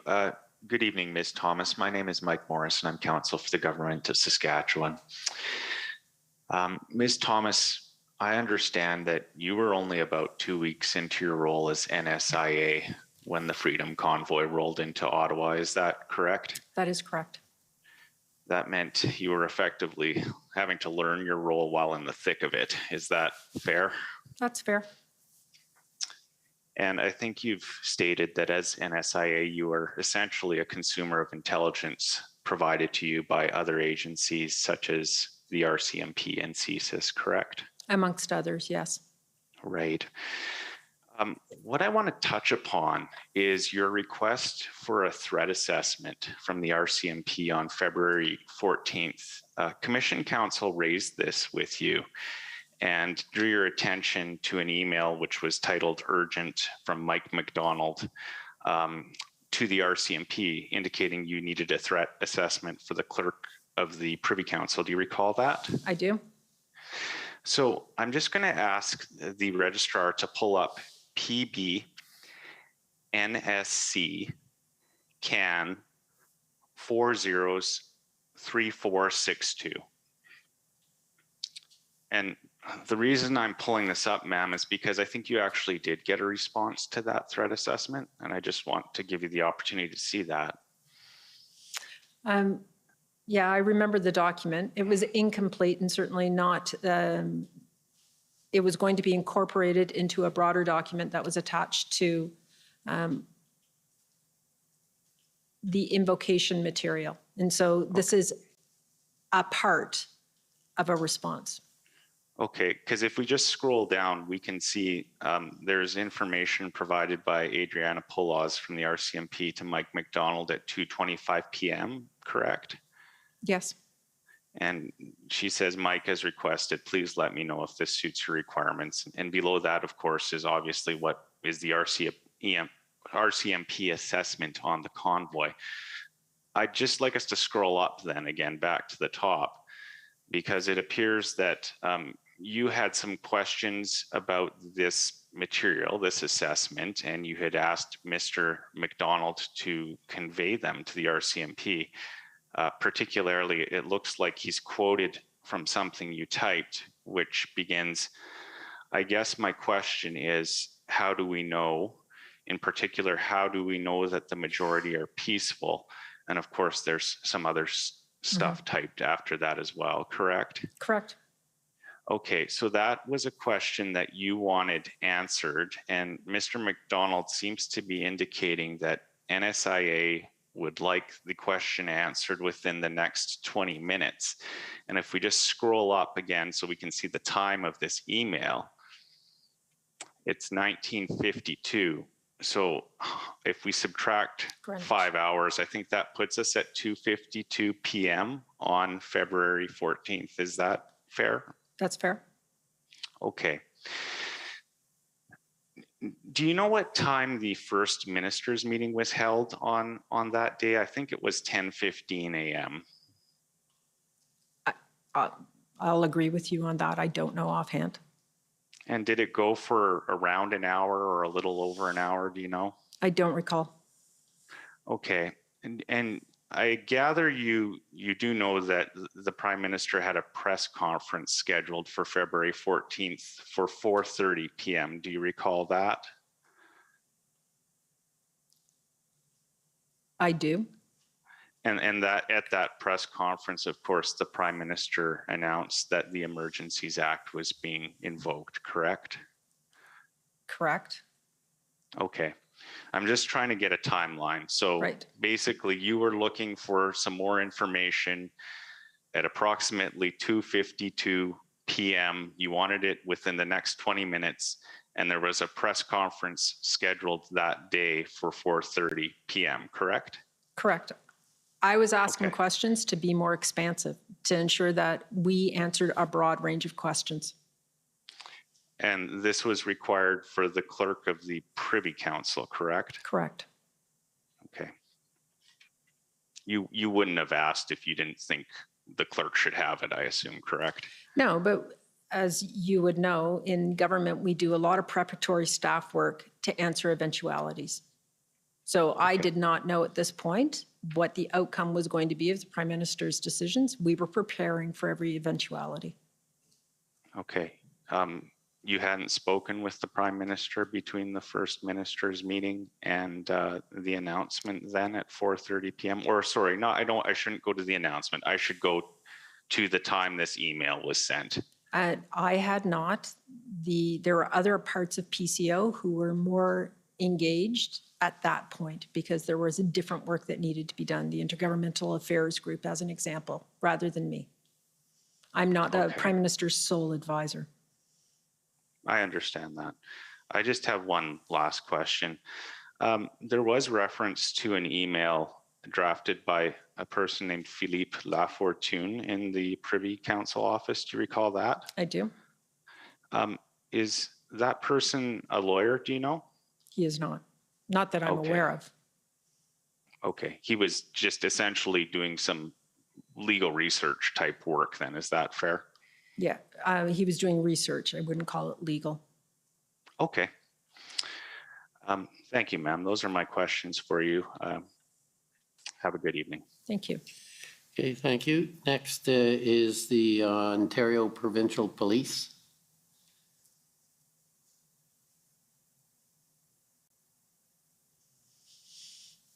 Thank you, Commissioner.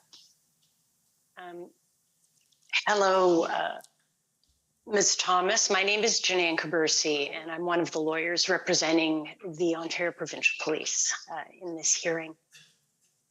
I'd like to start by talking to you a bit about your role and the role of your office, and then some of the relationships and interactions that you have with the security and intelligence partners, as you've called them.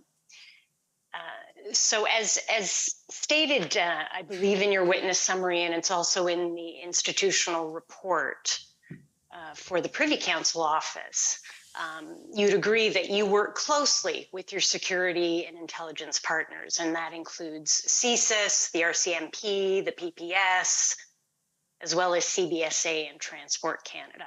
That's sort of a foundational part of the work that you do. I would say the PPS is not in that. The PPS is not in that core group.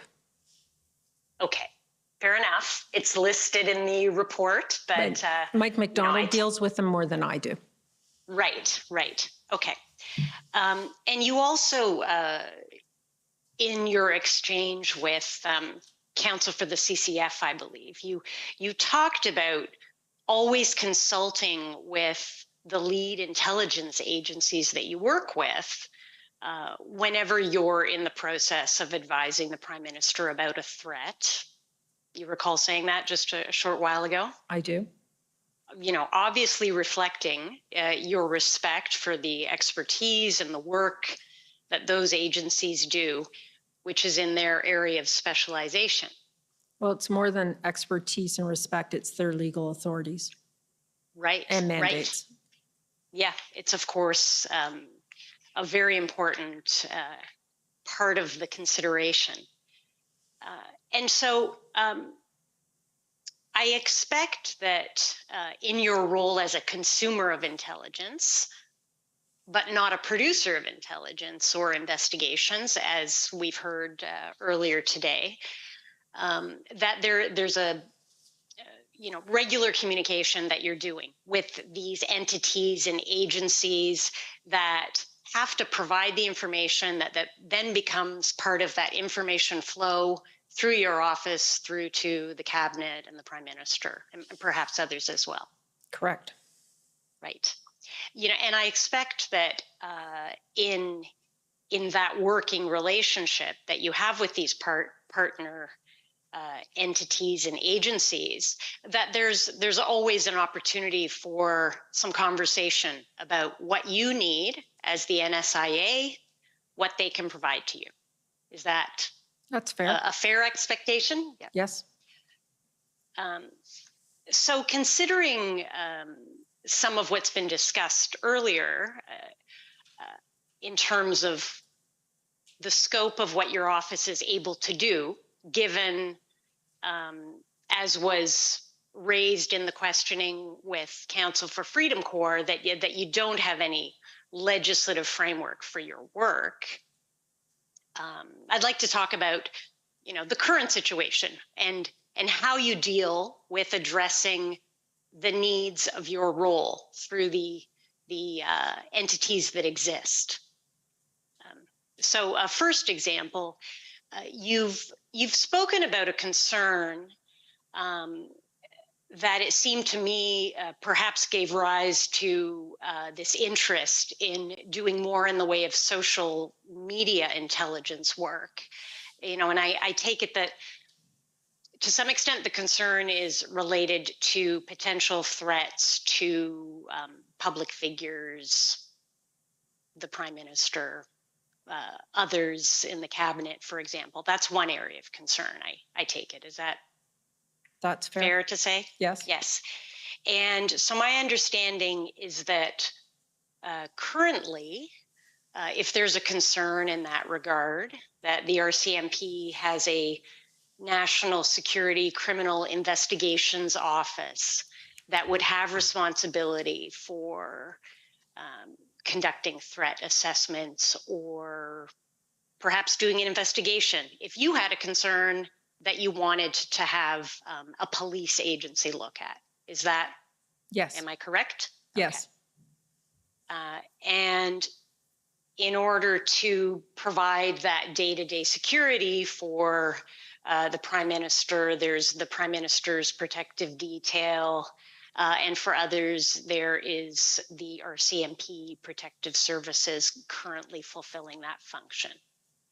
Correct. Is that correct? And so in doing that job, it's an intrinsic part of their job to continually evaluate risks or threats to the figures that they're protecting. Yes, on case-by-case events. And so what my concern is broader than that. The RCMP may tell you, and I'm giving you a number, it's not necessarily the correct number, that there were 5 actionable threats against the Prime Minister last year. And they investigated all of them. We have a concern in the intelligence and the security community at the deputy minister level, and certainly within PCO, about the rhetoric that is online. So 5 actionable threats that they investigate, and they may arrest somebody or they may warn somebody or do any of the things that police agencies do. But in fact, there's 1,000, maybe 1,500 threats of various nature that are going to affect other things that the Prime Minister does, that says something about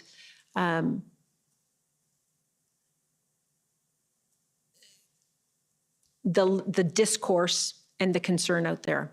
And so it is a nuanced thing to try to explain, but we have a responsibility to understand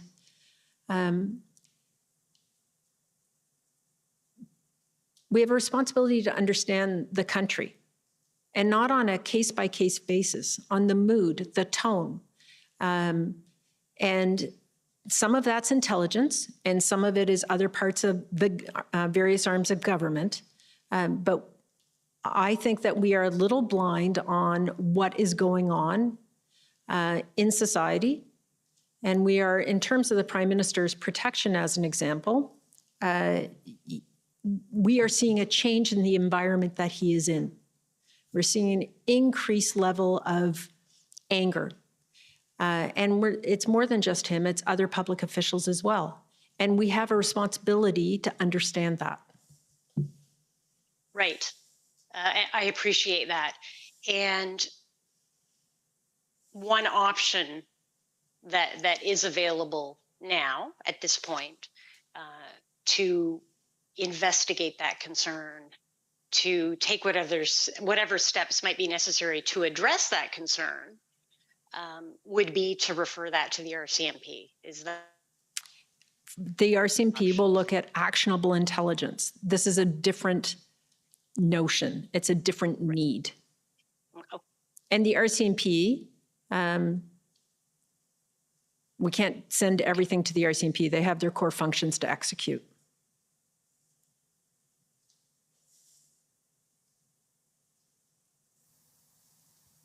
So I think I'm going to want, I think what you're talking about after, oh, okay.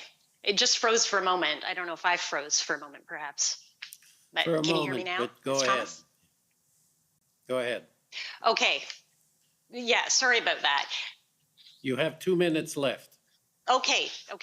So I'm going to move through this more quickly then, and then get back to the point that you were making, Ms. Thomas, about really the big picture and your concern about the big picture. You know, in light of the current authorities that exist for offices. So we heard earlier, my friend counsel for the Windsor Police Service, he asked you whether you're aware of the Project Hendon that was initiated by the OPP. And we know that through these proceedings, you've become aware of that project.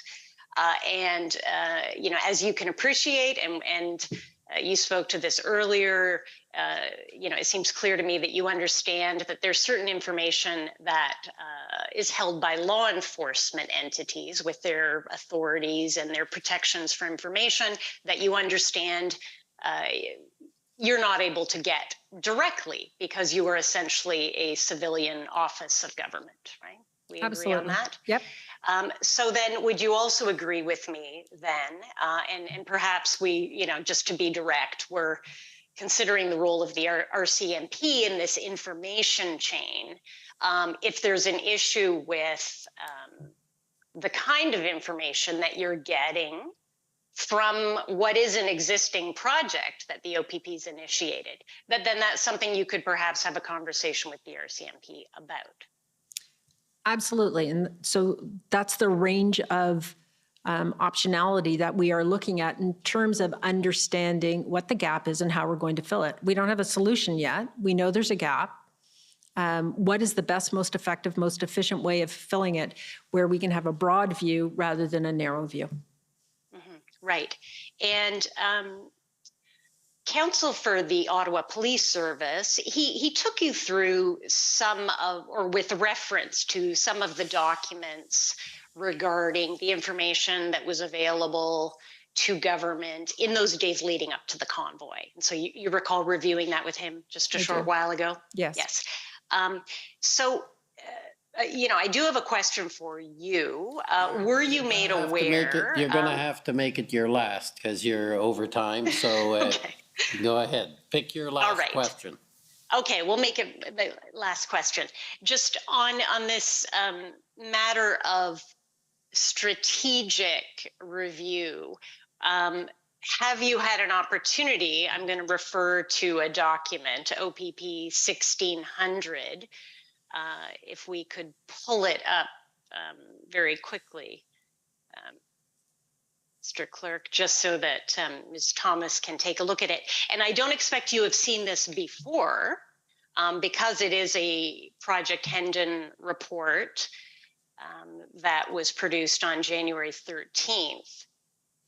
You can see it's entitled Strategic Intelligence Overview. So, you know, I'll put it to you, Ms. Thomas that this overview is an example of the kind of big picture strategic review of intelligence without reference to individuals, talking about societal movements and how they manifest themselves. So would you agree with seeing this on its face? You can perhaps take a look at it on another occasion, but this is the kind of work that you're looking for to, assist you in what you're hoping to do in your office. This would be the kind of information we would receive along with other information and do a broad assessment of. Okay, given that I'm out of time, we'll have to end our exchange here. Thank you very much for your time and have a good evening. And thank you, Commissioner, for allowing me a few extra moments. Okay, thank you. Next is the Government of Canada, please.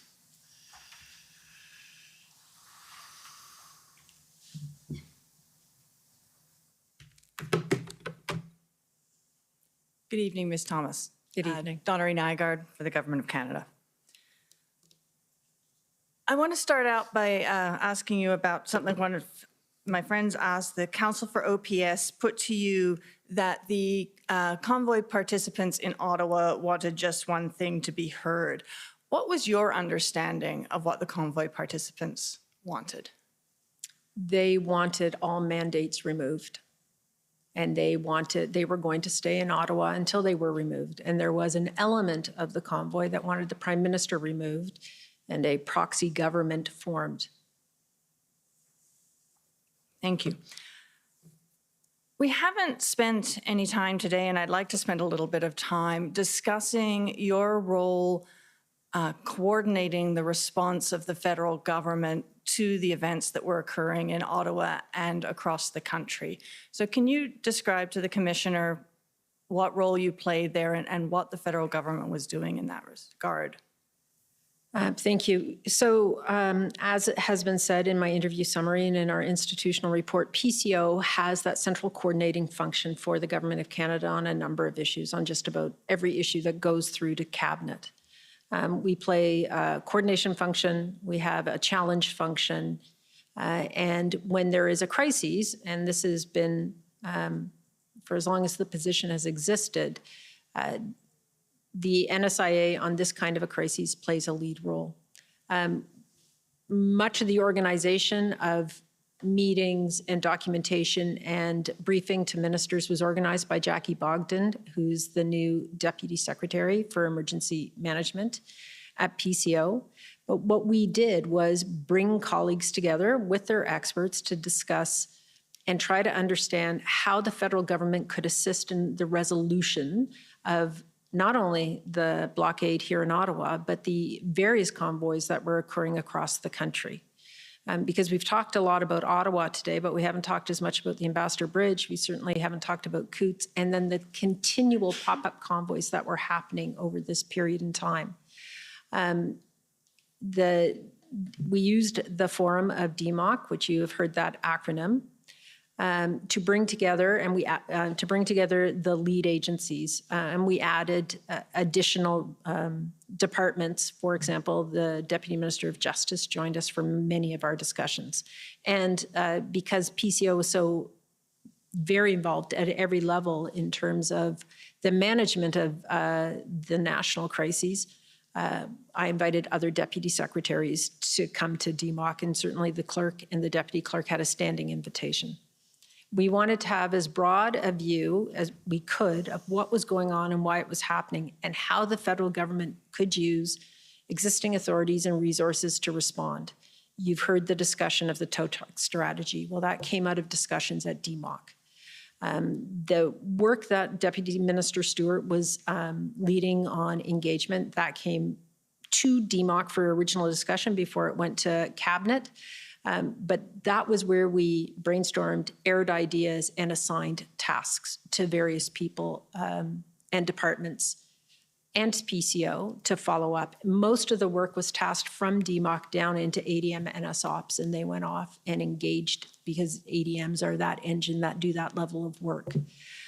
We briefed ministers almost daily, the core group of ministers. We did have formal cabinet meetings, as you've seen, the Safety, Security, and Emergency Management Committee, Canada and the World. We used Canada and the World because there was already a scheduled meeting to discuss Ukraine. The right group of ministers were there, so we briefed this as well. We had briefings to the Prime Minister, and then the IRG was invoked. And the full cabinet meetings leading up in between SSE, Canada and the World, and the IRG were also the vehicle to get information to the Prime Minister. We tried to be very methodical in how we tracked what was on the table to review, to pursue, to engage with provincial and municipal colleagues on, and that was the trackers that you've seen in the evidence that developed out of there. So I did not tell any deputy minister what they should do, nor what they should not do. We'd agree on courses of action, what ministers were going to be briefed, how we were going to engage ministers in the plans to try and use federal authorities and work with provincial authorities to resolve individual situations. But it is a coordination group where we talk, we discuss operational issues, and each department goes back and does their own thing and reports back in. And it's a relatively effective use of time and energy. And it became every day going through department by department. Yesterday you said this, what's changed? What are you doing tomorrow? Where are we? And what were you telling the deputy minister community in those meetings about what their approach should be to looking at this issue?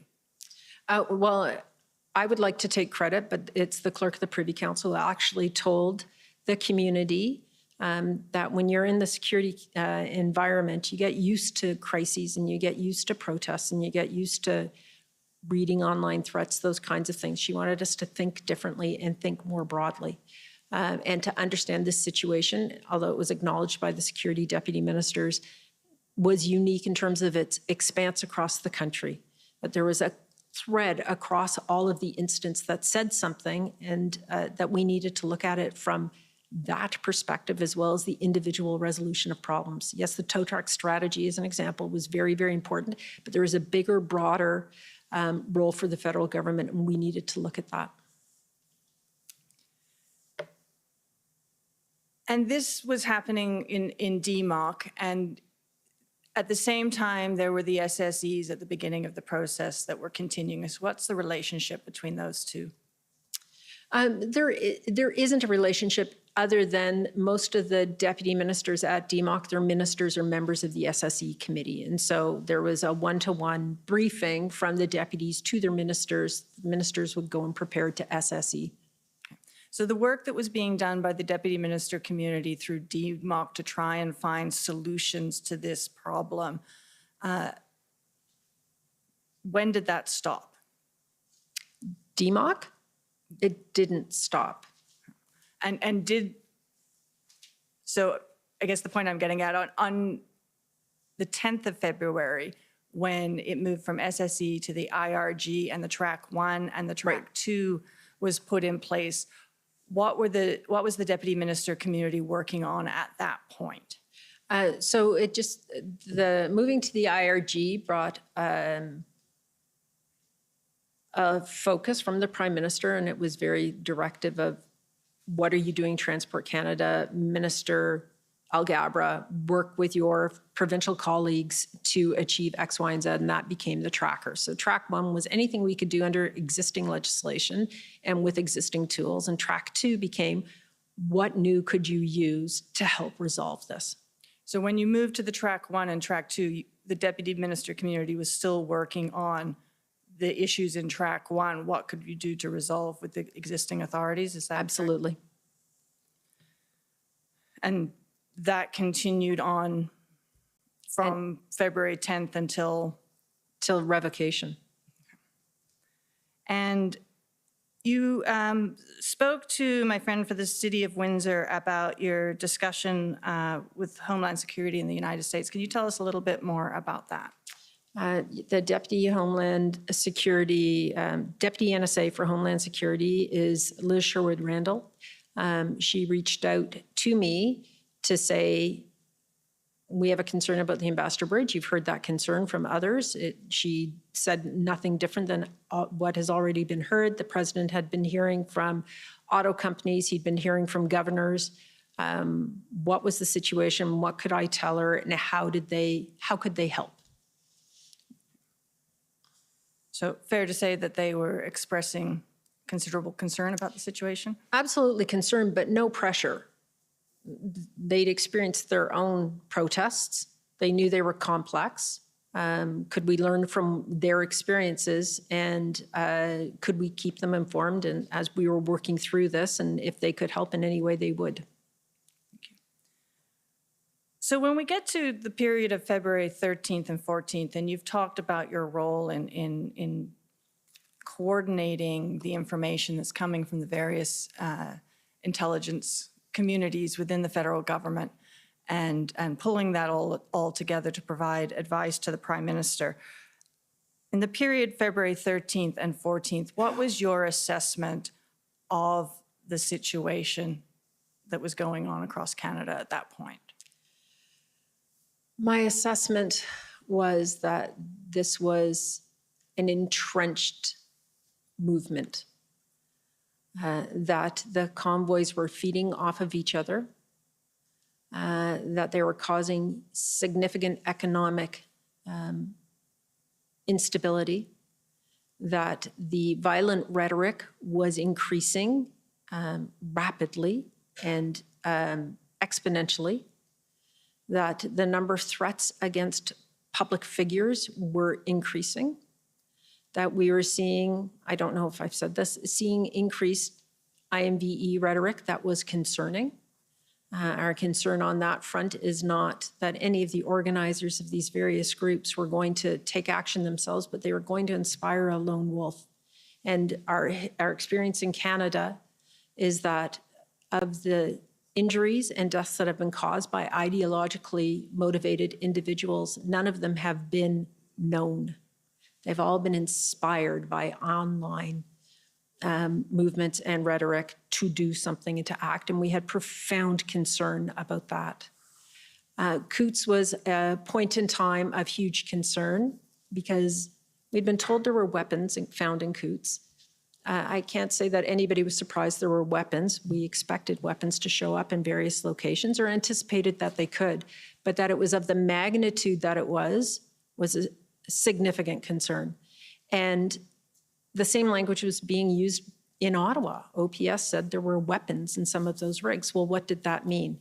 One person had a gun, or that there was another group similar to Coutts? What we didn't know was as significant as what we did know.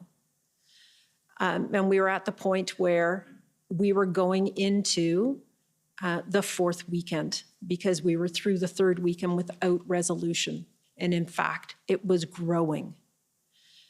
Ambassador Bridge, yes, moving towards being resolved, but intel every single day that new convoys were being formed to take back the bridge, or they were going to take the Peace Bridge, or they were going to do both.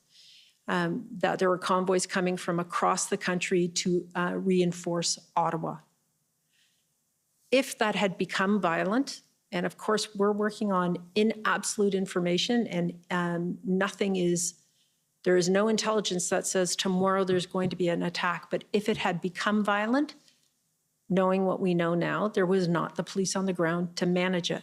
And so you have to work in a world where you don't have absolutes and you have to use your best judgment on what to do. And what had to happen was it had to end. And you've made clear, I think, in your earlier testimony that your view that the Section 2 CSIS Act definition, as applied by CSIS in the context of their particular mandate to investigate and collect information on individuals or groups, is very narrow. My understanding, yes, that's your position. And am I understanding what you said correctly in answer to my friend from JCCF's question about this in relation to these events, that your view is that it didn't meet the Section 2 CSIS Act definition as CSIS would apply it in their context? That's correct.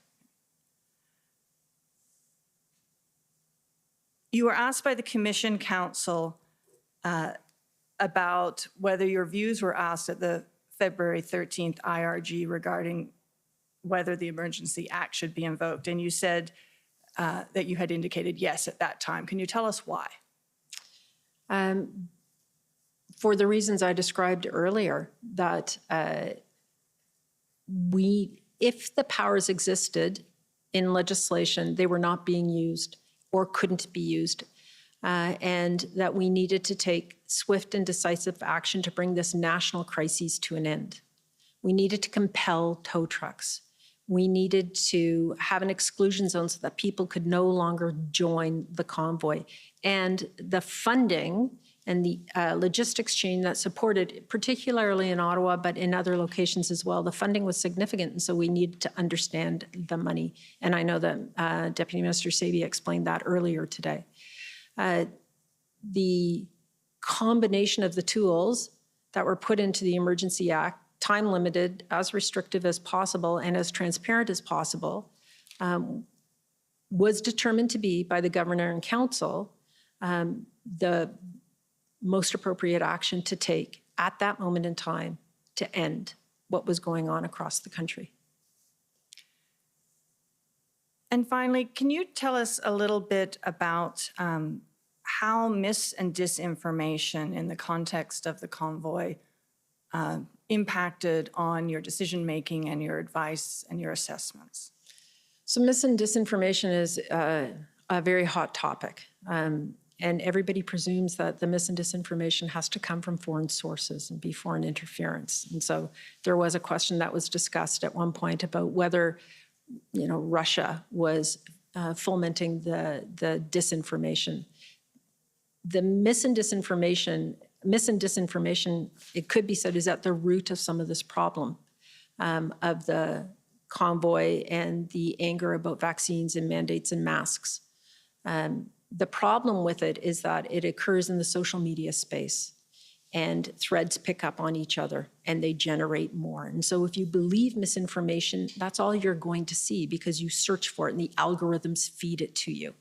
We're actually working with social media companies to understand how the algorithms feed mis- and disinformation and more significant terrorist information. That's come out of what happened in Christchurch, and it's quite well known, the Christchurch call. Misinformation means that people, and disinformation, have one source of information and it continuously feeds upon each other. We heard misinformation during this hearing when somebody mentioned that they were not going to put DNA-altering medication in them. There is no DNA-altering medication, but it's believed. And so it made it very difficult to try and build a fact base for health officials, for police officials. There was misinformation during the convoy, for example, that the Prime Minister had signed a letter. He had not, but it circulated through the convoy here in Ottawa like wildfire. Absolutely incorrect, but it became fact for people, and it becomes fact very easily, and that sows some of the seeds of discontent that we have seen. Thank you. Those are all of my questions. Thank you. Any reply? No? Okay. For the record, there is none. And okay, well, that's, we want to thank you for coming and giving your evidence. You're free to go and enjoy what's left of the evening. Thank you, sir. And thank you for your evidence. So we're going to adjourn until tomorrow morning at 9:30. I expect it will be another long day, but it's Friday, so we can look forward to a weekend, some of us. The commission is adjourned. La commission est adjournée.